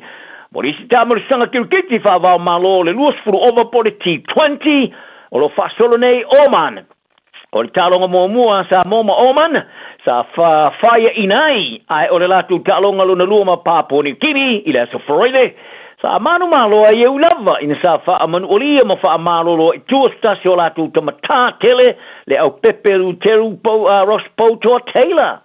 Ai fafte ia ile ona sumale luo aisa taine Sean Solia o kilani mai polo e fasul valu sa fate e ina ia ma ausia isa mo manu malo o le tai au nei o taro talo lo ta alo isa mo ma ia pani le ta ilua la ta alo o faia i te tasi manu malo te tasfai ina sa fa dia e Taylor ai le faia le ta amrsanga qualify e tele se ta o le ta amrsanga ia Samoa awa e ele ta amrsanga o po le rolangi o le T20 e fai e New Zealand nei maustadi e le lua fema le lu furvalu o lo tilo ia le fono fa tono o le kiti fa va malo ile ta ise ta arsanga mo le fa o popoina le o au mo le ta arsanga le lua fema le lu furvalu le tosu mo le lu au mai u lava ele o tilo e Taylor ile ta aloa ile ta arsanga ai fia vai o tausini o isa mo le tunu o lo natina o Taylor u fa ma wino sta se tangata ta pito mao ai ni sila malero rangi de kiti mana matatia o ta alonga fa va malo o ta aloi moni sila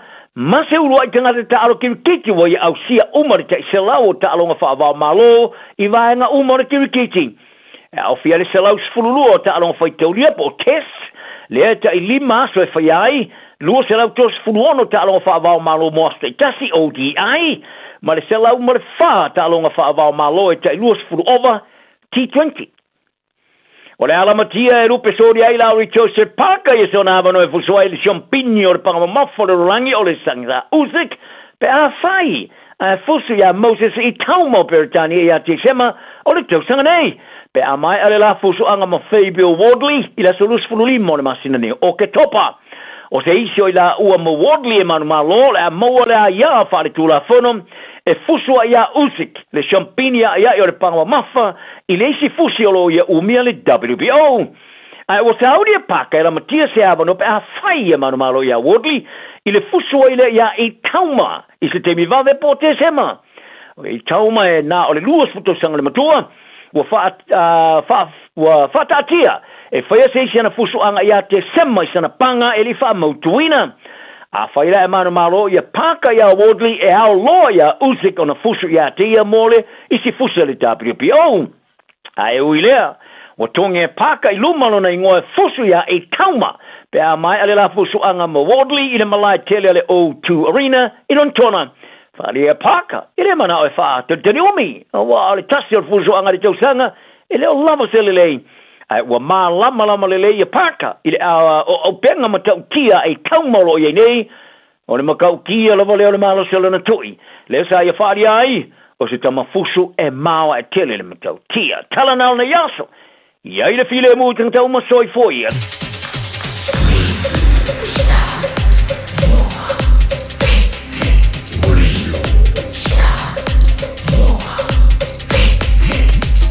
Tasilima iwa tu amo.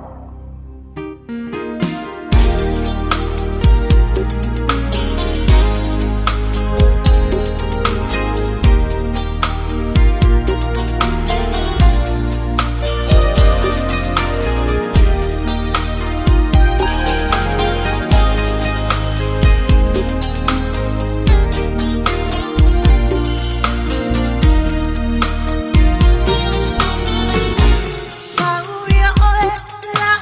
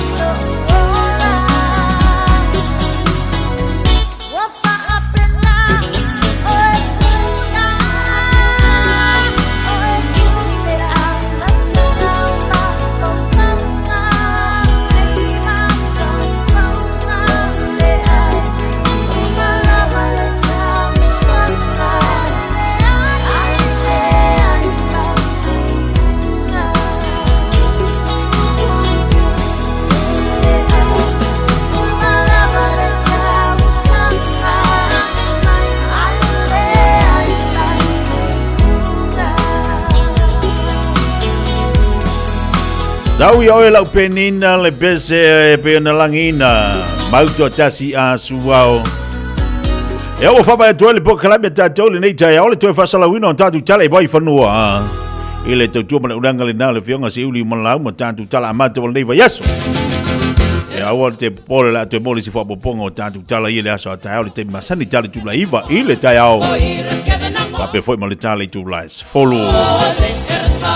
Tatu fa malastino le o tatu taliu mai lo le tatu sumpo le nei tai ao le aso ngafua le nei. Ole a faiesi na tanto fa malastino. Palo loi masolo tino. Banga yo yai de chelo tau mafana e tau sami le aso na. Ai makwa e fa le lo fai. Mai makwa e fa ngapa ki ai sio mangava. Ile aso na. Lei fata se bali sungal fa fenga ya Paul ni taya o wali tatu fa malastino ni taya talo fa malo si fo mo sungal fa fenga. Malo se fo mo malo lange mate tia malo fo le usul le taya fo le lo fo mo le tua malo fo malo fa malo si.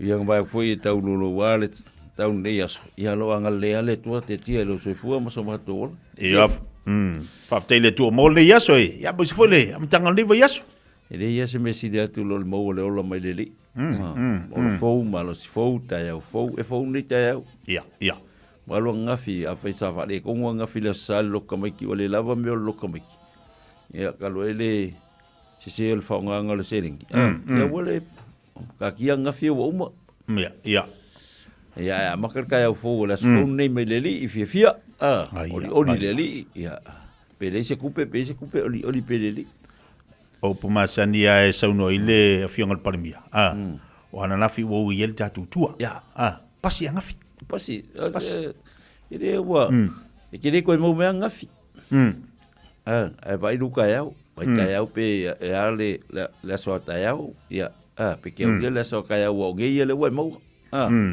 ai ka penga mo kaya o al me ka penga ngi mo kaya mai ta pena nei mo kaya ai lo ka penga ngi mo ngafi wo ngafi ko la mai me ngafi wo mai wo fa de kong e me kwai e me le ya me wo fa le wo val fa le ya al nei ta pena kaya vai kaya o pea whanau ia onga masu enga whai o tausanga a whai o ngai ia foi le la whai ua onga tawaiti o le mo kasi dua matolo ia kalo le tua ia pasi ia nga le tua ala poe whese ki whese me aia ka baki ki ngala alo su e ala le elma fofo alo sunga moe ia la moe ala ka baki ki ala alo su enga whai o tausanga le level free ya kali lang scholarship ya lu kai le inveske o me fa pena ateti ia anafi sa telefona al tam maftanga le sonafi ele tam maftanga neila ela ku le kom afkanga le fangafi overlay o sumpa fanga yo yorking la ka komingoi la ka ko faise que me ka o se salu kulu kulu ya vole fainga ava pe vole fainga kulu ngava ngo foka ki ngo foi kosko ku ku vole bo mo ta usami ia kosko ku ku ai ko fe mai lo exercise ngo fonga le la ka ya ku ki ya el finga ya la ka ko faile me ka o salu kulu kulu ya so salu kulu mo ila to malolosi ia tula ilunga na e faia tu sunga fa fenga ingal tatu fa malstino mo tatu ia sa fai fa ngan fo e o ngate no fo mo lu se fo maloloina tatu umalava ya fa malot foi le nei tamama le tina e fa tsi mai le vai le sunga fa fenga ia wese a foi mata mai al tatu sum por la fa ka sum ya man ko la le sa fa ko inga malo ba ko ngai ngul vai ia fa ka fa se le vai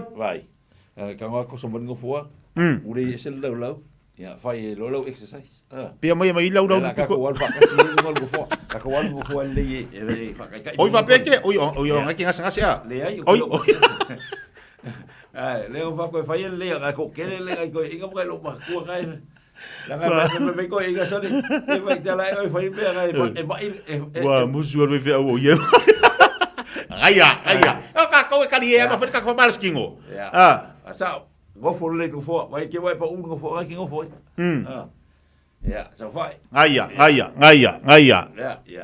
paro kas lua kolu va lima, lunga, kas, lua, kolu, fa, lima, luma, kas, lua, kolu, fa, lima, lunga, kas, lua, kolu, fa, lima, ia kolosi, koso, isiku, koso, ia kua, koso, isilima, koso,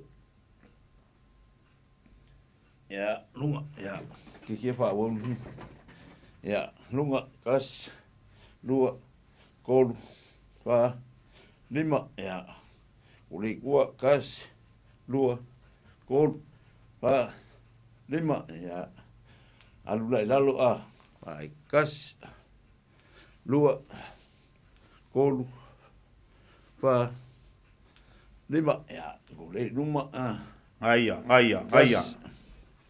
Lua. Ia, eia. Koe vai dale manga ia. Ia. Fa. Aia. Lima, ia. Ulei, Vali. Ulei o vai, koe kas. Lua. Lungal vai tatou. Ia, lungal vai kakou. Fa. Sisi lunga kako vai. Kako ia safa. Safa. Sisi lunga. Ua bea, kas. Ia. Lua. Fa bea. Kolu. Palolo de sidia. Lima fa pea. Ora fa pea. Ya alfa kaslo king. Isa fa yelo ngo fo ma lunga. Gal. Alu. Ia.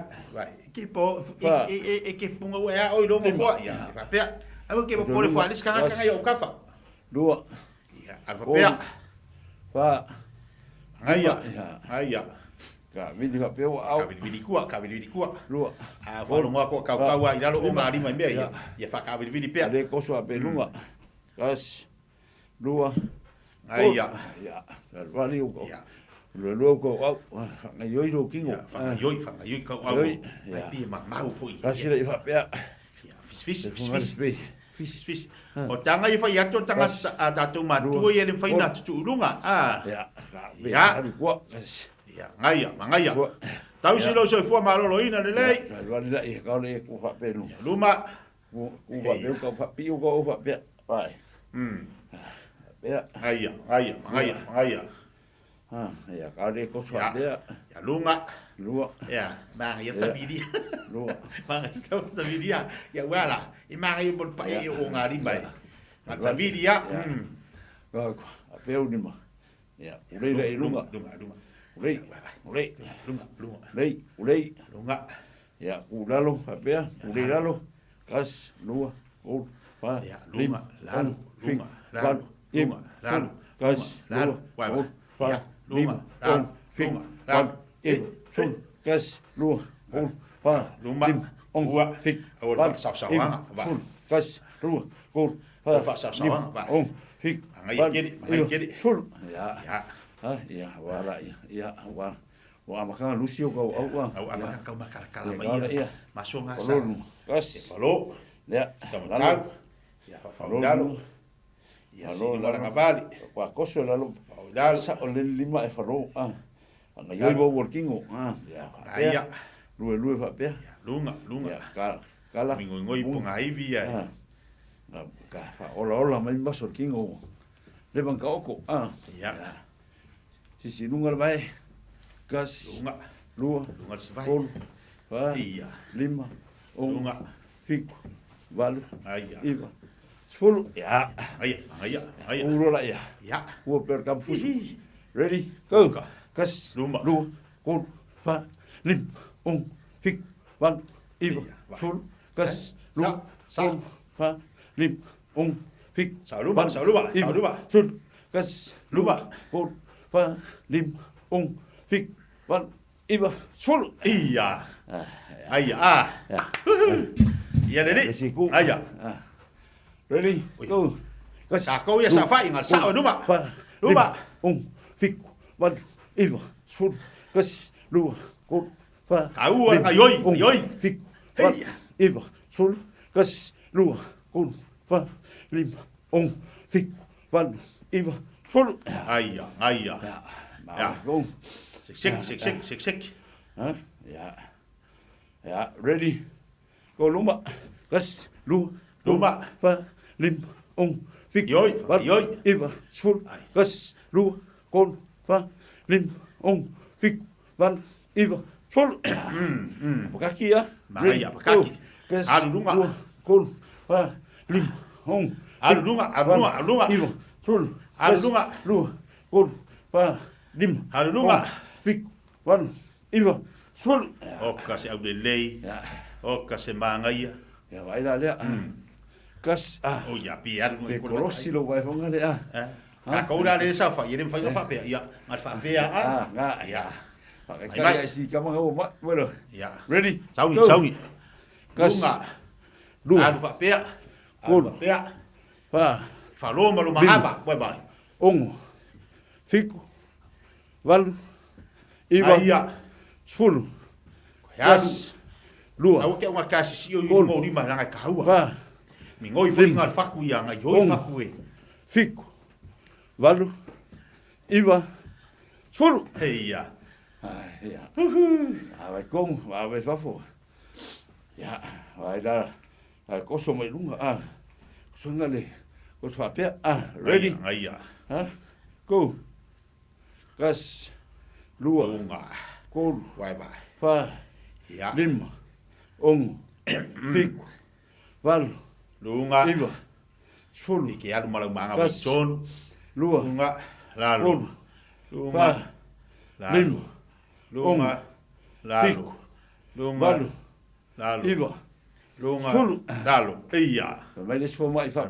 Melis fo mai pokon merio exercise. Ike nga yo ia ki fa long ko. Melis fo mai pokon merio exercise. Koso apeu au rek kalailo manga volang. Winga. Le lo manga ko lo mama ko ka la ko koso lunga pe koso koso pe lunga ya wangi alfa pe ya mam lusi e lo ready go kas aya lua lunga fa po au fe au ngai fai ya fai do fa maskingo walu fai do fa maskingo ka ya ngai kas lua go fa fai do sai ese lo au de lei fiku Walu. Ui malu maka. Sulu. Si ko malu lele. Ya, vai la ya. Aya. Na vai kong. Alu vai mal lima lunga vai la. Kas ready? Dela mangapa. Mangapa. Kas. Iya. Lua. Kolu. Fa. Lima. Ongo. Aya. Fik. Ku sabe ya dua ku vai sa mangapa ila ku dei pe. Kas. Lua. Kolu. Fa.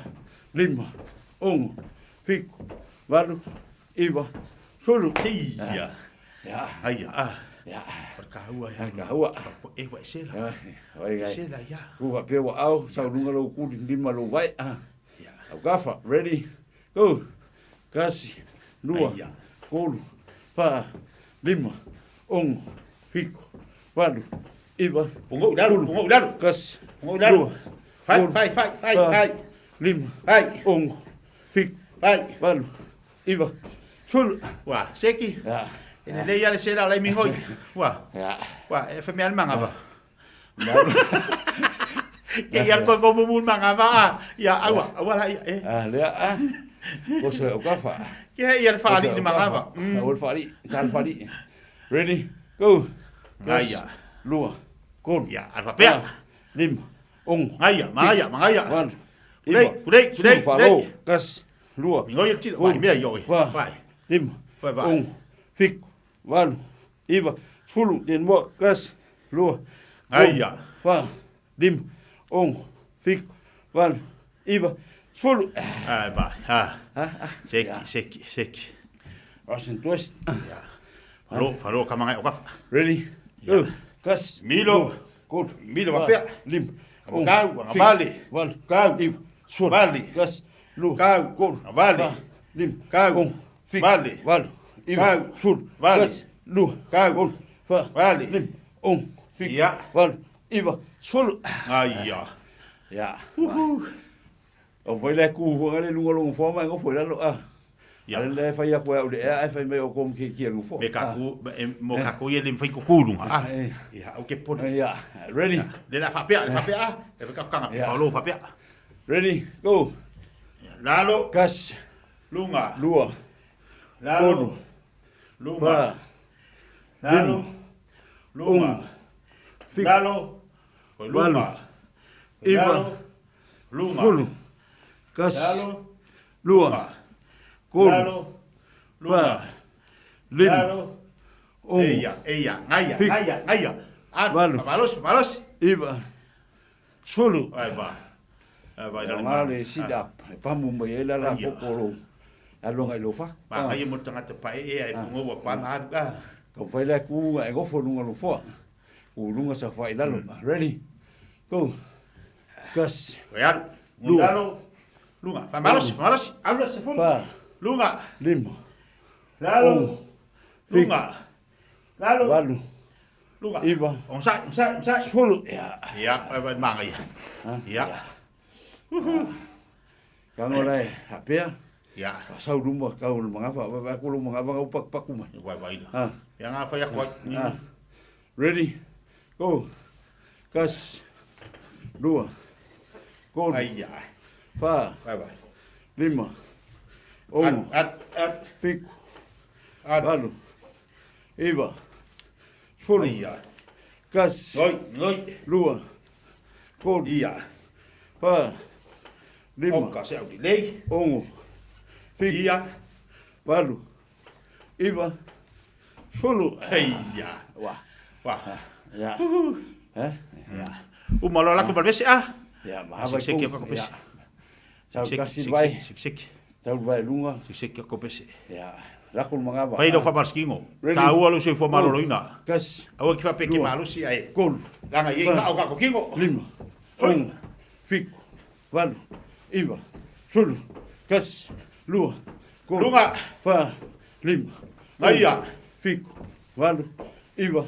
Fulu. Ya. Ayya. Pese ka. Pese walak. Ayya.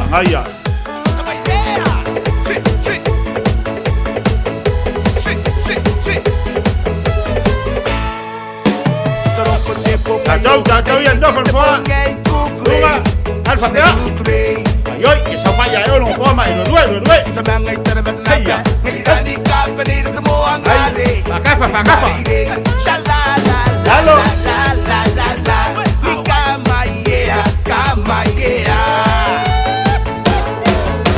Sarunga. Oh, kakak, cek. Up.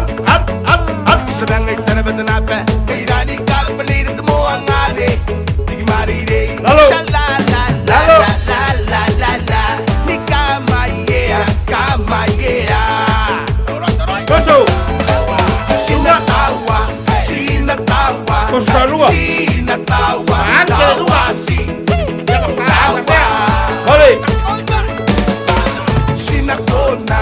Sina nimsa. Sina kona. Nimsa. Wah, fai. Tawa. Lupa. Tidak siga tuam tiada naine. Epun nam size.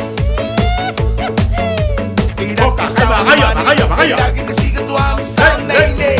Epun nano. Semani mangai samani nga. Nikamaya. Kamaya. Lupa. Tidak siga tuam tiada naine. Epun nam size. Tidak sound money. Tidak kita siga tuam sound naine. Epun nano. Semani mangai samani nga. Nikamaya. Kamaya. Sinatawa, tawasi. Makanya Binoy. Sinakona, sinanimsa, sinakona, nimsasi. Tawa. Tahaya, siroya, noa, asawa, yoya, nakonano, nakoheta, heta, ne. Yoya, na, yoya, ne. Maye, no. Ayya. Masuk. Sinatawa, tawasi. Sinakona, sinanimsa, sinakona, nimsasi. Tawa. Alo manga ya le la kulis spesial da pasta. Pasta ba riska ko spesial la lok. Ya. Sa riska ko spesial. Yo. Ya. Wait.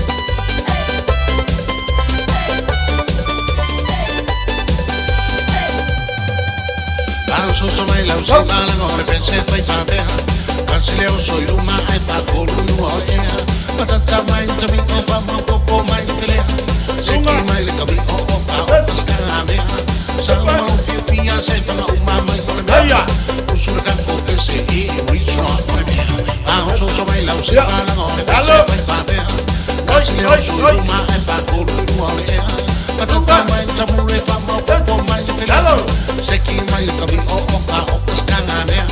Saya, lupa setan umar mai halo, usurkan kau pese dream mai fapea. Fefe,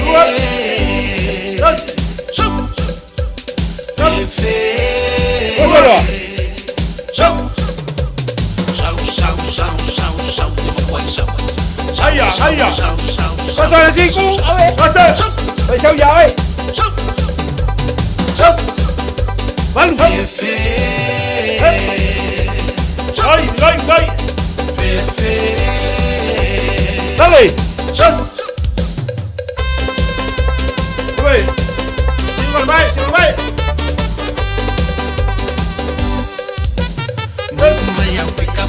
Halo. Lupa. Woi. Halo. Wait.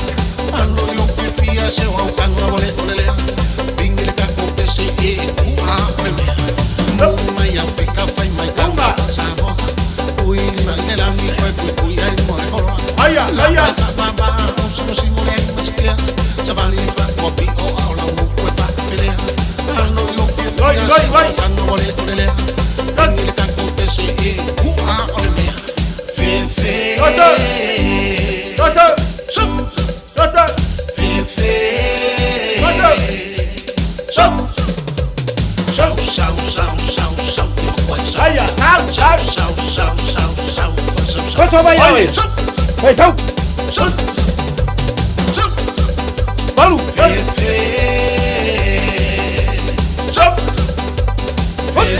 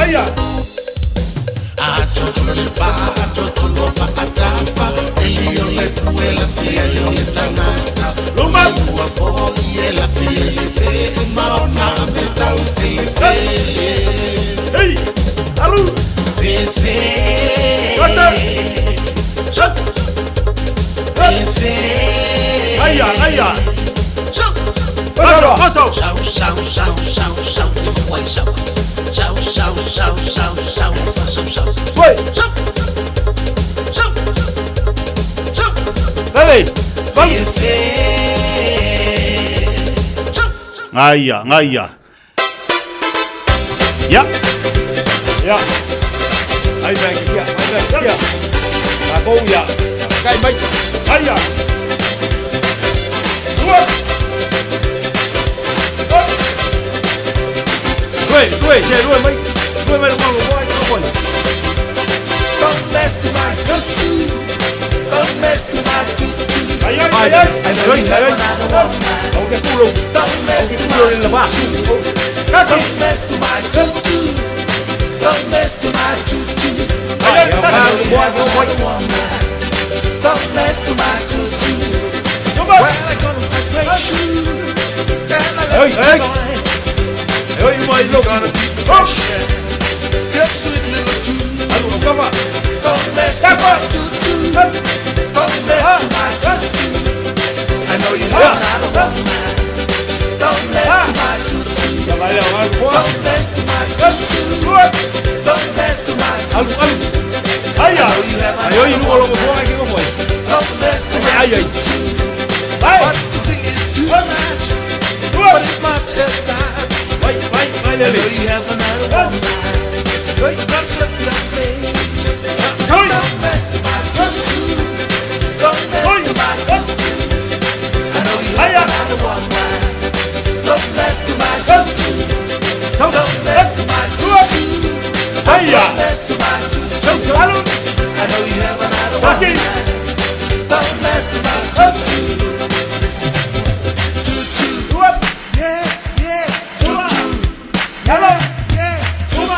Dua. Jalan.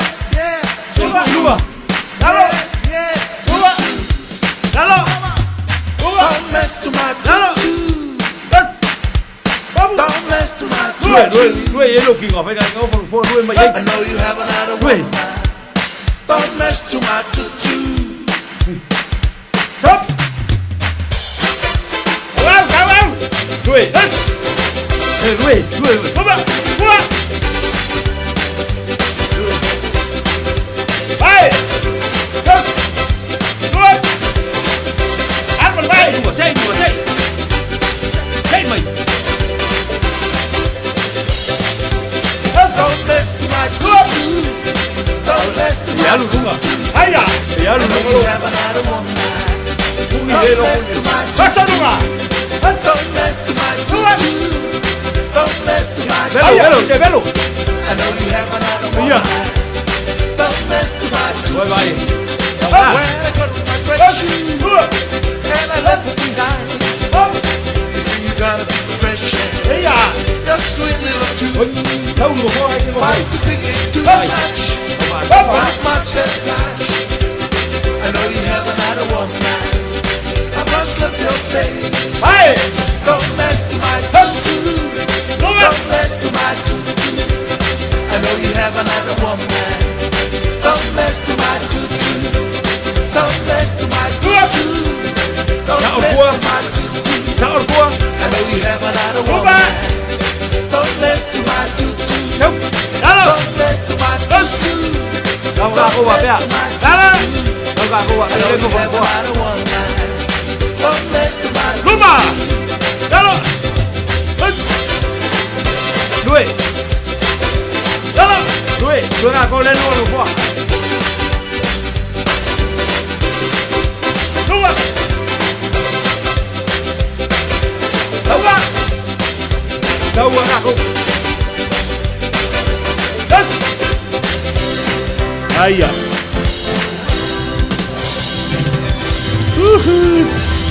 Cek ya. Malo. Ya. Cek ya algo fo. Ya, basta. Ayoi.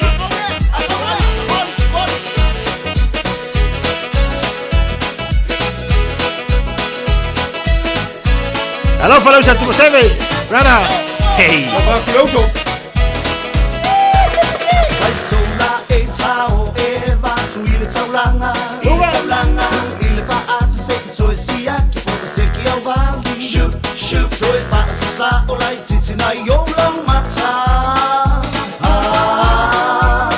Ole tino le ata. Tao le atola a ile awala fa su le fasi. Mata umalava ole fasi se ku abili tama ita. Shakiriba le mata ti o ata to e fa sa ole ulu.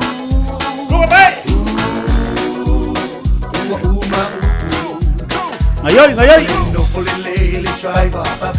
Aiya. Hallelujah. Oh, ilumele ave mafaya na fika. Shubita, what's for ilana mata. Tepata silana faata. Tekilava wa ata na oya inona. So ingale kia itaili uma. Aole musika wa masoyo mekiki iluna. Sele afike si tutu mai musika reti.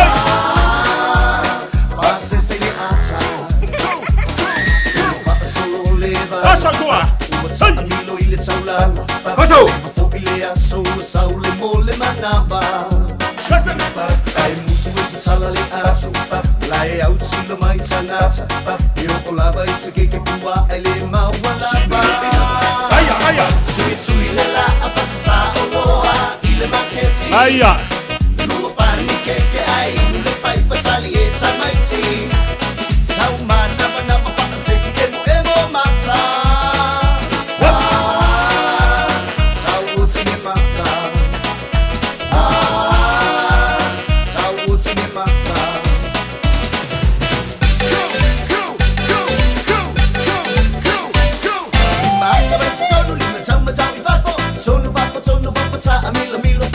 Musu solo itu tono ole lio ulima fa ata amilo vai hanga ba solo vai sama tawi ba tono ba ta amilo milo siba solo itu tono ole lio ulima fa ata amilo oh siba ta amilo oh siba ta amilo oh ba amilo ilo tilo usila upanga itu tono ole lio oh siba ta amilo oh siba ta amilo oh ba amilo ilo tilo Now banga it's so no more than you. Manga ba solo lima tamba tawi vafo. Sono vafo ta amilo milo. Muso solo it's so no more than you. Lima fa ta amilo. Vai hanga ba solo vai tamba tawi vafo.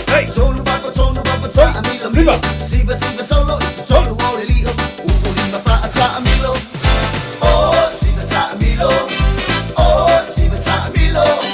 Opa mi no ilo tilo, usila upanga it's so no more lilo. Oh, siba ta milo. Oh, siba ta milo. Opa mi no ilo tilo, usila upanga it's so no more lilo.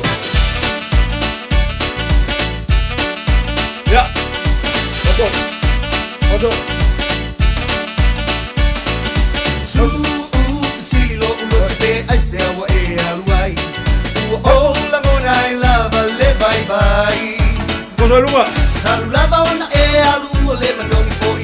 O se mea e ai. Uole tu salava pe ona tama sani ai. Ama fa wile lo sa se ulo tomo oi. Sai u maule maputanga. Ha ole uole toiva ai oi. Soi po mai mo isala mele. Yo walo pa awa e te alu ese. Ua o mai manasuina ua e alu.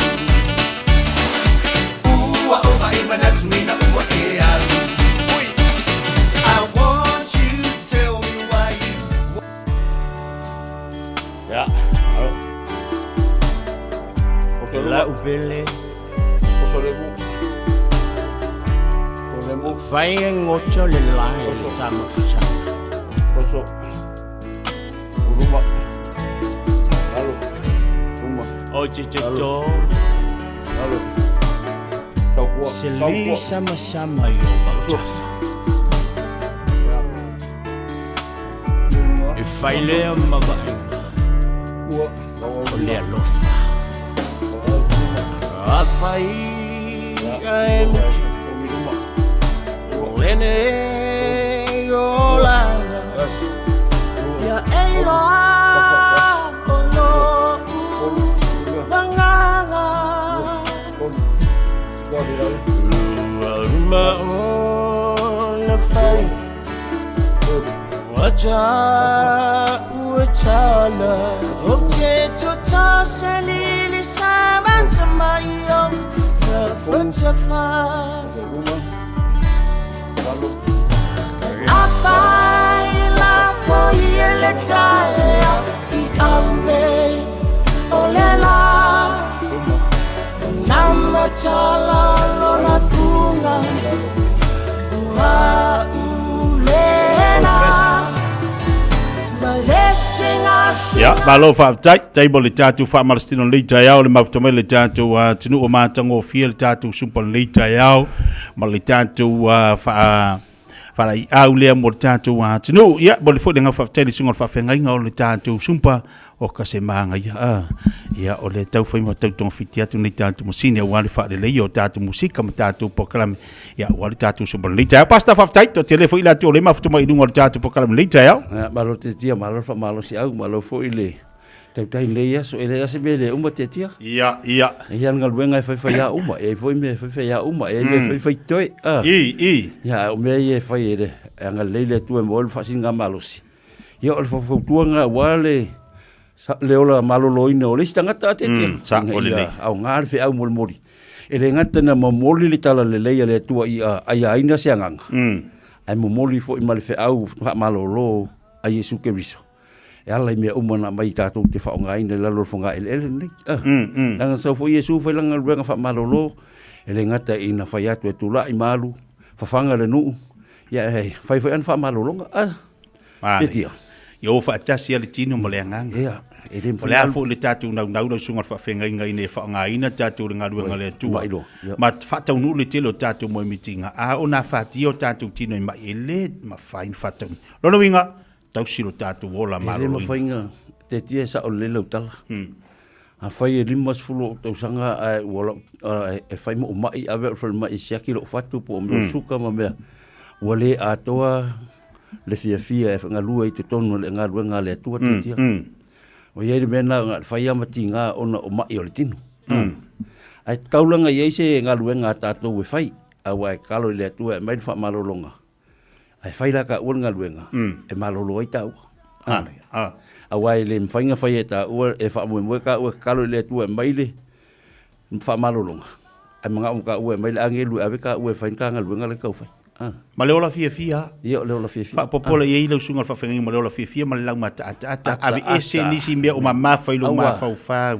Hana no whai atu, awa tau te toe wa ai i mea rai te tupu i Samoa wai, le ai se tātou tupe ma wai. Ia, malisi mea pasta fa una mea saunua. Mo mea e le ngata au tatu ti mafo fori telo le mau mea i tono lo ai nga pe apa pe wa tele fa lave. Ai vai ngai le loto i fale New Zealand melo e ele vesil fenga malo te tia. Ki kilo la ia. Ola se pate le pa le tau le pa sia ngale sau.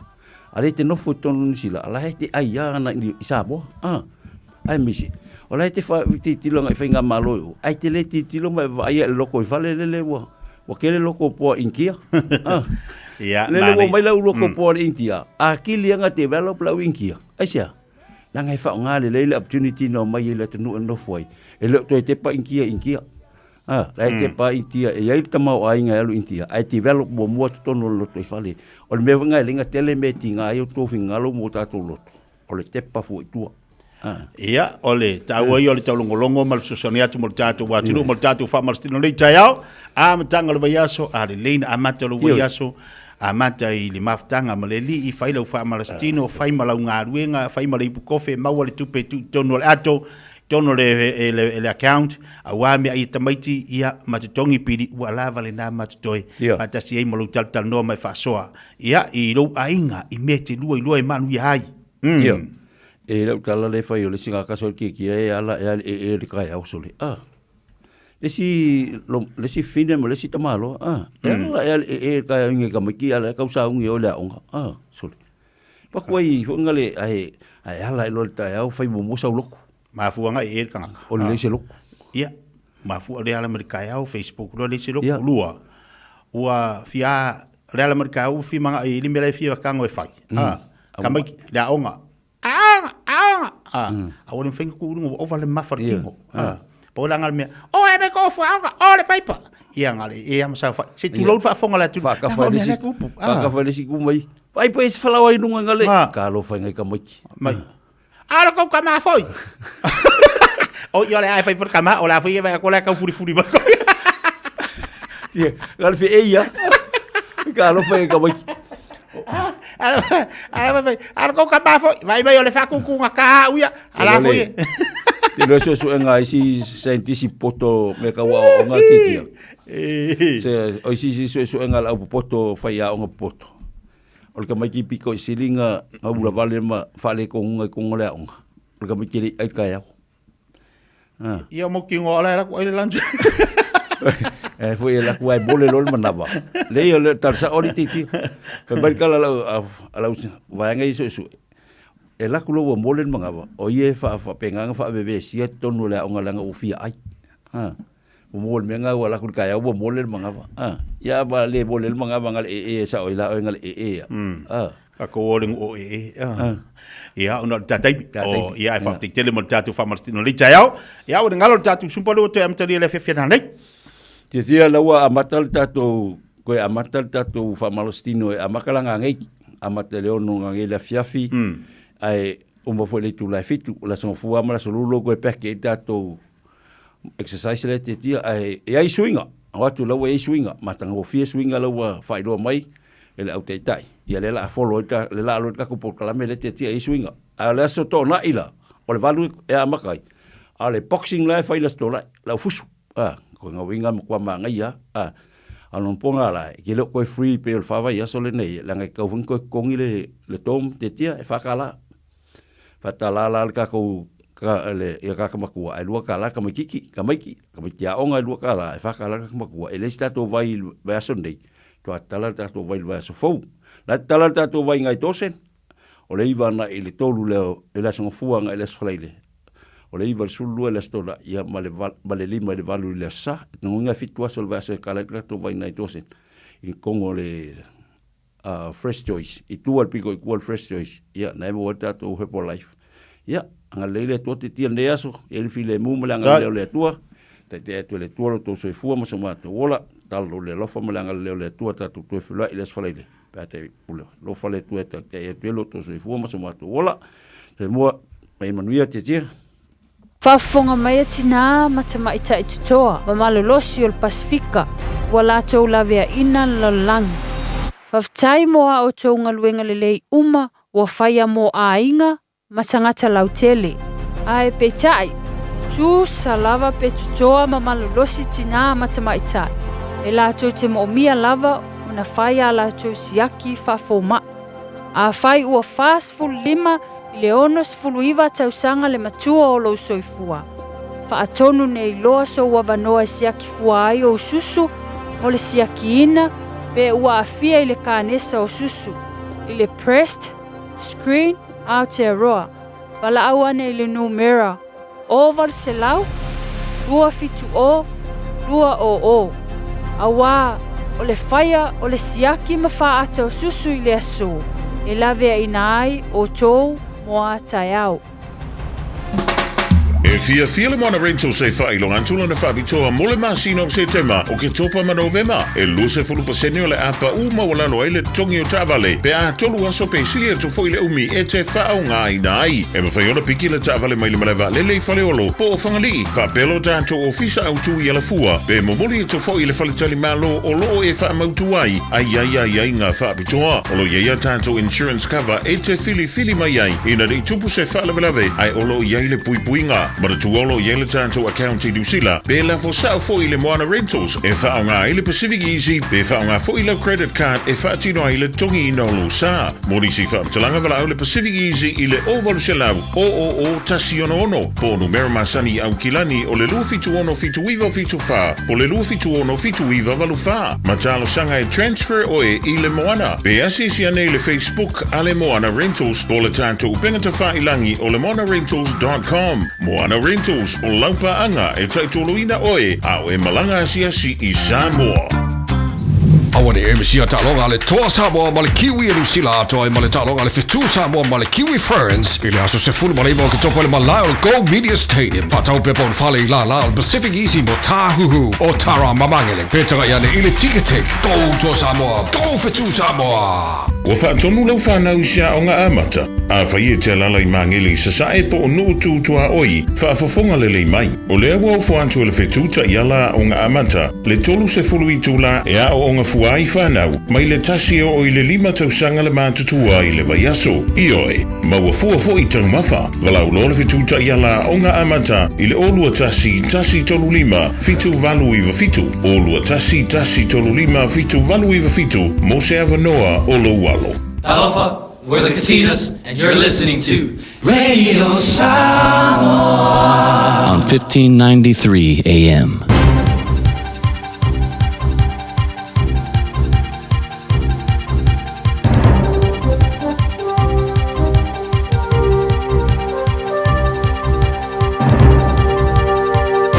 In this update, Dunedin's new mayor is putting her win down to people power. Sophie Barker has been confirmed as the mayor-elect this morning, with latest results showing she now has a clear lead over Andrew Sims and incumbent Jules Raddick.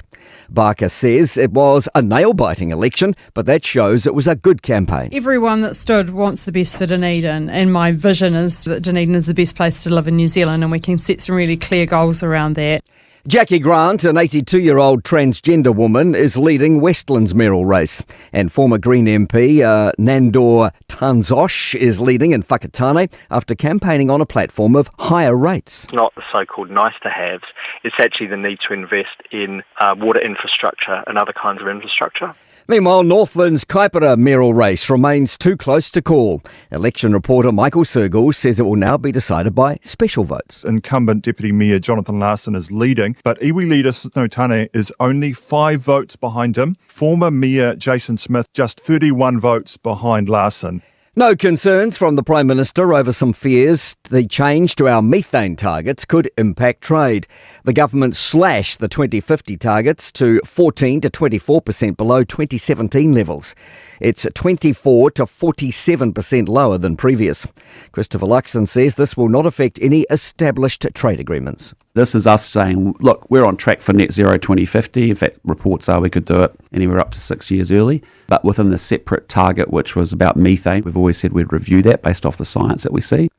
Donald Trump's heading to the Middle East as an initial Gaza peace agreement starts stacking up.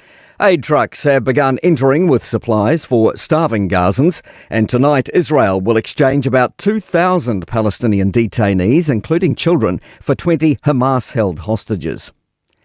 New Zealanders continued to give New Caledonia a wide berth since riots in May last year over French plans to change voting rules.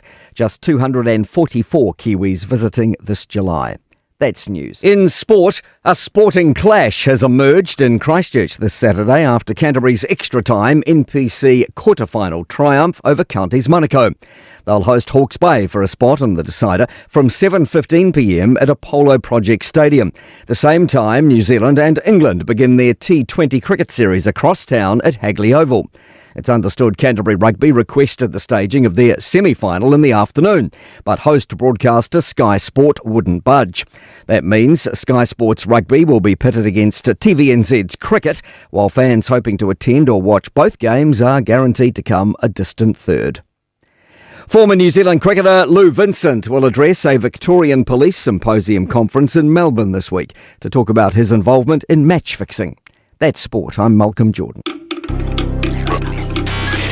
Tasilima Ivatolu Amo Radio Samoa.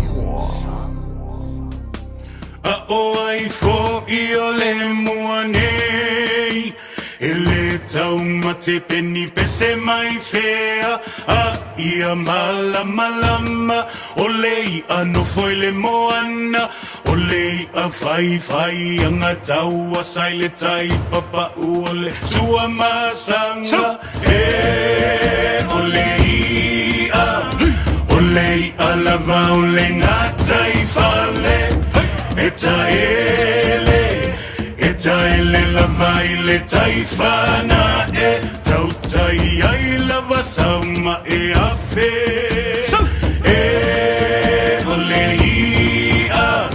olei a lava ole ngatai fale eta ele lava ile taifana tautai ai lava sama afe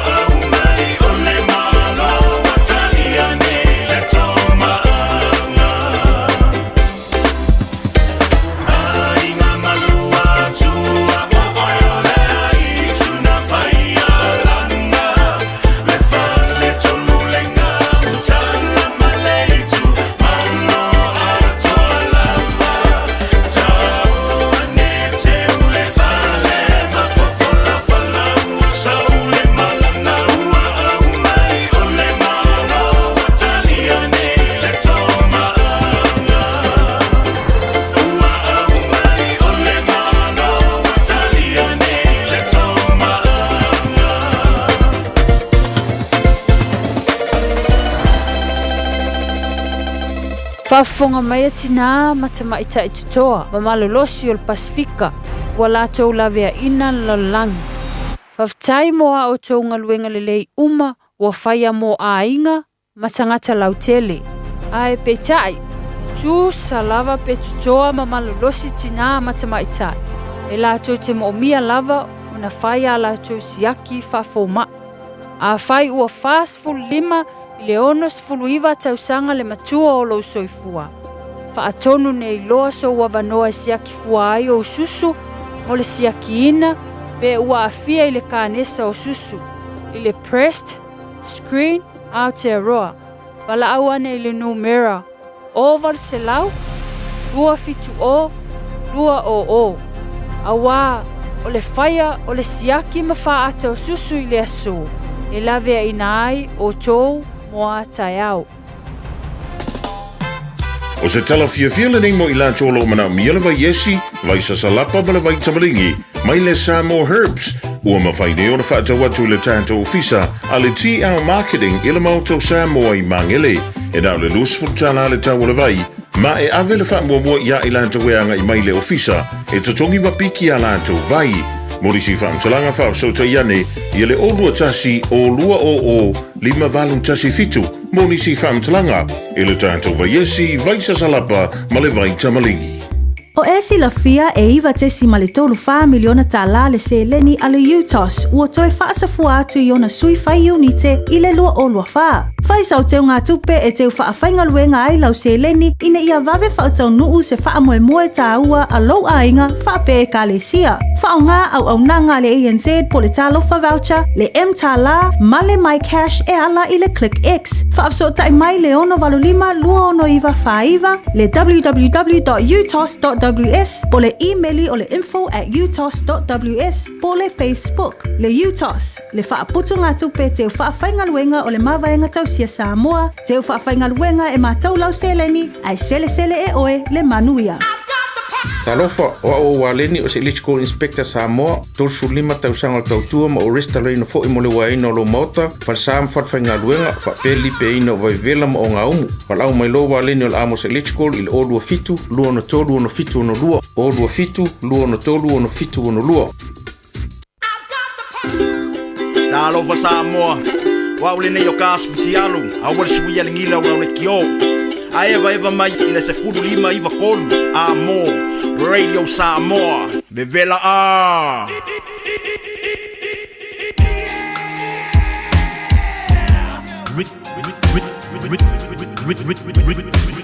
Remix. I gotta stay till I die. I gotta stay till I die.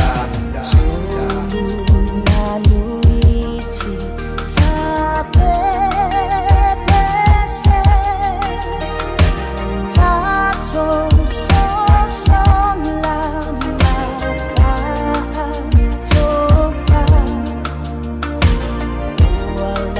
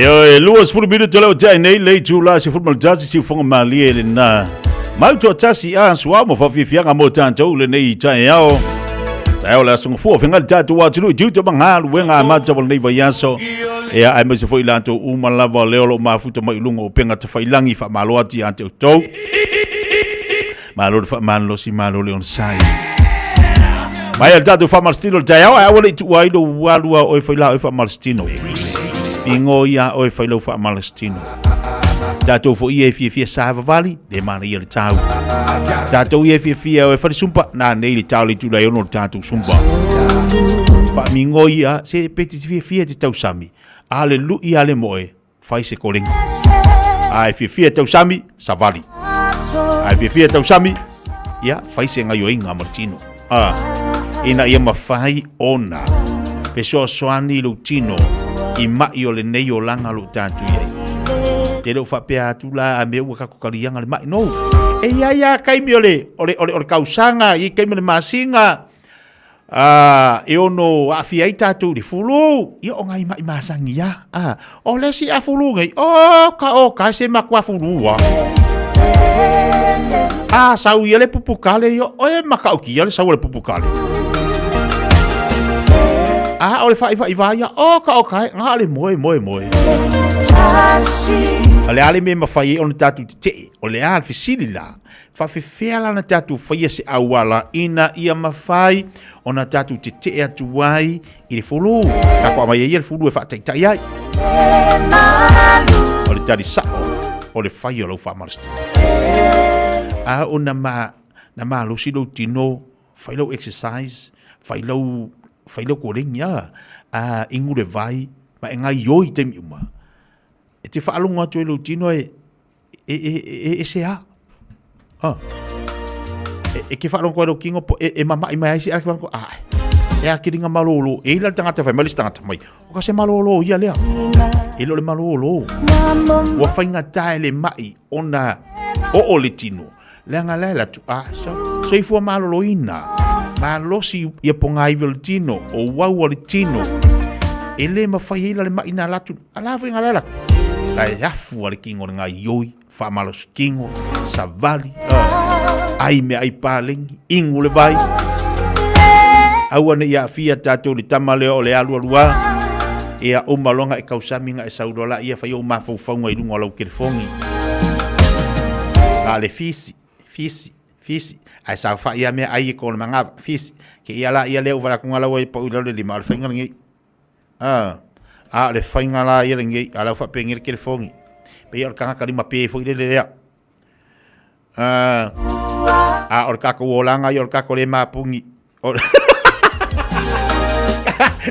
ai sia la nga lu tele wa ka pele la lu ngale tala ku sa o le nga o le tino na to toni ato ka wa fai ngalo malos le la ka nga fai lo ko lengi fai tau savali fa ngano fo lo aina te no fo ma e tau samiai fa mingo yai lo tino tu ulo ia mare fia la mata ata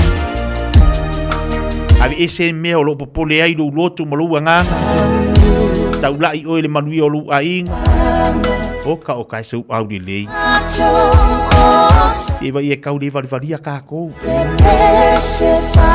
kiri kau kinga inga ke aru o le fai uru le kai se lau furu kai se dua se lau le e kau polisi le boxi o le ai o nga fia o ka se lo au di lei e vai o ka e vai o foringa o makwa mamosi ele se o omo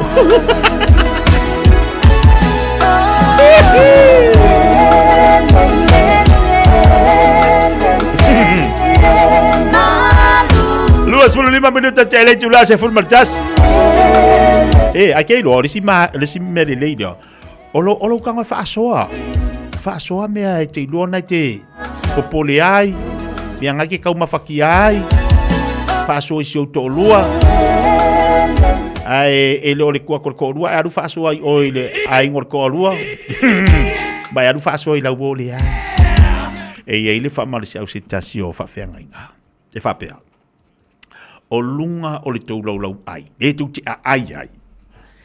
Le sa whai le ta mama le tina. Ma le whanau. Ia avea le nā lau ai o se lau tau te whaasoa ai. Ma lau whanau tal noa e te tau samia la ia o le ta mama tal noa. Ia ai ala le ta maititi. I le si pito le lau.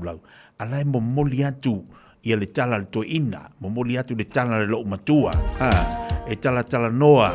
Whaasoa i lunga le lau. Ia nga umala ia lea. Uma le whaasoa, uma na ai. A ua maua se lau e mana ia le ngata ina tali e le sua. A ua whaasoa ai mātua ma whanau mo le manuia. A ua nge avea lunga le lau ai ma mea tau te ai le fia le lo bakua le ko inga mai. Wa ova mea whaera ko wahinga.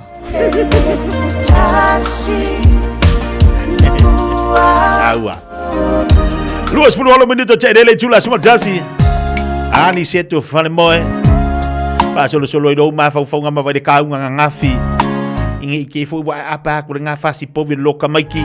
O le ka nga se fu le lua. Fa ngofo fa povi. Da ki di nga ila po ama kau malu.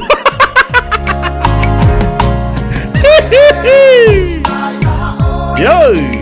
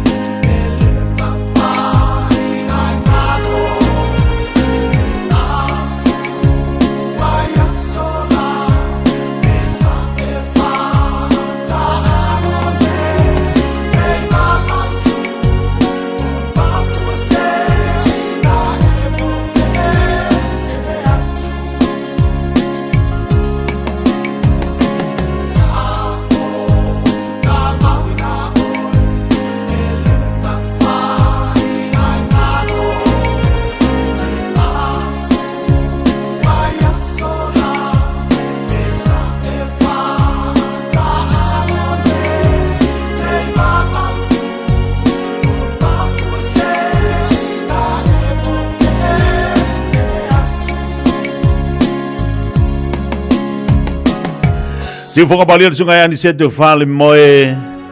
Te lua se fulu bali wa minuto jalo le tu la se fulu bali lua. Le fa to a te tau mai ia le vaenga le mai le tatu to Samoa. O le ufa ilo mai i le tatu wa tunu o le toi lua se fulu le tu la fa le fifinei. Ua delay le malanga le tatu to Samoa. Le la fa ilo mai lo te wa yatu. O le toi lua se fulu le tu la fa.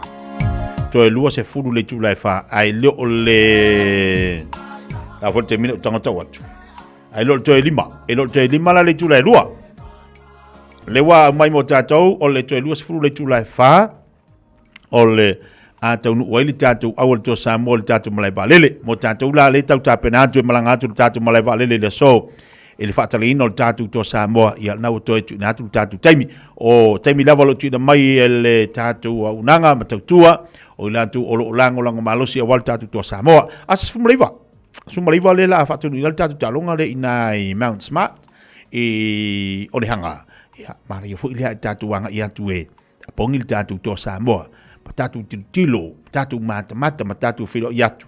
Tama whanau o le tatu wā. Tunu, se i o kango e saidi atu, e iai le kakoa foi.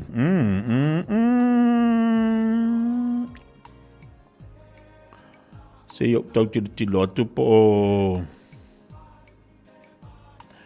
e le aso le whai tatu filo inga ma tatu to Samoa.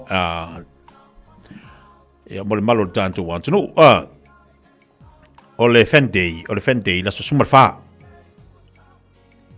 kai hao la le fil tato fa mo le fendei sumar fa ki topa Mount Albert rugby league ya kala po rugby league Mount Albert o le la fa yai Western Sprint road ya o le kako ka ia esa o se furu mle fa o kaya lolo winga nei fedo il tatu to Samoa mo tatu watunu inan male valele ia mangi fu ia lu fedo ia ta ya o tatu fa mo moila ai wo mane fedo il tatu to Samoa tatu anga ia tu mo tatu e vanoa lele mana i tele avno lele tatu anga ia tu fa tali tatu to Samoa le tanu mai ia i nal tatu malai vale le ile to lua se furu le tu lai fa ile afia finei tatu lulu lima foi fa fe ia ti yalum tam fa na o tatu atunu le la alo atu la tu talonga ile fa ungal nei va yaso ia tatu tilo foi ile le sia la tu talonga pel talonga matonga le fa ia Sydney Australia ia la fa fo na mo wina to tele ila to o alalam papa au na i Australia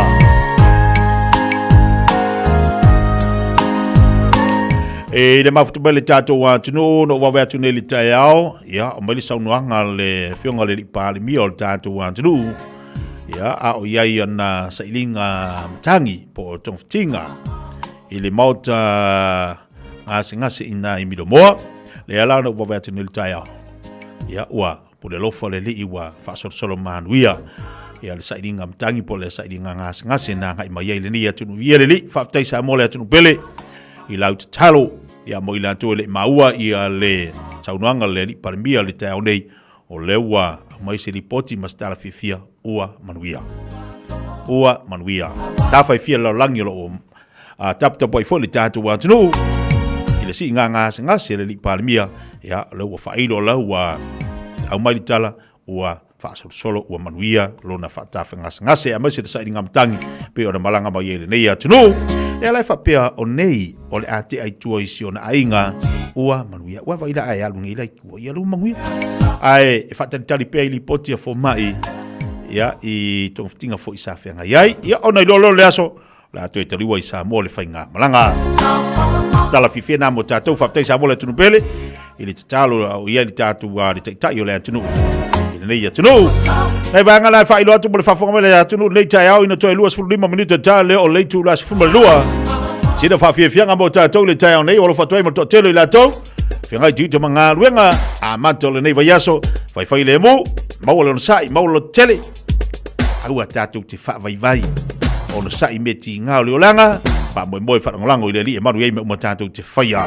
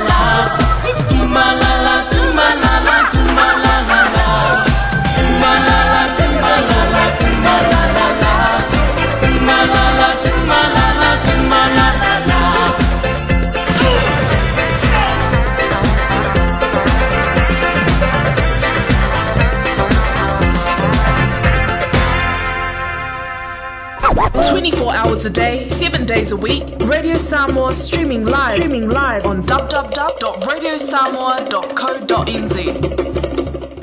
Ua mawhai o na aura tula polo kalame le leimo o ia so taitasi ona o le langolango malo si le fale maliu a se alo le atunuu o ese tatupu Funeral Directors i Manukau City. Kalame leimo e talo falava. Mo wope te relima alo na fai ue balu. I o tau wha au tau ta. I o tau māta ala. O lo tau fili o le te apo. O lo whea lua luapi, whapei o se leo na tangi, sa ili se isi e aina e ia. O mātu le whaamai o le koviti.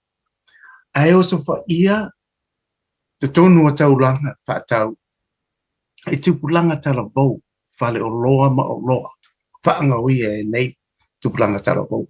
Na susu e ina ma whaatala noa, ia tupulanga tala vau nei. Pe ai sia o le fefe ai le tula pono. Ai o le tani a isi tupulanga bimita, vale. Ma tau te fia whaata i tai, ia mio kengi malo losi whaamata. O le whaamai lewa a fia ai talapau, o le copycat. O ai tu atu o le copycat, o satani. Tusi mai pe te o satani. Ua fia a mio leona fo. O ilo e satani, o Yesu, e whatu sa. O le leona o yuta. O ia oso lo vo i satani. Ma fia leona tangi. Ia mai whalo wai. Ia e whaale anga ina tangata masa ei mai. Lapa tai mai, ia le apostolo Peteru. Au ole ta alo. I le malaya satani le au tala bo ue. O le malaya ta alo satani le eise tu la fon. e le ai se lau whani, e te le whiwhiri fōi i le taimi e tau ai. E le tu ina mai fōi sa taimi e te kolengi ai. E le wala au mai fōi sa tani, tā pēna o lea wā te whai te awhi tau wina. E fusu le anga sa tani.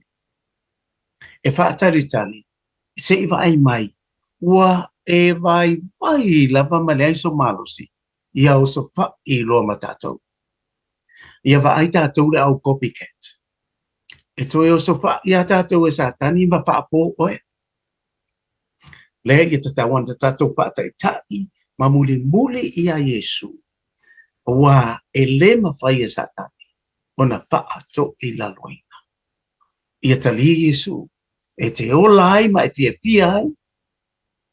Ua manatua, e le lei mo oe.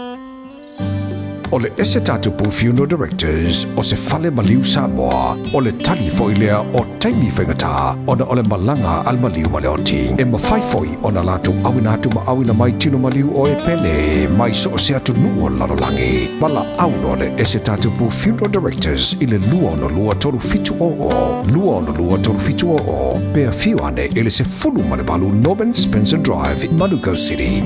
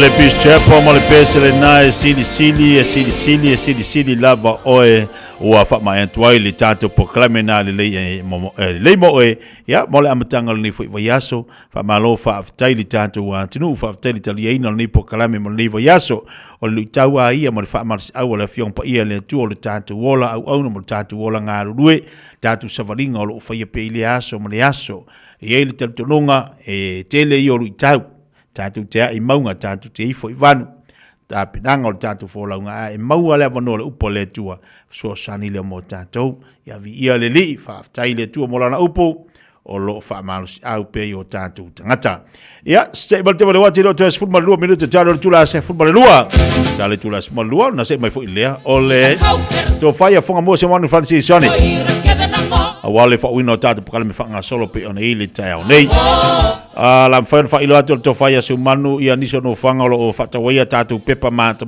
tatu talonga toa ai o no ta inga ia o lo tuina mai ia to tele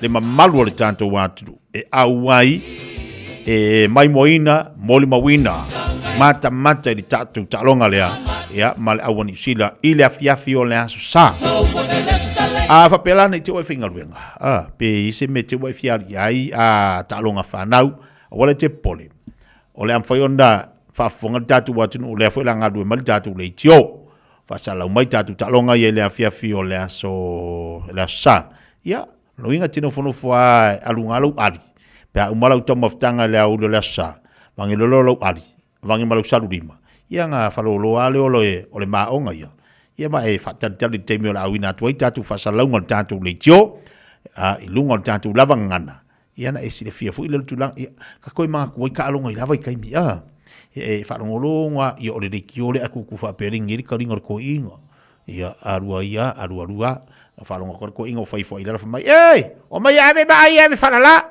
ia ngarkala ia ma ia ave falala ifaf ia arua ia ko amai ko suru falong ko sau foi wa vai i fanga ma ko inga ya sola o fala o fanga ma nga fa fanga ma o le kio ko inga ya sola rua ka falonga ko wa i fo swinga wa pe fala fa ko du fala fa ia ma o le kio ava ya ko fa ifo fa mai ave ngai ma ko ia nga va ko e mai ma suru le kio ma kwa o mo ma kingo le ma makwa i omo ngai ma ile kuinga yang amai ngale mai asuru koyola o aikia to ina malo matua yang ka fa ngolongo lava kai manga ia la fa pe ke wa ile sa fiel malai au mai so kama ile kio mai mang ya ma ia pe a mai so kama ile kio wa le power yang ngo fongo fala ia le vangelo ali fa yo ma fa ma fa kali kai me la sa fa sala ngale o ia tawai ma fonga mua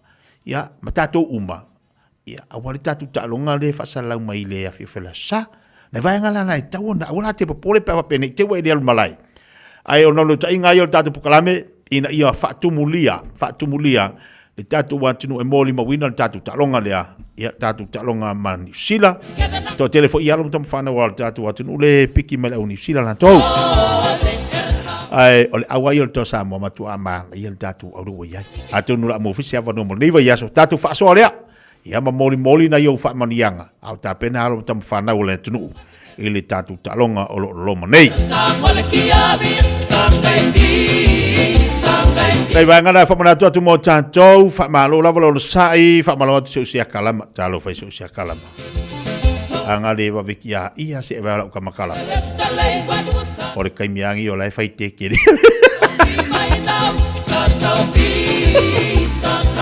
kama sa kalo le wingi e paure me langa se vai nga se ya langa le ko en fai ko ya fa sa le kalapunga ko ya la mong se vai la ba maloto se kalama fa tu ya vai kama sa o il finga mo le te ko le fale fo ile au ka follow fale namba wan kama ba maloto le table jaya fa fianga misi luki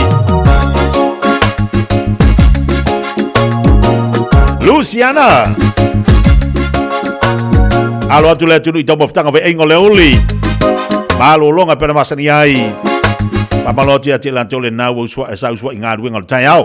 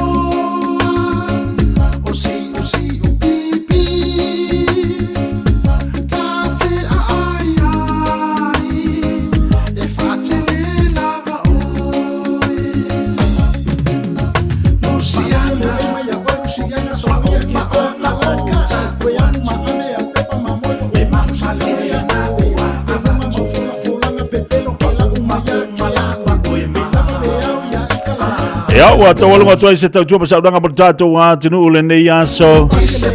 Matanga le va yaso le tato ma tanga. Ya bertato proklame le fifia mai pona tau tua le tato wa. Tunu tape mai le to fa ya fonga mua se manu fancy zone. Wa fo le tau tua amante wa le va yaso la tato te filo le aso atayao.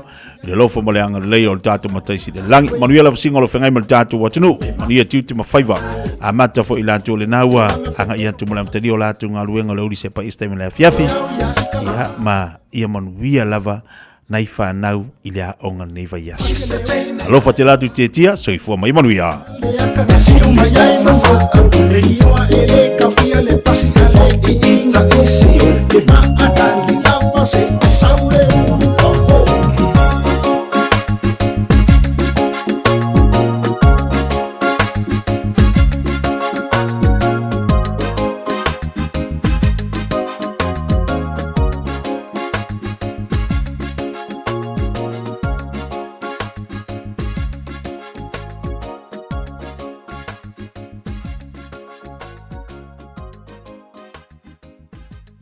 Samoa mana tua loa le Pacific Easy. Oro whaua pe le tātou whapitoa nao le 5 tala tongi pe ai whaunga ina le Pacific Easy app. E whaatino ai au tupe whamomoni mai lau telefoni wheme ai. Olo avano fo le tātou direct transfer ti posi mai lau tupe le tātou account. Ma whamani eina whasiri lunga o telefoni. Ma whaatino la foina o lau tupe ai inga whapitoa. Ore tongi no pidio le vai, mo li, te ngā tupe so se whale tupe Samoa. Pe te tongi no ngā tupe e le nupi wha Samoa House Corporation. Po le Samoa Land. Ma so se au tanga Samoa. Olo pa whaina whaatino uma i le tātou au nanga o le Easy Pay. Mana tua o whaasoponia so se vaenga ni usila yo tātou lala. Olo avanofo yo tātou ofise tolu yo Tara o Tahuhu Mamangele. Me whaunga le Pacific Easy app po le direct transfer. Me whaasawa ilo teimi. Ai sidi ona whaasawa i nau tupe ua taunga tale benisini. Mon hisi o whamtalanga bala au le o varsalau o tasi ono. Po numera masani au kilani o le lua fitu ono fitu iwa fitu wha. Ma le lua fitu ono fitu iwa valu wha. Pacific Easy o la ba anga mo tupe whamamodi Samoa. Whafonga mai atina matama ita itutoa. Mamalolosi o le Pasifika. Wala tau lavea ina lalangi. Whaftai moa o tau ngaluenga lelei uma wa whaia mo a inga matangata lautele. Ae peitai. Tu salava pe tutoa mamalolosi tina matama ita. E la tau te mo mia lava una whaia la tau siaki whafoma.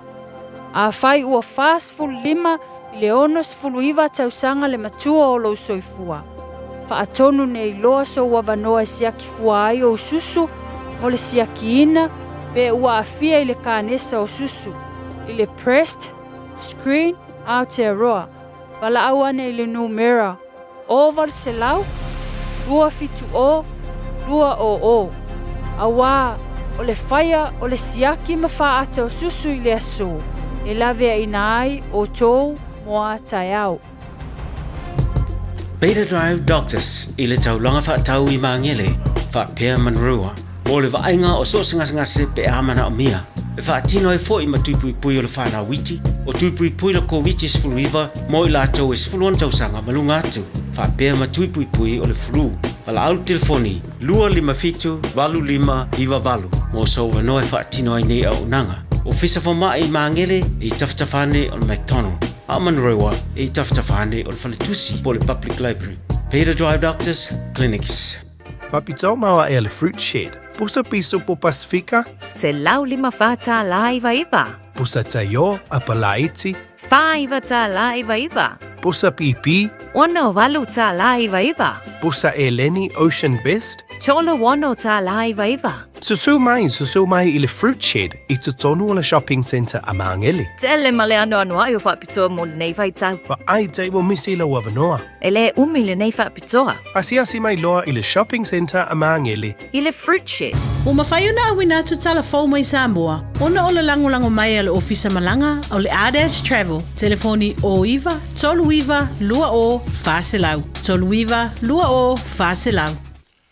O te fia e whatalo whaida amatanga le nei vai aso i lo tātou wutano o, i au si mai alau whaafonga, tau tua masani tala tau longo mai Samoa. O whamanino le te maita i minsta o tupe, le se fulu miliona tala o le tau i tupe o au mai le malo New Zealand. Ma fua le ia fianga o ainga ma pisi nisi. I nisi o fio anga o le tu malo sa fata. ono le whaalawelawe na ngoto ai se vaenga o ngā te whale I saute, o le motua upolu, le manua o le fitafita New Zealand le mana wanui. O le atau I tupe ua whaatulanga mai ngā ruenga whaatino, a le mta ngā ruenga o puna oa whaale nātura ma si o manga, e peo nā ia le tala whaatatau au tua le tupe, le ua ta oto nei le laulau a whono le pālemene, mō le tala noina. O le 10 miliona le lewa I tono tātou paketi. O le 10 miliona le sa mwhai anu wha amtu mai tau sanga lua orua whai le atunu o New Zealand. A tonu lai anga I sa o lava la I le tūlanga o le sa tūla I mai le ngoto le tātou wa ale I tawhito ala sa pata. O le 10 miliona lea e patino lava I wha amanianga o a inga o lo o afia I le tū malo. O lo o whaatala noa ina le taimile nei nisi o sosoani. Wha o popo. I le tau mawhainga lava lea le tau e whaalele ina o le tātou reef. I le mea o lo ta oto ai le ba al taimile nei. O lo o le se I whaatali se I pasial paketi. A pasial paketi. E iai le pepa e tāpena mai le mta ngā luenga o siusiu manga. A ngā I le kāpeneta I whaamanino a tiri ai vaenga umaia. Awa o lea lava o lo wa uma ona wha manino mai. O le 10 miliona lea. Ia o lo fua I wha matu watu I ainga uma. Ai mai se po I pisi nisi. O e o lo na afia I le tūlanga lea. Pe wha manino nga lea. E alu sa o ala le wha manianga na I ainga ma pisi nisi. Tōnu ale li o leo. No mafio anga I le wha alea moto.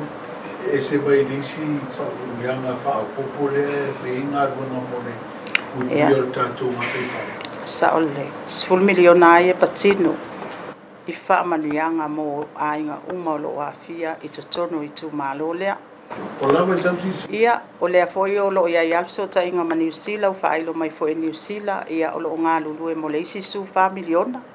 Su 4 miliona ai ia mo le tātou reef ma le ngā luenga foi na le toe ati na elele yai amu ma au ole o nga samilea ina ia mautino e toe fo ila bal tūlanga sai yai ia ai manatu ia elele ila ba ole o kako amaka at least ole wa yel kako 10 miliona ai amatai ia ona wa e saulele lava ia nisi fo yo saunoanga fo ia tato I tu malo e auto sanga ia le afianga le ia manatu fo ele o nofo le fo il mato mtanga luenga o tupi ia o lo tele na pa anga o lo saidi ai fo ina ia mautinua ia e ngafa tauli mai na le fa so ai ia inga umana fia o le o tu malo o ia pe mtanga luenga le o puno fa na tu le o baba ia tu po il package o tala fa ta o tu le ia ba na tu pe ia mo tau yo ainga ia sa fa le ina a senta mo to ti I le peo le tise ko na fa le tele le fa so le wa le sa ia ta na ko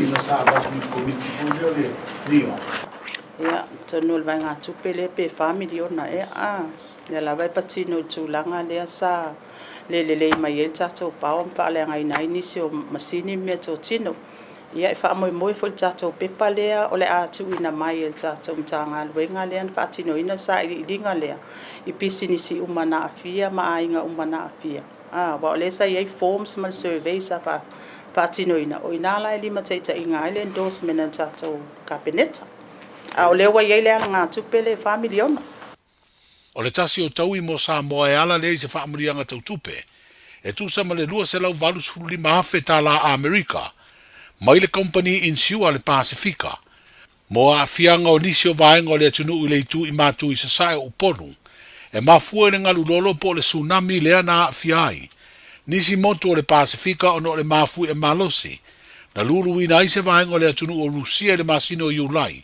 o le tausanga nei o November le tausanga lu o lua faa na faipa anga ina malo Samoa ma lea company insua mo le faiai o se insua e faa anganga ini mea e whaata ma ia ma whaalenga ino o tātu o tino, mai mala whaale natura e pei o wha, mafui e mangalu lolo. Na whesiringi aile min stao tupe, le fionga ia muri pola ana rosa ale mori o ilea vai ngā tupe, pe o aia ia I tupe whaalu o le tala whaatau au tu o le tupe, lea ele I pasia. Pe tai ua whaailoa le tamaita I min stao tupe, o le a wheiroa I le pūlenga o mtanga luenga o tupe le malo, mo se whaamani nonga o lea mata upu, o na mawai leo sona finangalo I se isi whelo inga, ma tu si tala I le vaya so nei. O le tau amatanga le masino o kuso le tau sanga nei, na tau au ai e le sa avea ma minsta o tupe, le fionga lau timu ia a fua le se va ai, le sia ki tupe mai le Officer City, o le company insure a le Pasifika. O le lipoti a le PCC po le komisi e pulea tangata whaingarua ngā le malo, na whaavai ai le whaai unga le kāpeneta, I le whaawau ma le whaamutaloa, o le au nanga le tō whaau a paau I Tino Filippo, I le tofinga komisina o mtanga ruenga o leo, whale pui ma le toi fuataina. I le whono tu stala ma le sui min stao le mtanga ruenga I le whaai unga o le vai aso umavae, na tāpā ia tu si tala sona finangalo, e wha manino ai le wha unga na whaia le kāpeneta, I lana whonu tanga o le sorulu te nei. Na mafua leo ono urua I ripoti na tā uai, ua tuli pe terminate le tofinga o le komisina, ai o loo tālia le whiriwhiringa, o se isi komisina o leo, ina ua mai ai le konkarate tolu tausanga, a le tō wha au a paau I Tino Filippo le masino o Iulai, o le tausanga nei. E le whae ina ni whae unga le kāpeneta ni me sa o mai social media. A le sa o mai tonu kāpeneta tā pā le pisa e le kāpeneta le tūlanga ua iai e whae unga sa iai ma le tūlanga le pisasi. A le na o mai li poti le pisasi. Ia, le sa whae e whae unga le kāpeneta. Ia, e pēl tali atu le lau whaafsiri. A le wha o ngā ina le kāpeneta. Ni tūlanga e au mai social media. Ngā ua e sila fia kūlanga e tūla I mai social media. E no fono fua le fai na fa matalanga. Fa matalanga le ni me fa vai ai. Was he terminated or O fa mai ai na. Man tu foi bo malanga lana kon karat. Le fionga muripola ana Rosa ale Morio o le swimming town tanga ruenga leo, fale pui ma le toi fuataina. O le asfarede o mawai na fa mawai atuai tanga ruenga, I le sa avea ma komisina, ai tau ave le sui komisina lo pulea le vaenga o fale pui. Le sunga le a tau le sa Samuelu afa masanga, le va ia leo tanga ruenga e pei o le whaai unga a le kāpeneta. O le fono o le kāpeneta le saruru na te nei na whai ai le whaai unga, e tau fia malanga ia tunu I whafua whaurulunga, ma tangata whai ngā luenga sini a uma le malo, e au fia I min star le kāpeneta ma min star langolango, se I mai au na pasia le tala whaatau au tua le tupe, a o le I mai a le masida nei o ke topa. O le whaai unga o whai ina ia tuu ato ai le tāpenanga le malo I le tala au tua le tupe, e peo na whaai loai e le min star mtanga luenga o tupe a le malo. E peo na si le fia, o lo fa nga yoi nga ruenga le malo le teimi nei, e au fiai ma tutongi le ufai nga ruenga uma le malo. I le fuafuanga tau tupe whana tinati I poli emergency budget, le ta I va yaso ma avele a wivi o tupe whaalu, e wha mauni a mai e le fionga I le malo, o se whainga ua fuafua e mai ai le so tolu se fulu, o ke topa, le te tau no o atu iai ua pasia le tala utua le tupe e le pale mene. E tutusa whainga whaavai au tūpo key policies o le tala whaatau au tua le tupe. A le whainga malo fau o le whaatua tua I le atua sa mo o tasi, e peo na ta oto nei le mao ta whono o le atunuu. Ma whainga whaavai au tū na ta iala I nai le tala au tua le tupe. A le whainga malo o le whaatua tua I le atua sa mo o tasi, sa ta iei le tamai ta I whaipura le tū malo o lo tawhanga, le fionga fia mena ami ma ta awha leana te ena, e le paya inga sa furu fitu o le pale mene ua whaata ape, ma mafu ai ona toi whaana tinati le palo ta tele ua mai atu. Wa whairoa le atu langa I se pepa o whaam talanga whala wa I tele, ma I le vahenga wha upu whai o le Samoa ua poto, le Samoa Uniting Party, ma ua whailo ai ro latu te tai le fionga fia mena mi mata awha, wa ia tuli mata I le teimi e soala upu le ai le pale mene, le fuafuanga o le tala whaatau au tua le tupe pe ato e tau au fia, le fono uso o Samoa I le asoluru, o le vai aso o momonei, le asa luas furulua leo o ke topa. O se vahenga o whaipule o le whaatua tua I le atua Samoa o tasi e peo na si le fia. Na lātou langolango whaatasi, ma le taitai masui whaipule o le itua ngai sa iai le paya inga sa furu fitu, a le pane mene, le te ena o le tala au tua le tupe peo na mafuai, o na wha o ngā nei le vahenga se lau ma le lima o le wha vae, e wha tino ai se fuafuanga tau tupe wha na tinati, e wha ngai o iai le maloa o talia le pasia, o le tala au tu fau o le tupe. Wa whailoa le te tai o le Samoa o poto, o le fuafuanga tau tupe na te ena, sa whaatatia I mata I ala e sanga una ia malosi ai, le tamao ainga o le tano. Ai mai se na wha iloa ai fo i mafuafuanga na wha tino, ua mawhai eo na wha i titia ai tā lafu le tunu i whafo, pa ure se 4 miliona ai tā lafu le company va lele le Samoa Airways, ma le mai au na tutongi no ngā tupe ono, i se whare tupe lo tātu tunu u wha pēa tunu i whafo. O le tūtā ua le sira mamau e peo na wha iloa le fio ngā fia mena o mi mata afa, i le pepa o wha mtalanga, o lo o maua a mamalosi fuafuanga ua mai ana wha ta oto mai, i le whātau sanga taluai mō le manuia, o le ati nae o le tamau a inga o Samoa. O le ofisa siri o le pūlenga o le mtanga aluenga le pālemia ma o ia fo i le whailau tusi le kāpeneta, le tō whaanga whiri tō mai mano Sham leo. Na whai masui o le malo e whelo i atu i tai, o le kāle sia Jesu Keriso le aupa i o aso e ngatai i Samoa. E mamori i ai wha mai senga tusia mai le malo, ai mai se o se whe au wha mawhanawhana, ono le tuu malo le Palestine au au lea e kāle sia, i se vā yaso e lei mamau atu, ma ua mai a fo i ona toe sauninga. O sui o le kāle sia i lo tātu utanu, e peo na wha iloa i lungo o wala so ta inga le ofisa so upo le malo, na talia ina le o atu le sui o le malo ma le wha au wha mai se ma wha mawhanawhananga, na pine le pale fungala au, o le whailonga o le loto whaavau, ono o le tuai o le malo e le teitai o lea kāle sia i le larulangi, e peo na saasi e si mai lo tātu utanu, i le 5 tausanga taluai. Tala amatai o le nei vai o